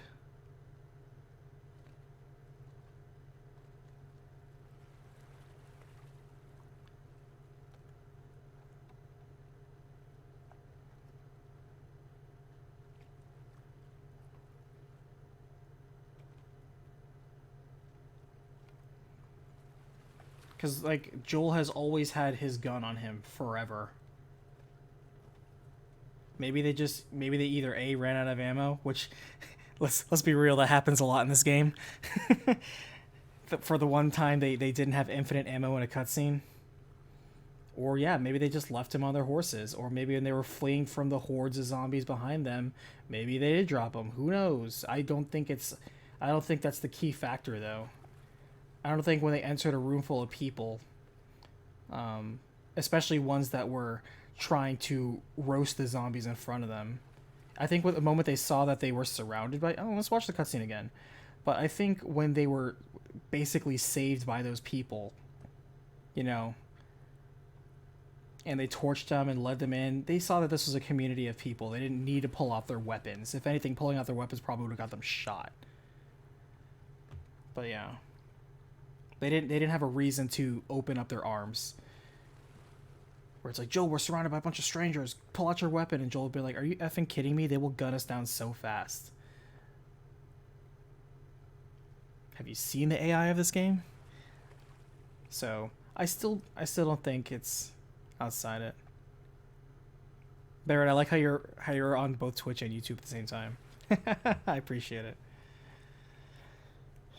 We may not have seen it, but they still could have been carrying their guns. After all, if you haven't noticed, if you don't have the proper holster, then your gun just disappears into your inventory.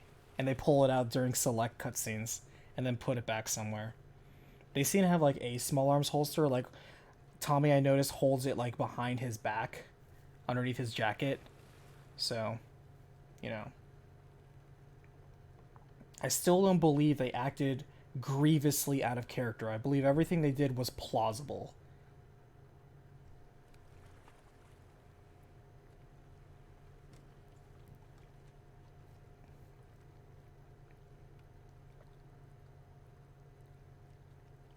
Joel not hiding his name was quite stupid, though. I mean, he didn't know that his name was going to trigger people. Besides, she found out Joel's name when they were back in the gondola area, and Tommy was like, Joel, watch out! And that's when she was like, oh shit, this is Joel. So Tommy already, like, shouted out his name. She already knew.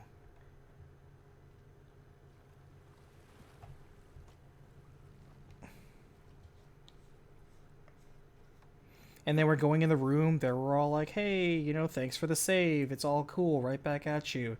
Hey, you know, we got... You know, Tommy was like, you know, making friendly, making peace. You know, he's a community leader. And he was like, hey, we got a place over there. By the way, my name's Tommy. This is my brother Joel. It was a natural conversation.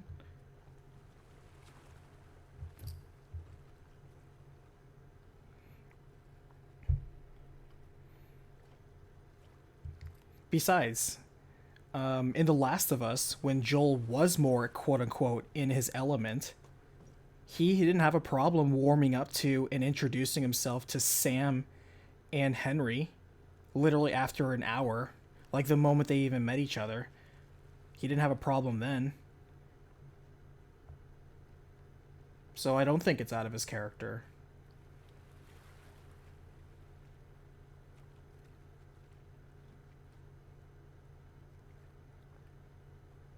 Hey, King Kazuya.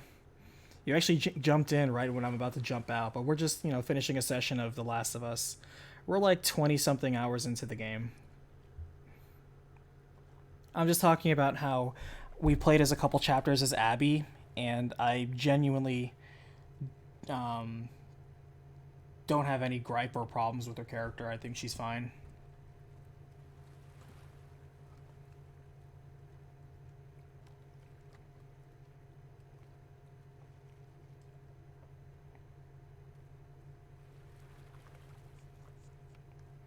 Yeah, you're right, Barrett. Ellie does blurt out their names, but I mean, hell, Tommy blurted out their names again, if anything. But he still warmed up to them after like a day. Which, for being complete strangers, especially somebody who almost tried killing you, is pretty darn fast. He warmed up to Henry and Sam super fast. But yeah. I think people are conflating their disagreement with how the plot went and attributing that solely on Abby when Abby is not the problem. But yeah. So here's the thing. I have to say, the Abby chapters, believe it or not, have actually improved my perspective of this game. Because I think adding additional perspective beyond just the one-sided approach that we've been getting, which is everything we do is justified and no one else in this world can be justified. Well, what if that's not correct? The world's bigger than just you. Everything doesn't revolve around what you want. Also, this is still aligning with my overall theory that this is Hamlet. I'm still going to keep saying it because so far it's still true. It's still Hamlet.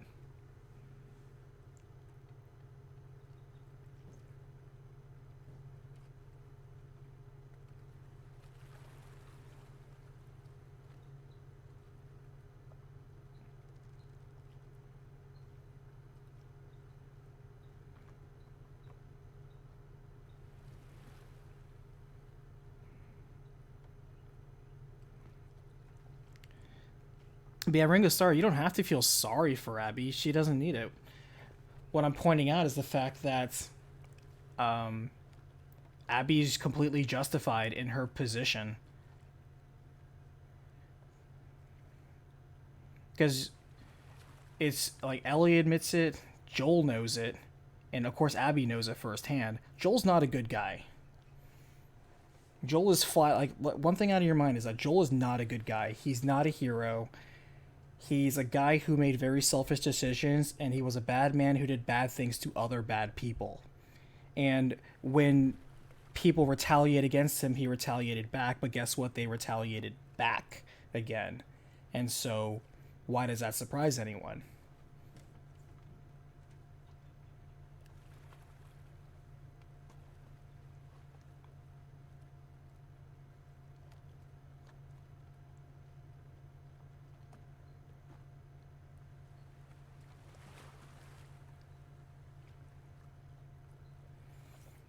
So,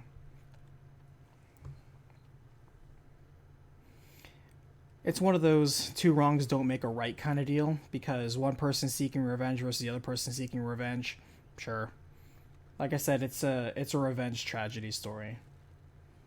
Oh, trust me, it's not as good as Hamlet, but the parallels are too many.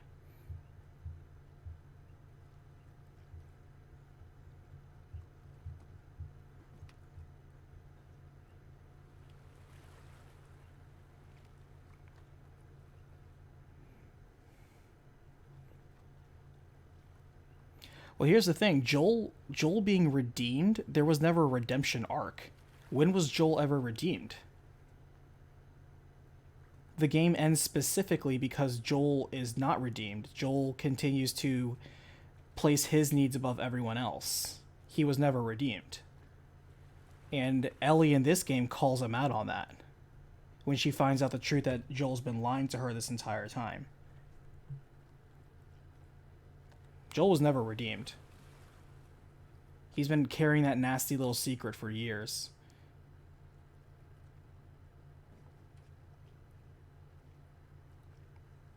He may have put it behind him and tried to, start anew here. Growing more peaceful, enjoying his new family around him. Sure. But he still made choices, and those choices have consequences.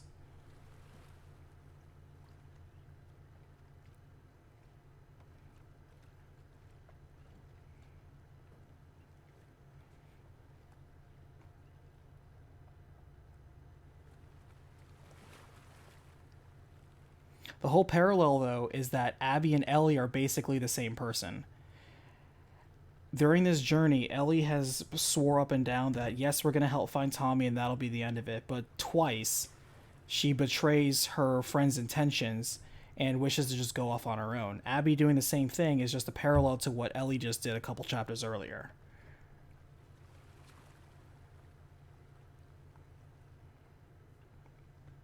Despite the fact that her friends are willing to follow her through thick and thin, Ellie has twice just dumped her friends and been like, hey, I'm going to do this regardless of what you feel about it. She 100% places her rage and her personal interests above others. Something that even Joel warned her was a bad thing. She said, you know, when he pointed out in the past, hey, you have this really bad streak about not letting things you don't like go.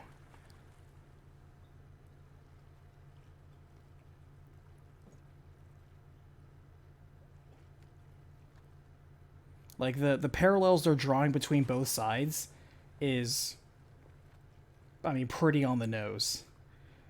Where, hey, what if we just took the thing that you liked about this one character and applied it to a different character, but the twist is they're on the opposite side, whom you assume are the antagonists. And there you go. That's perspective. You don't have to like it, but it's understandable. It's not a new concept. Like I've been saying, there have been many other works of literature or movies that have done the exact same thing.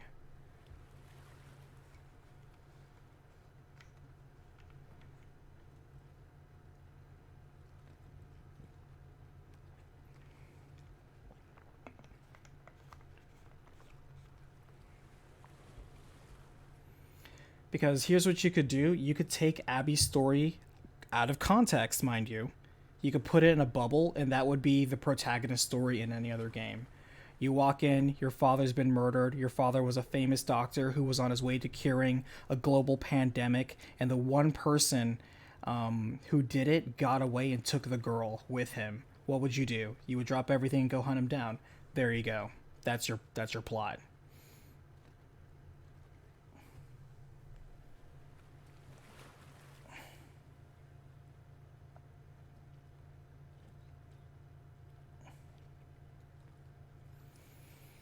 And yeah, a lot of the attacks on Abby's personality, though, I find have not been substantiated inside the game.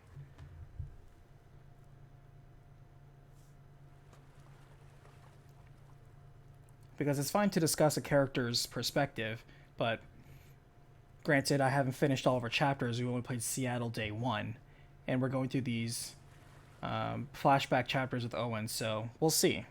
We'll see. But so far, I have to say that the game has moved overall for my rating system from average to high-end average. So it's moved the needle slightly up.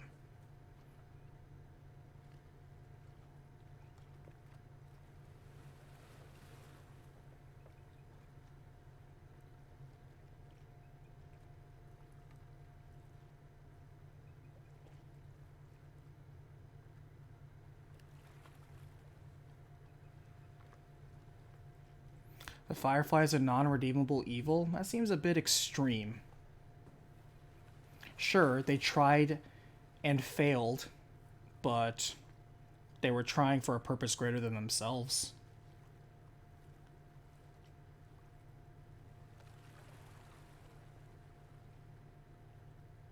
And the greatest chance they had of making a vaccine, but yeah.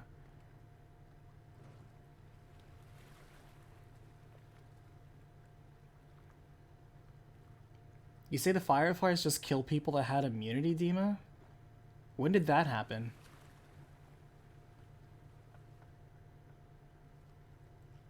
Because we have the documents and the audio logs that said they've never encountered any person that's been immune except for Ellie. She's the only person they've ever encountered.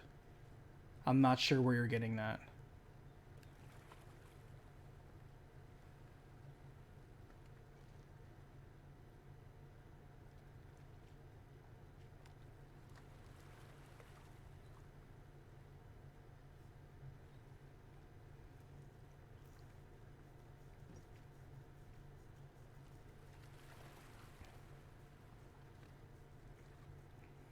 Well, the files in the clinic just said that this was their best shot, but they're kind of retconning that in this one, where they're giving you additional files.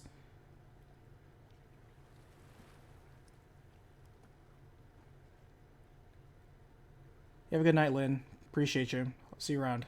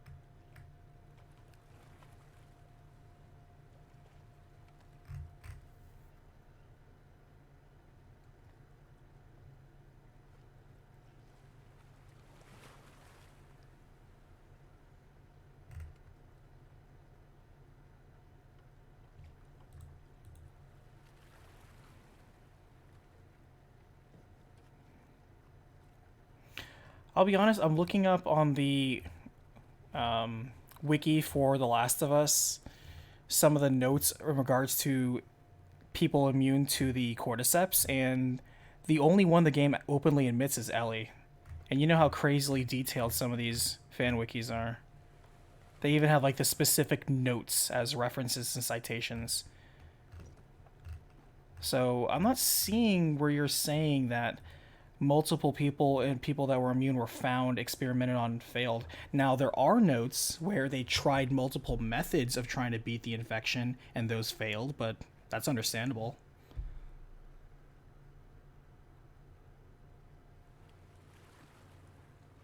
Yeah, like the experiments on the monkeys, for example, that you bring up. They were trying many different things, and yes, people died from that, from just a lot of the clinical experimentation, but they never had somebody actually immune like Ellie. That's what made Ellie unique.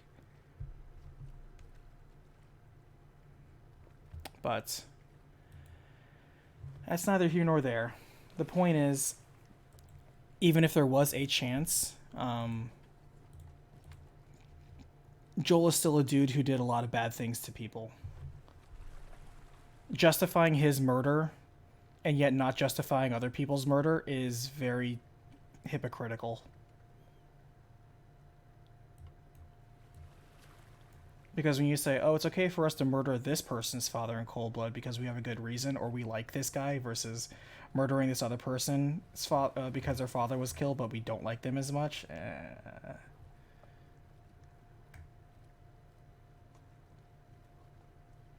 But here's the thing, even if, because the doctor I remember did say, hey, it's not a guarantee, it's just, the best shot they have, that's still a better chance than zero that they had. And also, we'll never know, because Joel never gave him a chance. Ooh, voice crack there.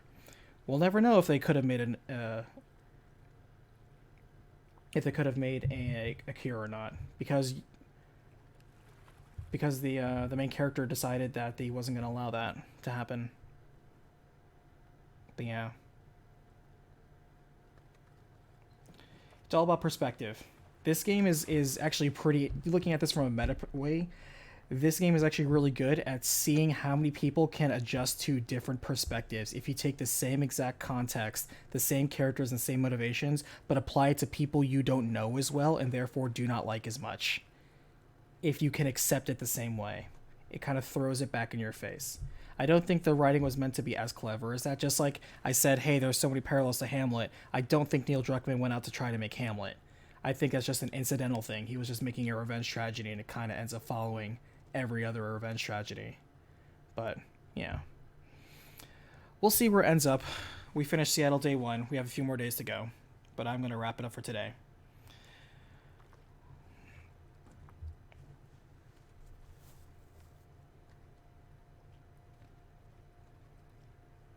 Alright, thank you so much for watching. If you haven't already, please make sure to follow me on my actual main streaming channel, because this is a one-off experiment on twitch.tv/OniBlackMage. And of course, if you want to see this entire section, check out my side channel, OBM Plays. You can see the link off my main channel. Thank you so much for watching. I'll see you in the next battlefield.